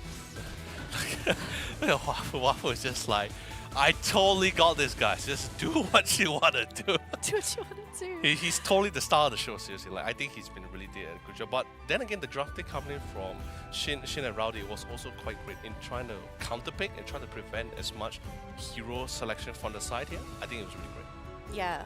All right, I do believe it's time for us to talk about the man of the match, and it's none other than Betchin on his Sylveon. Guys, I think, to be completely honest, this man did so much in these matches. I think in particular it was that game one. Leonard, would you like to take the board? Because I love your choice. All right, so... Yeah, so I think there were several instances where Betchin was phenomenal, but we do have this one in particular. I'm not sure what Leonard is looking at here, but okay, he's just selecting his colors. All right, so let's go through this highlight together. All right, so real quick, right? I believe this is the one with the blasters on, right? So just quick check here. I mean, we're looking at it here together, so it's fine. All right, so coming in. All right, this is game number one. Yeah, this is game number one, right? Okay, so let me try to reset this a bit. All right, so you could just press click one. Oh yeah, there we go. All right, yeah, that's right. So towards in this fight, right? If you notice, right, everyone was really coming to clump in, right? So coming from the side, you already have the Zora here. He's completely already zoned out from the rest of the side, right? He's trying to figure out on what point of engagement can he come from. Can he do this long rotation towards the top side and try to go from the brush and re-engage in the fight here? Or can he try to re-assist his Crustle, who's currently trying to keep this one player in check here? While at the same time, you already see the Sylveon and Mame and even two more members in the backline completely surrounding the poor Blastoise here. He's pretty much calling for a massive help. The rest of the team is just trying to find a way to re-engage back in the fight, but just finds no way. This person was definitely going to be knocked out for sure. I feel like the mistake was they decided to re-engage in despite having one member already that low. And remember, if you also look at the fact that I believe they decided to go back in is mainly because of the fact that there was still a Unite move on top of that Blaster. That's why they decided they wanted to try to attempt that fight. So let's just quickly resume this exact fight. So we see the Unite there getting used on the majority of Unite Holic. But even after the Unite though, Xingdi, he came in, he thought he could finish them off. But you know what Betchin did? Press the mystical fire button. Yes, and look how close they are in vicinity to him, right? I believe Betchin is right here. Right there, yes. Right there. And there's everyone so close to the vicinity of the fire, okay? Everyone was around the fire. Everyone was literally getting ready to be cooked. And the poor Mew is too far from the party here, alright? Mew just came back, so... So Isley came in, pops the mythical fire, and then everyone just scorch and burn. They can only do so much in this situation. They have really. So let's try to move on to the second clip here. I believe this is the one with the this is the Rayquaza steal. Yes, this was the Rayquaza steal. It was a very chaotic Rayquaza. We had so much happening. We had fights happening in the bottom left of the pit. We had a fight happening in the top left of the pit. We had a Inteleon that was on the right side of the ray. I was like, oh, there's so much happening. So I want everyone to take this really important count to the fact, right? You have two strong defenders, and I agree, really great. You have the Blastoise, who's currently at the bottom here. You also have the Gudra, who's currently in the middle of the Rayquaza pit, trying to have a really good positioning himself, trying to re-assist the Leafeon, who was able to get towards the backline. The Leafeon goal was try to snipe the backline as many people as much as possible. The Italian, who already popped the Unite move, have given so much vision. But look at the rest of the team, right? The Mammoth Swine has already engaged forward alongside with I believe with the Sylveon as well, getting ready to zone out the Hoopa. Reason being is they do not want to allow this Hoopa to reset this fight. Although yes, Rayquaza is relatively low in the first place, yes, but that doesn't mean they don't have time to reset here. So it's a really good zoning coming out from the Mammothswine. But look, just take into account where the Leafeon is, right? Who's currently zoned out instantly, right? And look at the position. I think most importantly, I want to look at Xingdi's position. This man is a breath away from getting knocked out. He is trusting his team to get the last hit on that Rayquaza so he can instantly go for a score. That's one of the main reasons why he's there. He would love to go for that last hit, but he knows he's not going to be of use to anybody if he's eliminated. That's why I say it was very crazy, right? Because once the Sylveon or his team member Sylveon figured out that the fact that the Mammothswine Mame did a great job on zoning out the Hoopa, which is, by the way, no longer around. The Hoopa is no longer around. Now all he had to do was just retrack back and chase out Xingdi, which, by the way, Xingdi is literally completely lost. Has nowhere else to re-engage. Hold on. He's not lost. He's trying to stay out of the Inteleon Unite range. But I also think he really thought his team would actually get that last hit on the Rayquaza, which, look, I don't think that was going to happen at all, because Xingdi was literally their best last hitter when it comes to Rayquaza. That's what I'm saying, right? And then, okay, let's continue with the clip as well, right? So I believe the Gengar was able to get a beautiful toxic, beautiful time swing for the Hydro, and then we pause here. And he actually came back because of, oh my gosh, he came back because of Ikaru's Unite. But when he came back, he came in right next to Wafu. And the worst part about it, if you notice as well, no more Pokemon Unites, all fired at. No more Unites to really assist them or control any of the states of this fire. The same goes can be said for the side here for Team Unite. I mean, Dur does have his Unite. But there's still the Gengar, which is still massive amount of damage. I'm really curious to see which damage counter actually picked up first, right? Was it the Gengar supplements or the fact that the Inteleon came in at the last minute here? I think it was the Inteleon that actually got the secure here. So, yeah, it's not yet. That was the Leafeon. Oh, then now I just noticed with the pause, right? The entire team was being focused here instead of the Rayquaza, which I'm very curious to why.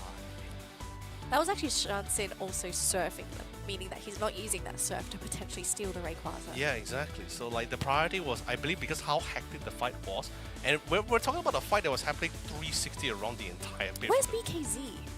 BKZ? Oh, Is he outside the pit? No, BKZ is here. Is he still there? He's still there. He's still there. I can't see him. He's being pushed out by the Mammothswine. Like He's blending in. Yeah, he's blending in with the Mammothswine, right? He's just barely finding a way to fit in. The only person who was very free, who was very comfortable here, was just Wafu. Yeah, Inteleon. Wafu. He's chilling. He wasn't even fighting with the Hoopa. He was just dancing because he was just waiting for a prime opportunity to really jump back in. And of course, that being said, and there we go, snipe shot. I saw the instant snipe shot. Yeah, and that was it. And the worst part, everyone else just got completely isolated here. And they got wiped out as well. So, Unite-holic, this is a scary team. 2-0. Shin and Rude. 2-0. What a nightmare group. But it's definitely one of the best series that we watched today for sure. Like from the drafting itself, the mind game, the chess moves being made by the two team captains into that, which is then transitioned into the round itself. It just feels absolutely perfect. We still have more games, Leonard. I know. Sorry, we have one more game to end today before we're done with East Asia. So, that's true. But tomorrow we have Southeast Asia. That is the most exciting thing because Southeast Asia is equally exciting. Maybe we're a little bit biased here because all of us here are from Southeast Asia, but look, East Asia games, they've been fantastic. But very quick, we're going to go through a recap here for Group A. So Shin and Rude, they have completed 2 games today, and unfortunately, in their second game for today, they were not able to win any games. They got 2-0, meaning they are still sitting on 1 point in their group. And this is terrifying because they've only got 1 best of 3 left, and it's against KS. This will be next week, so we're not going to see any more of Shin and Rude today or this week. In the meantime, KS, they've only played 1 best of 3. They have 3 points because they beat Mosquitoes, and this is a team that I am keeping my eye on. I cannot wait for this team to perform next week. The Mosquitoes have completed 2 games, securing 4 points this week, and Unite-holic have only played 1, but they've also got 3 points. So what a day for some of these teams. But Shin and Rude, they have a lot of work to do next week, or at least they need to win that best of 3 up against KS. So Group A is done for today, but we still have one more game to go, and I'm going to welcome back Professor Flava to the desk. Welcome back, Flava. We have one more game to settle the day, and guess who it is? It's going to be the final series of the day itself, and I'm excited. Now I have a few questions before we jump into all that. Yes! What's the question? What's the game? Okay, so the game is... All right, so our final game to end the day, and yes, you better be excited. It's MJK versus Too Easy. Now, for anyone that doesn't know, Too Easy has not played today at all, but if you take a look at the roster, you're going to be seeing some very familiar names. So starting off with MJK, we have Sona, Pinty, W Green, Ruin, and Lukapo.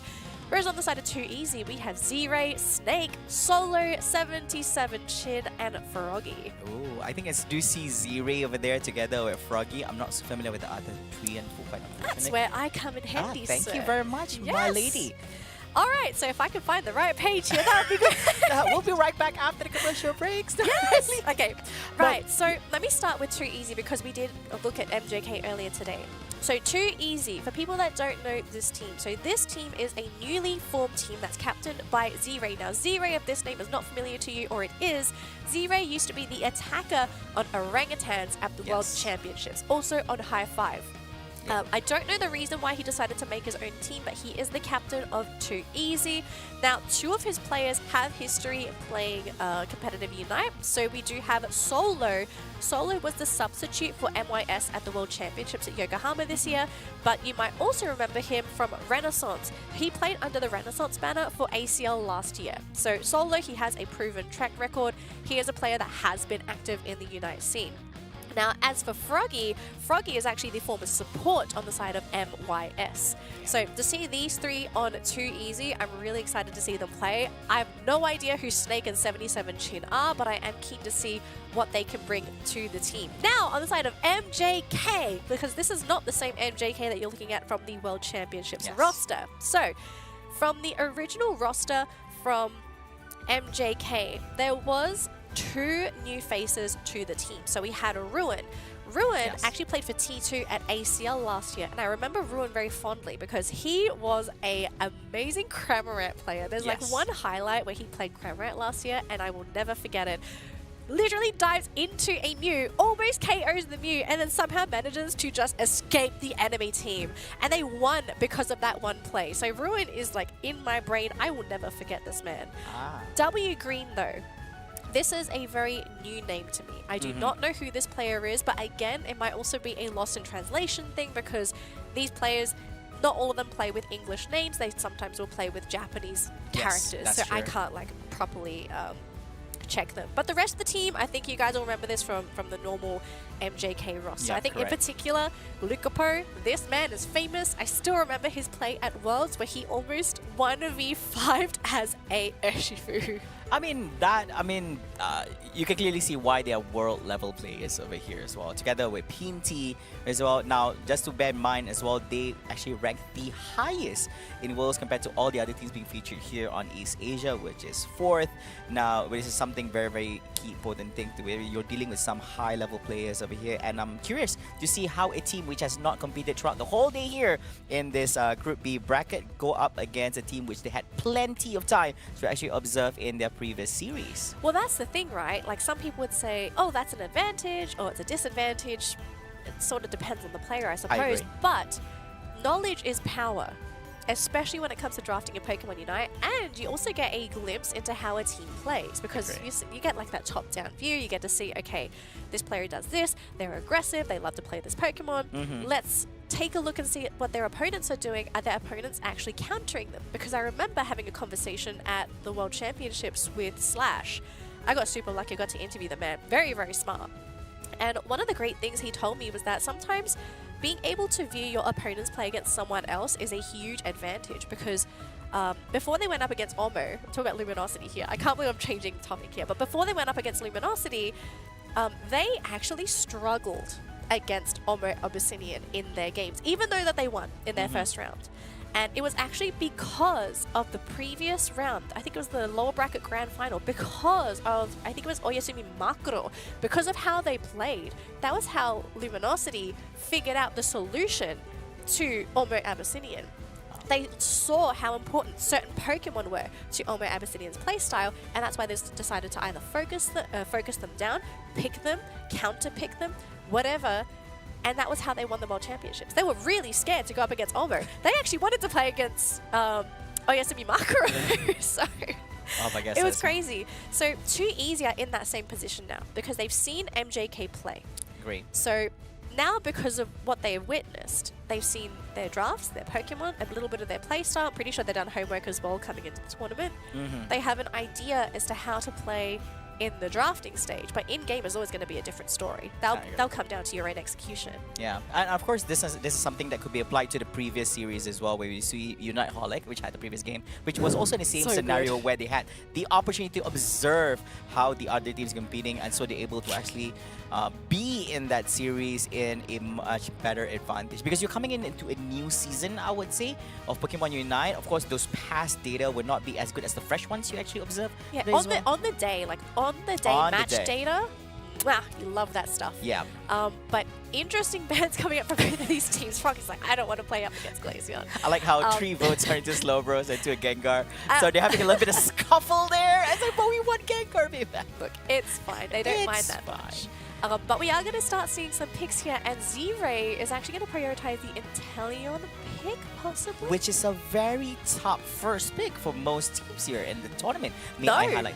They've actually decided to change. They prioritized the okay. Blastoise here for 77 chin. So, okay, they were thinking about going for the attacker first, but I think Blastoise, this is definitely a Pokemon that you have to consider as a potential first pick. But this also gives Ruin Inteleon. Yeah, so they snatched off the Inteleon for this time about. So this is going to be optionally for them since you're not having it. But I still do agree, I know you're mentioning on the Blastoise as well. Because as an opener, you have other options. You don't have to worry so much. And You there's not could- really much of a counter You to can it. pivot it as well if you want to play it as a defender. You can play it as a defender, which at the moment it is currently a defender because we're seeing 77 play it.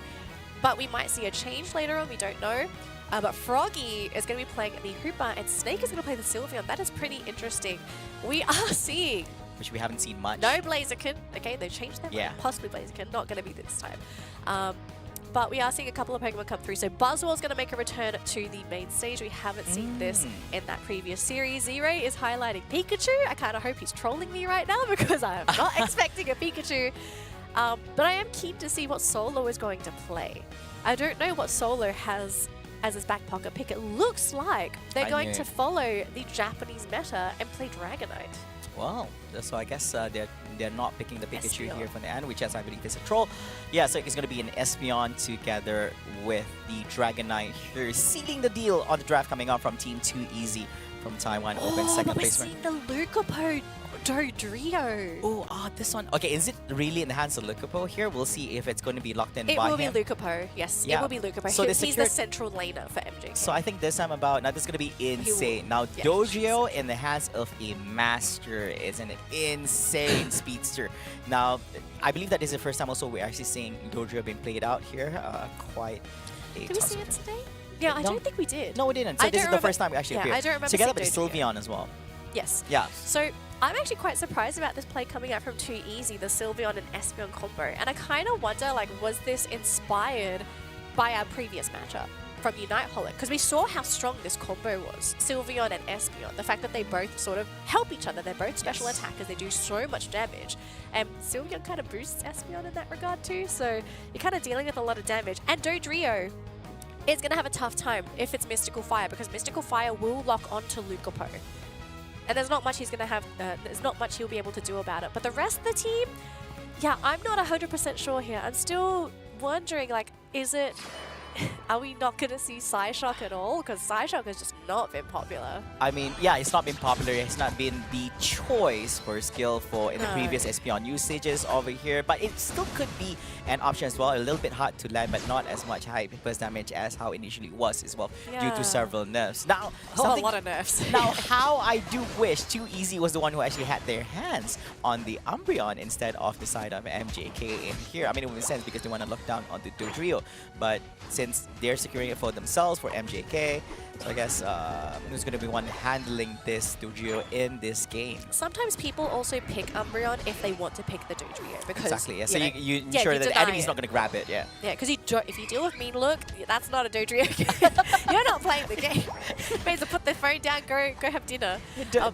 So there's no way of us preventing them from picking Umbreon. So why not No. we pick Umbreon for ourselves so that we can also pick up together with a 5th pick Dojiro for our end. Yeah. So of course, right now we do see that the mid laners have already made their own rotations to the top lane here. It's going to be the Sylveon together with the Dojiro.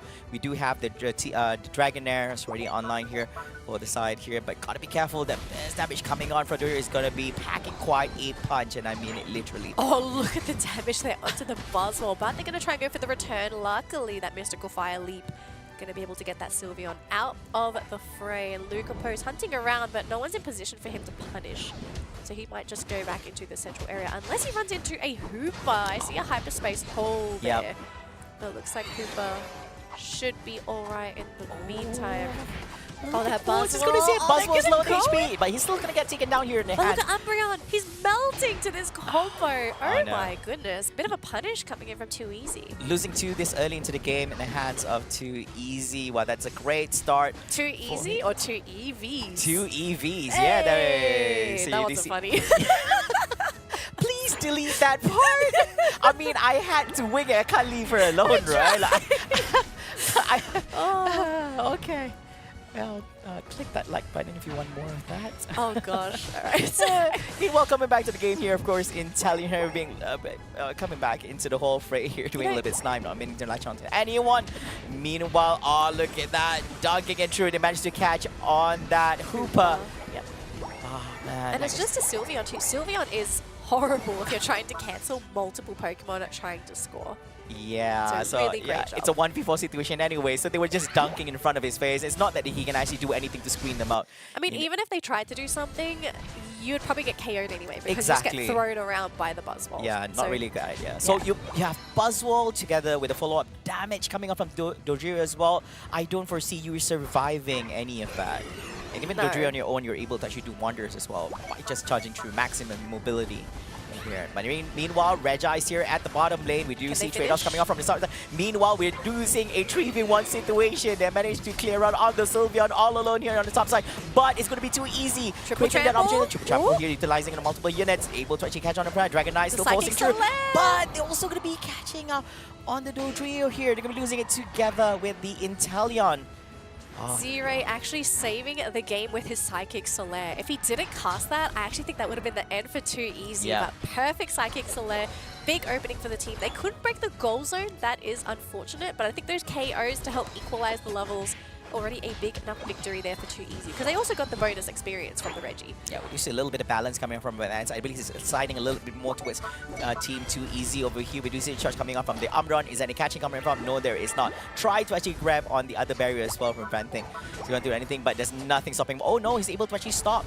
The Buzzwole actually do a little bit of scoring, which forces them to actually go into engagement. So that's what you get for messing with these two. They did not manage to stop the Umbreon from scoring. This time a little bit space for the Buzzwole instead. Will see if he'll be able to actually survive this array of attacks. No, he will not be able to, together with the Hooper, gets taken down.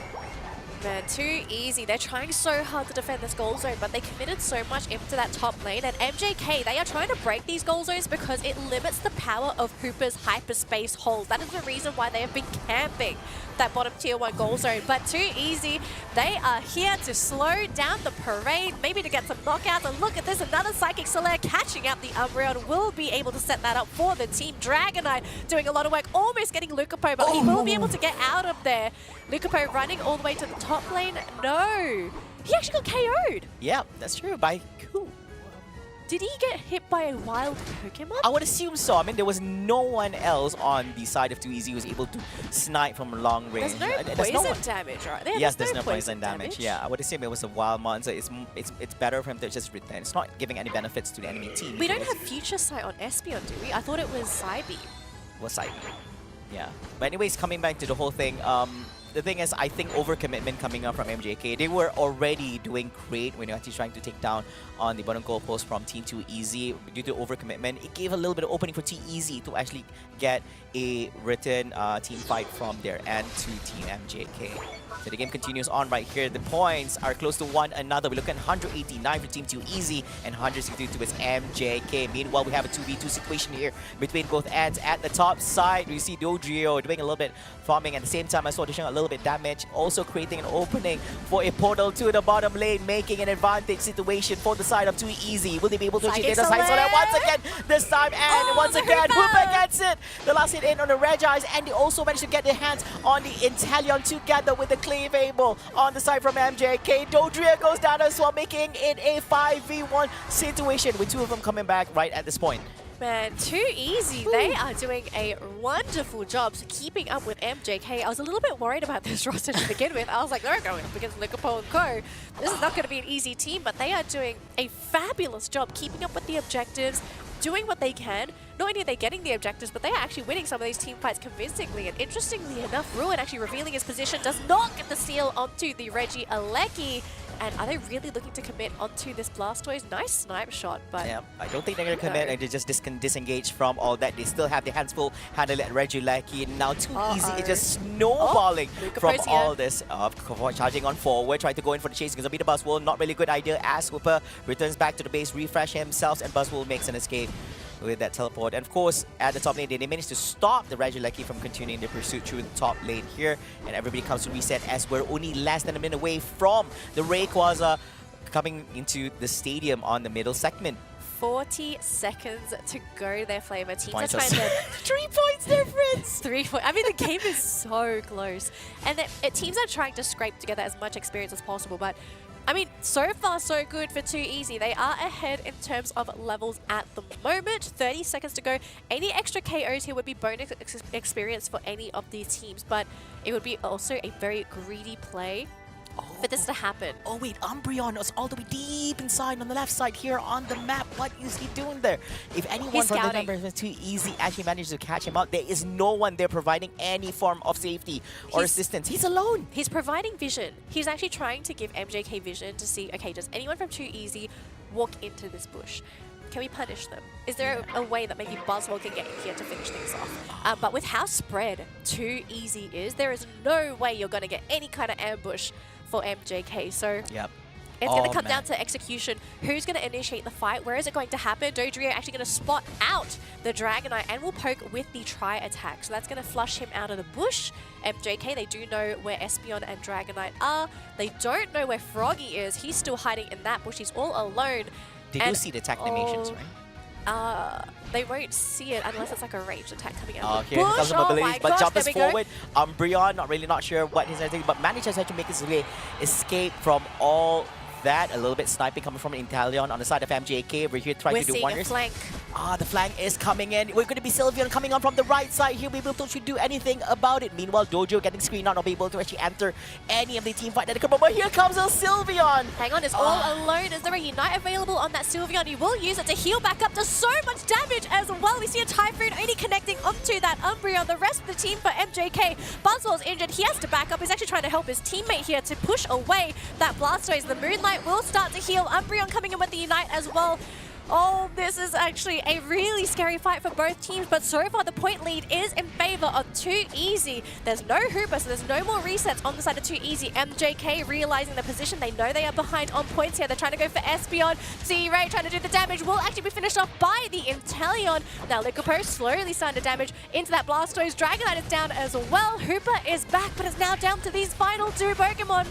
Here comes they the snatch either have to go for the steal, they have to go for the steal. Hit, they got to slow this down, do whatever they can, and it's going to be Inteleon to secure that Rayquaza. MJK going to get the boost, instantly snipes down the Blastoise, and this is going to finish up the game. MJK getting game 1 up against 2 Easy. This game looked like it was going to be 2 Easies, but that final engagement around the Rayquaza pit, we've seen it so many times. It is a dance, a tango, a ballet.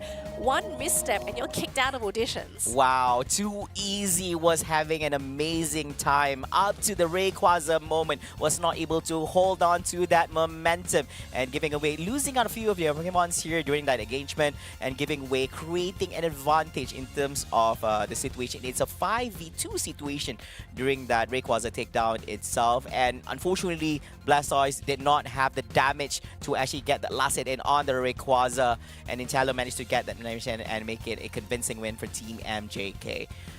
What a match, Danelie. It's quite unfortunate it had to come down to that point where 2EZ had to lose despite having such a good early and mid game. I wonder if things went downhill after Solo tried to go for that flank, because the team Not being able to do much. He wasn't able to do much. His team was quite far away as well. They weren't really in position to come in with any kind of follow-up. Blastoise did try to actually jump in to actually provide a little bit of assistance. He tried, but I mean, it's also, remember, it's a defender Blastoise. This isn't the all-rounder style. So he's not really doing damage. He's there to provide support with that Surf and Hydro Pump.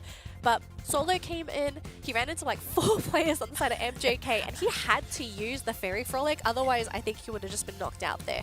There's some good damage, but again, if you're going to come for this flanking style, you need someone to finish them off. Yes, I do You agree. have to finish off those targets. You have to get in Otherwise, position, you need to have a really good follow-up damage as well. And remember, the enemy side also has a Clefable on standby as well during that whole mix. because Pete's job, he just stands there and heals the entire team because the team is already grouped up together. So Yes. it's not really that much of a loss here for MJK. So for 2EZ, like, again, we're seeing a lot of the issues for these teams that are leading.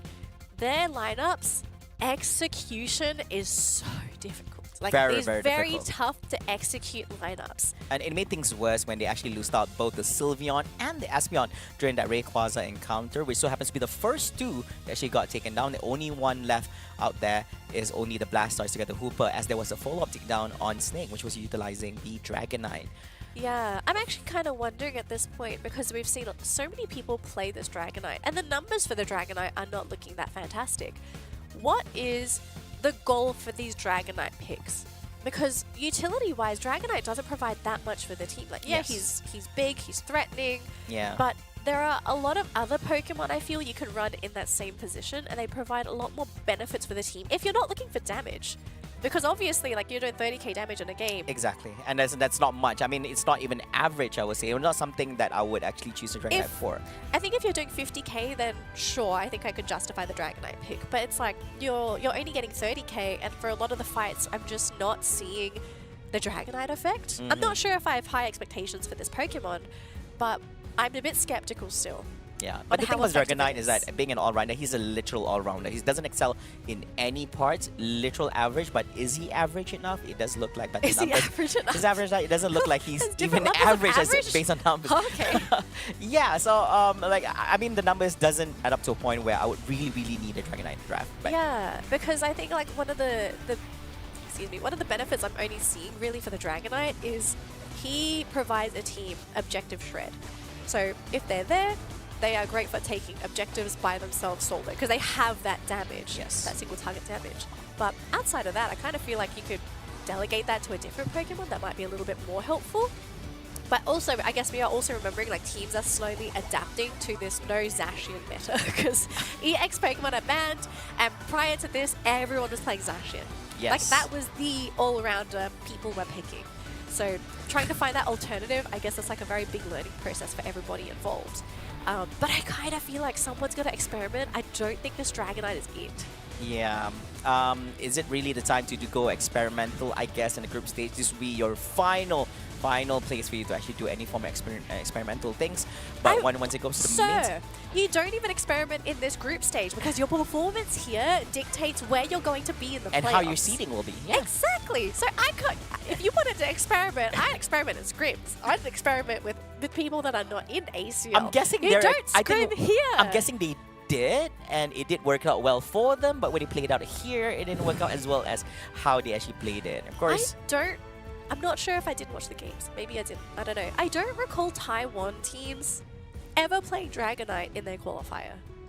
So I'm not sure if this is maybe them watching the Japanese teams and seeing like, hey, they're picking Dragonite, let's try ourselves and Like see. if the Japanese are doing it, we're doing it too. I mean, like they're also one of the top going off in the world as well. So you Maybe. want to use it as a point of reference? We're not sure, but Because I there's do a lot of believe. respect for the But Japanese. probably I would love to actually keep these questions for the players when we have the opportunity to actually interview them and see what they feel about the Pokemon and why there's such an interest going off on the Pokemon. And there's certain information that we don't know about which makes it Possibly. a viable choice for most of the teams. We're not just highlighting about one or two, but most of the games we see today do showcase Dragonite, which is something that does not appear in recent Pokemon Unite tournaments when it comes to ACL, even the regionals, or even the country leagues.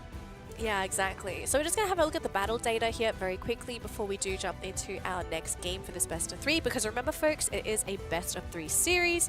Now, It's for not too over easy, yet. it's not over yet, but the issue is it could be over after this next game if MJK are just given another game and it's a 2-0. Now, too easy. They got to somehow reverse sweep this. And Yes. I think their early game is fine. I They're actually fine. think they did great during the early game. It's just that execution going into that late game. They've got to somehow polish that up. Don't get greedy. Be very mindful of what you're about to do and everyone else's position. Like, if everyone isn't in position and you're trying to pull off a backstab like Solo did, I mean, we've seen a few in the day which worked out well. Some of them didn't work out so well. it's risky. I mean, especially when you play a Sylveon going for a backstab, is that really going to work for you as you're not even in position to actually do any form of follow-ups? I mean, like Hoopa, yes, you have the mobility, but like Pokemons like Espeon as well as Dragonite, even with Blastoise, yes, you can go in with the Surf, but you have to time it really, really well. But even with that, he doesn't dish out damage. It's just a follow-up knock-up, but there's no damage behind that, so you need to have Espeon in position and all this. And it's not really the best when it comes to dishing out damage to multiple units as well. So I think they need to think thoroughly on how they want to play it from early, mid to late game. And I have to admit, when it comes to Pokemon Unite, there are certain situations where you might have to give up your early game to actually perform well in mid game, late game, because there's no such thing as performing everywhere well unless you just snowball and scale. You just scale well towards late game and you so happen to have a great game in the early game.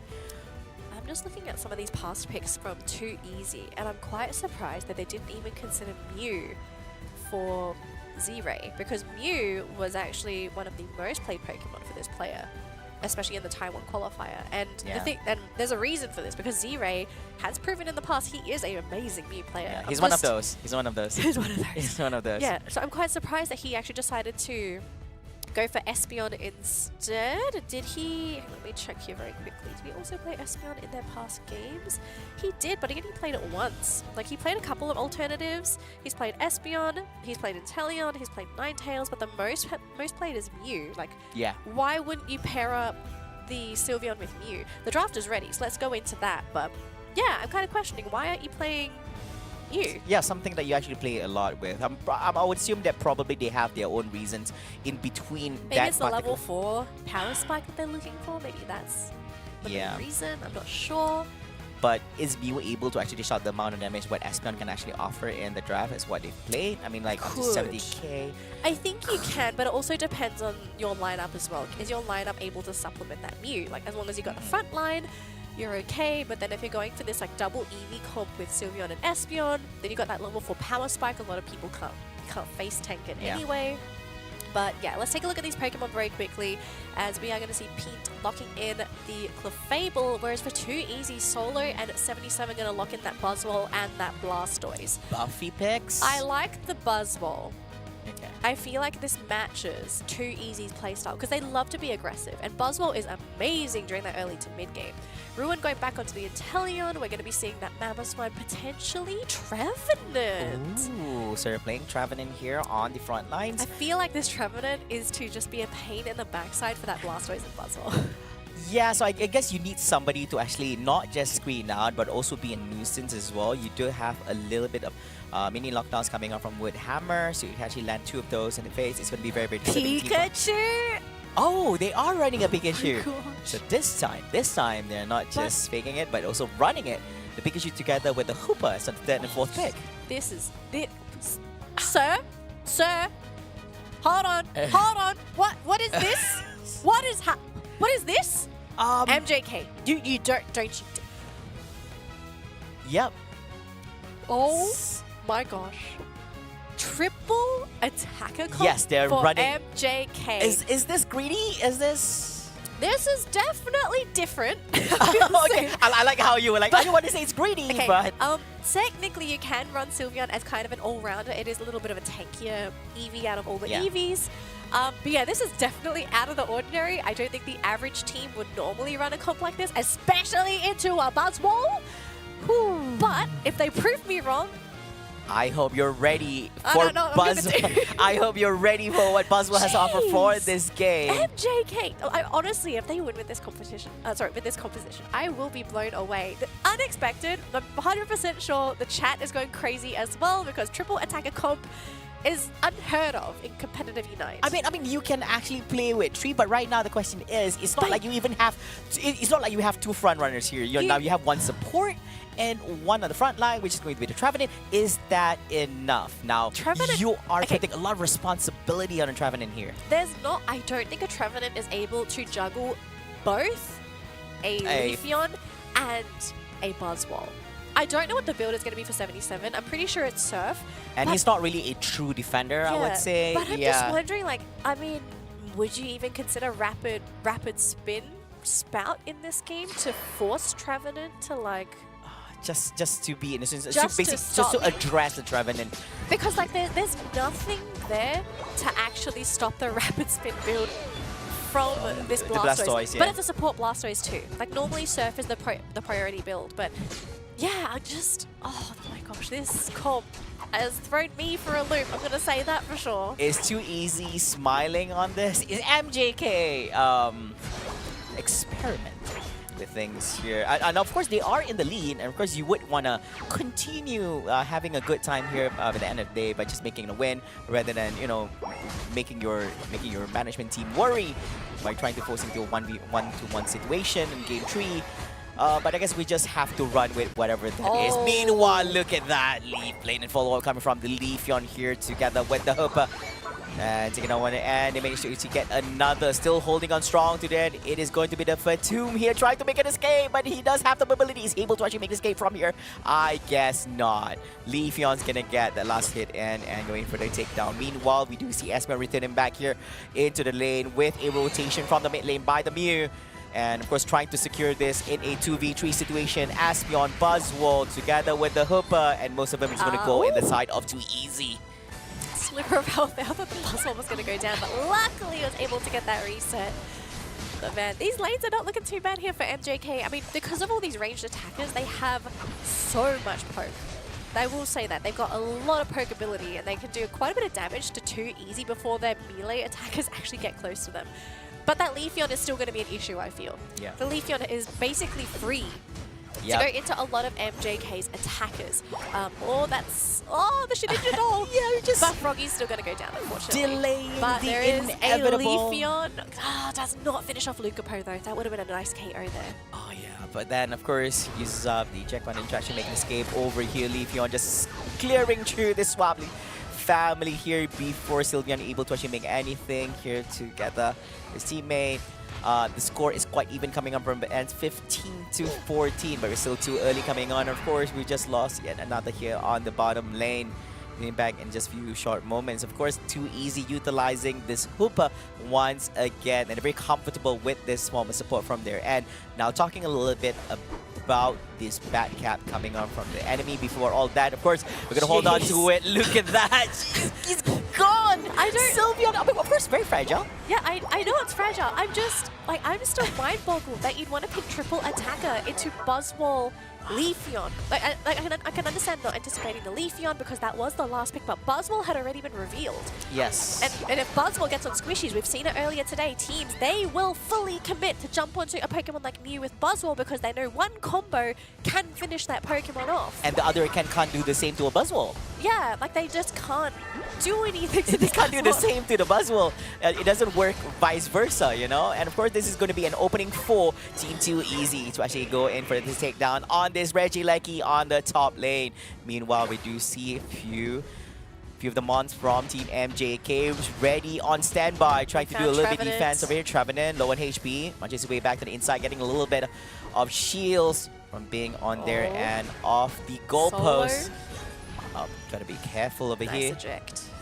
It's gonna get out of there nicely. So Too Easy, they're not gonna commit with the Regieleki, but they are scoring points. They're breaking goal zones. Bottom lane doesn't mean any Reggies here. Nope. So you actually do that since your hand's a little bit occupied on the top lane, stopping that Regieleki. Well, you're seeing a bit of a skirmish in that bottom lane. No full commitment, and the snipe shot doesn't connect to 77. So they're more or less fine, but Is Too Easy really looking to fight into MJK here? Their Buzzwall's about to go down, but look at this though, the Trevenant almost connecting with the Wood Hammer, will get with the Horn Leech, and that final basic attack will take down the Buzzwall, so the main tempo, the main crowd controller is out of the picture. This Hooper trying to get out of there, Shedinja Doll will just get out with the Hyperspace Hold. Beautiful timing. Yeah. But MJK, they're really ramping up the pressure, and I have to say, for them to play this aggressive, considering their lineup, the balls of steel, confidence I wish I had. They are ready to prove you wrong here, Danny. It looks like they are doing quite okay. They are able to obtain 2 of the goalposts coming from Team 2 Easy side, from the one from the top lane and one from the bottom lane. Here, so wow. So I'm guessing that MJK is doing well at the current moment. We do want to foresee how things will actually transpire for them from this point onwards, as we are at the 5-minute mark and we're at mid game and going into the Rayquaza pit engagement, which was something that we do anticipate will be starting towards Team 2 Easy instead, as they do have the Blastoise, they do have the Buzzwole as well. Meanwhile, calm down. Look at that. Damn, what do you have against a Sylveon?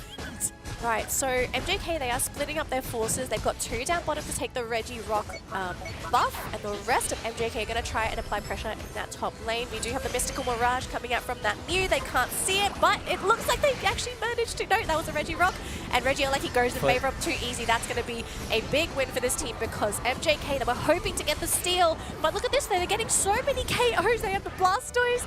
They actually had the... They're just getting everybody. What is going on in this game? Oh, things are going haywire over here. Meanwhile, Hooper with the Unbound here, tried to dish out damage and under the back.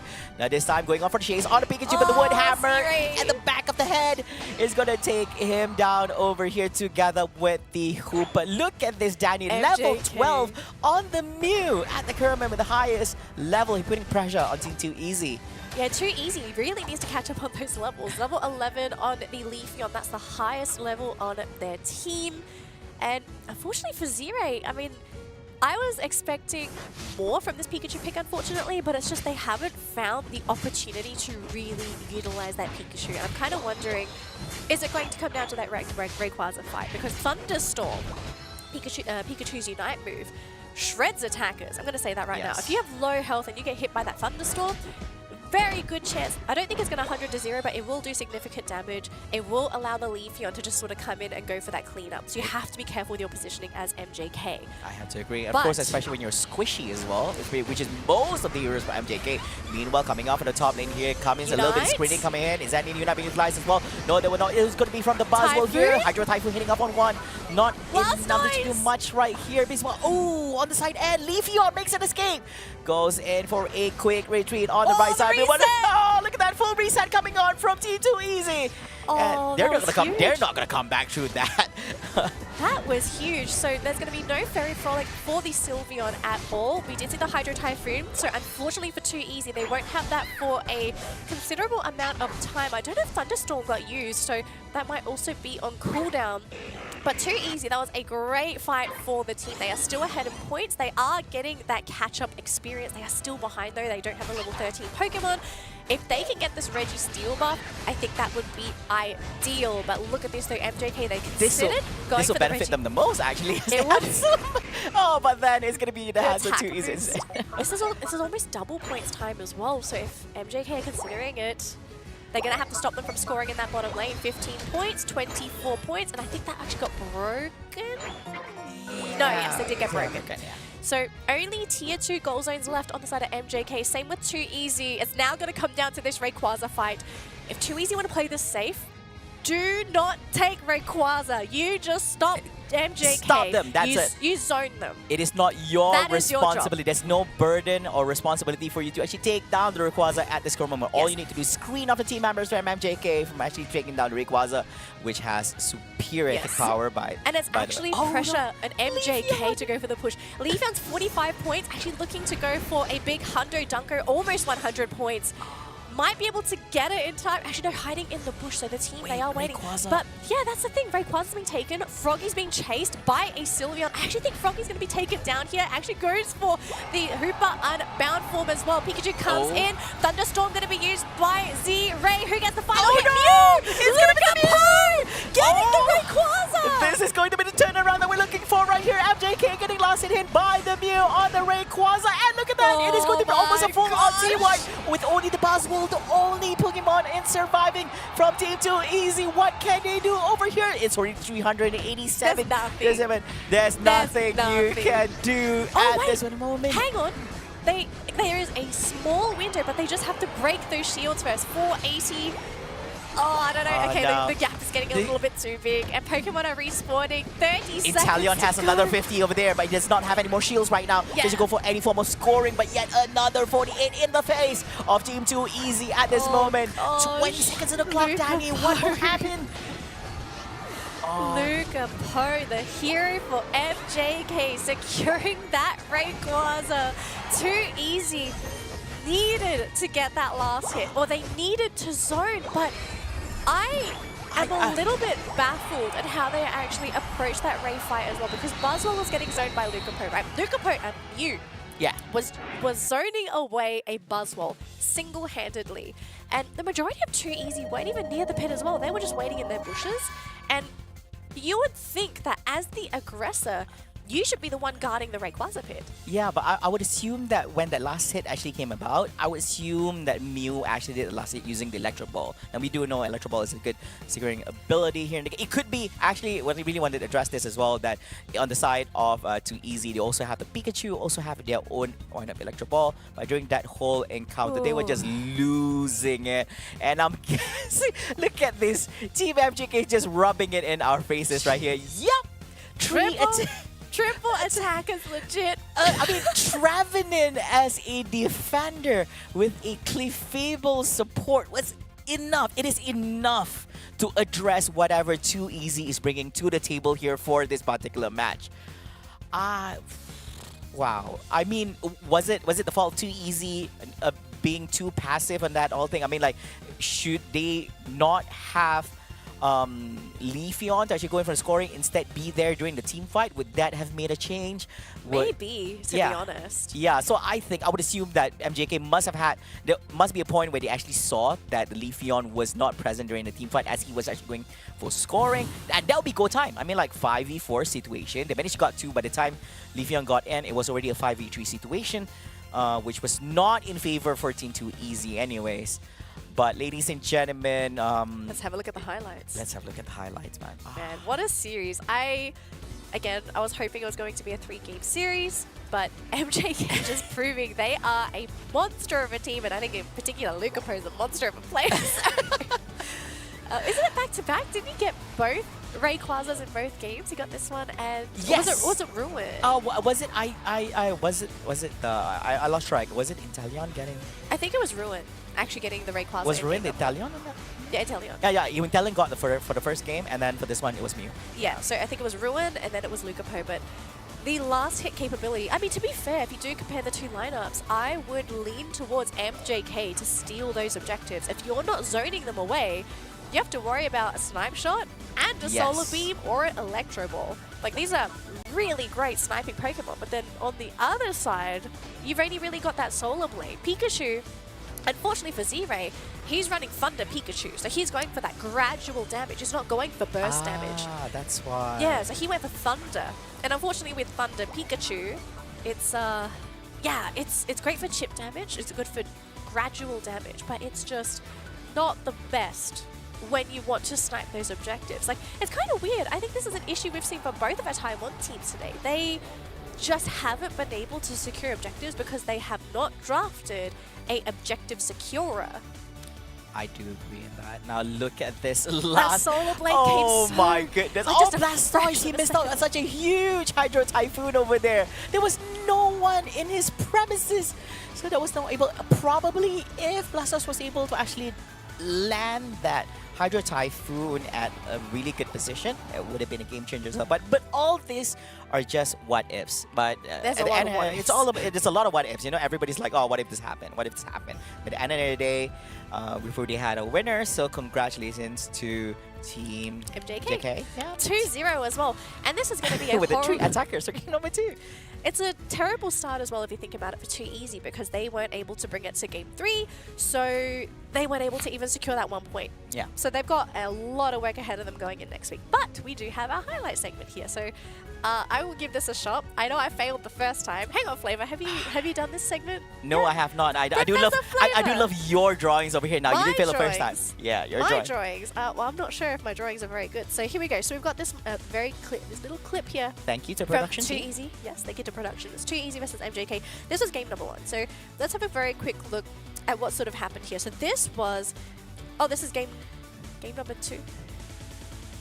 Okay, so we've got 2 clips here. This is from game number 1, and this was actually the zoning from MJK. So MJK, I don't know how they did it. They actually managed to just cut into Too Easy. And the issue with Too Easy is that the 2 remaining Pokemon that were left in the game, they had no sniping capability, Yep, they had none. right?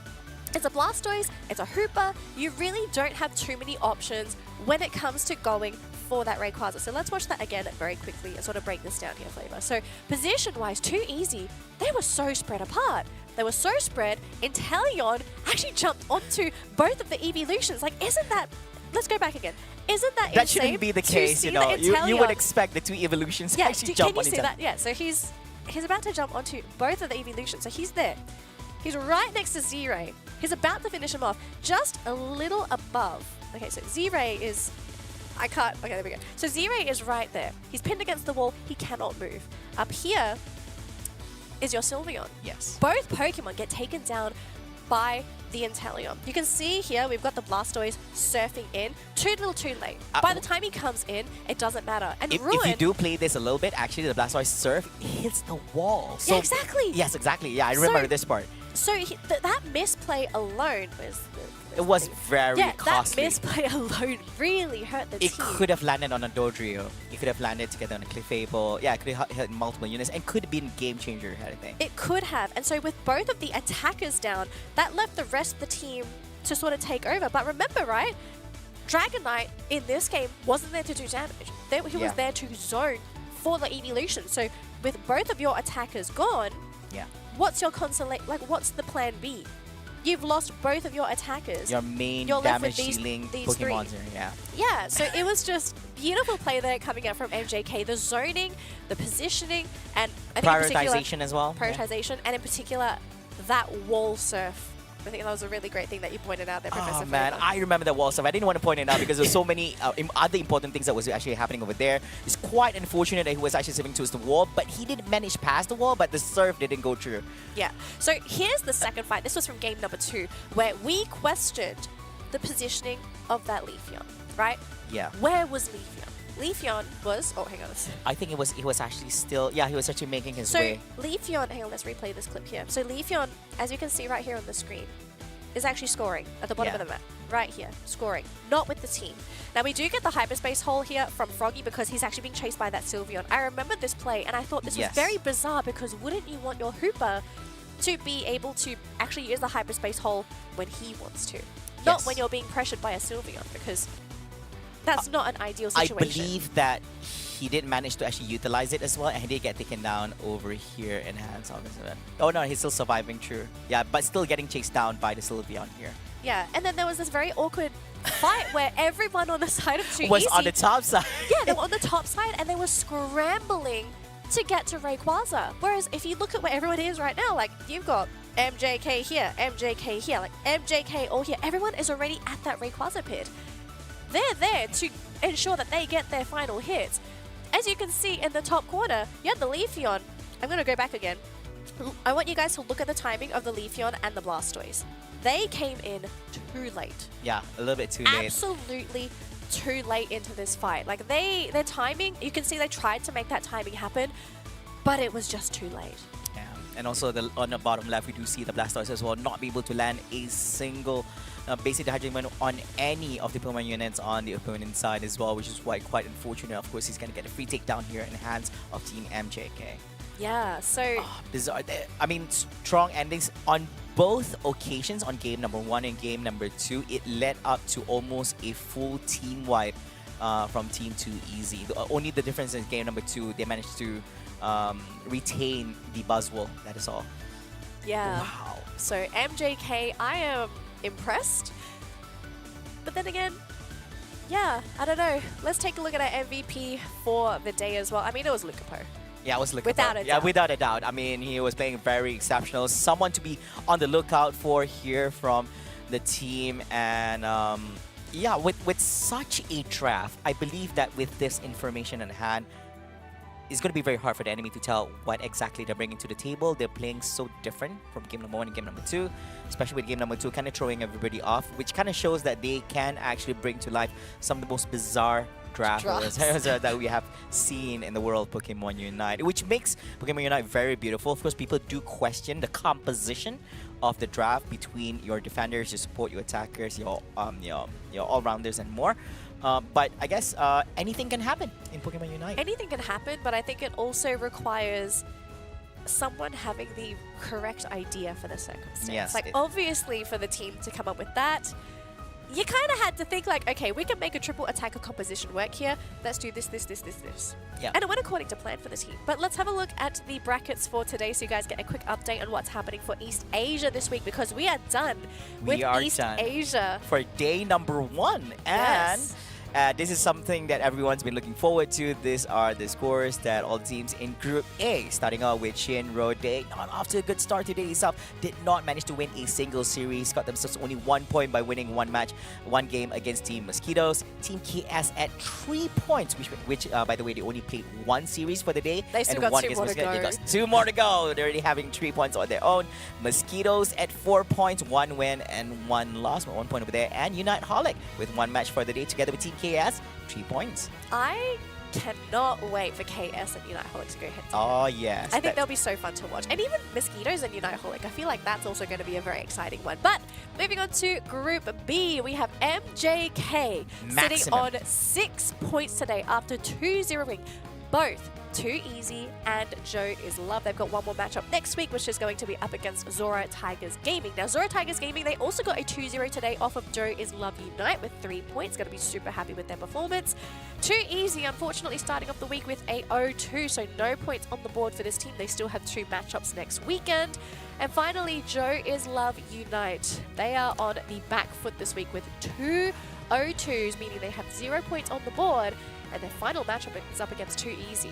Yep, they need to get a convincing 2-0-2-1 win against their opponent on their last match here in Group number itself. And something to highlight is MJK is the only team that has fought 2 series and won a clean 2-0, and at the same time earned themselves maximum of points from 2 series, which is 6 points, compared to the Group number A, which is maximally attained is only 4 points. To be expected for MJK, to be honest. I mean, this is a world-class team, right? Yes. Literally, world championship. The world team. champion, running 3 attackers. Whew. Okay, 3 attackers, maybe that's a little out there, but definitely not surprised about the 2-0s. I think this is a team that has proven themselves on the world stage. They've got some fantastic players on their team as well, and great additions as well. I'm really happy with who they've actually picked up. Like, the team seems very coherent. I think Ruin has been a perfect fit for the team as well. So, I mean, I want to know what's going to happen next. I'm not excited for next week. I'm actually more excited about the week after, because that's the playoffs. That's where the teams are playing for the 3 spots Yes. to go to Bangkok for the offline finals. That's where it's going to be at. But of course, you have to play for placements first. Yep, So that's true. And of course, it is very important for you to actually have good placements in your group stage. That will determine your seeding in the main event. My apologies, in the main bracket, which is going to be day number 3. Yeah. So, unfortunately, we are done with East Asia for today, but we still have Southeast Asia kicking off tomorrow at the exact same time. So make sure you're going to be visiting any of our streams on Facebook, on Twitch, on YouTube. Make sure you're there for tomorrow, because Southeast Asia, I actually think it's going to be just as fire today. The region is extremely competitive, just like East Asia. The competition has taken is leaps and bounds better than last year. So do tune into all of those games to find out who is going to be our top 3 representatives for Southeast Asia in Bangkok. But my name has been Danelie. He is Professor Flava, and we're going to be seeing all of you guys tomorrow for Southeast Asia. But until then, have a wonderful day, Pokemon trainers, and we'll see you all tomorrow. See you guys.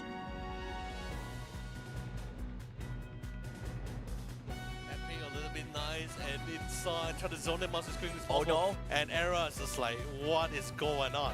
The Seaball not going to be able to find anyone at all, but the S1 was able to get all the way to the back line, catches all the main timers here. Although yes, the Hydro Typhoon comes in for the counter initiation, but it's all too late. Damage dealers have fallen, the attackers are gone. All that's left is a Blastoise who's probably going to be a little bit out of his shell here, and completely a full 5-man wipeout. Very tough. And BBQ, if you score 100 here, I think you'd be all right. But if it's do or die now. Joe is love. They have to get into this, and they're even going to fully commit the Inteleon Unite as well. Oh my gosh, the 4-man, it doesn't look like it's enough. They just get pummeled. So Shigdi always cutting down the Elder Goss. The team is there. Oh, beautiful combination onto Ikura. Almost down, but he will be able to heal back up in the meantime. Ebbe, though, coming into the fight. We do see a Snow Globe coming in from the Alola Ninetales. Ebbe, though, trying to run away. Shigdi is taken out of the picture here. Clefable's cut away from the team, so they're not able to get any heals off. Ikura finished off by S4L. And pick up as well to try to remove the Mew as quickly as possible. 17 seconds is currently out for the count, but the Hydro Typhoon was able to catch on 3 people, trying to catch a couple of more, was able to group them all into 4 into a beautiful 5-man setup here, and they were trying to look for a couple of more, but a beautiful defensive pole allows them to reset, come back into the fight, fully fresh for another round. Round 2, ladies and gentlemen, and they will win out that tag. Night Moves also has been committed as well. Can they get rid of the Goodra before it's too late here? And members are doing a phenomenal job, but no longer around. Now all he had to do was just retrack back and chase out Shingdi, which, by the way, Shingdi is literally completely lost. Not trying to zone out the leaf here. Hydro Typhoon knocks them all up into play here. Trying to find an opportunity here to Crow to get last hit here. Who gets to secure? It wants to be Unite Hauling. Secures the Rayquaza. 2 KOs. And now they make their... Sylveon, I actually think Froggy's going to be taken down here. Actually goes for the Hoopa Unbound form as well. Pikachu comes in. Thunderstorm going to be used by Z-Ray. Who gets the final hit? No! Mew! It's going to be Mew! Getting the Rayquaza! This is going to be the turnaround that we're looking for right here. MJK getting last hit by the Mew on the Rayquaza. And look at that! It is going to be almost a full-on T1 with only the possible, the only Pokemon in surviving.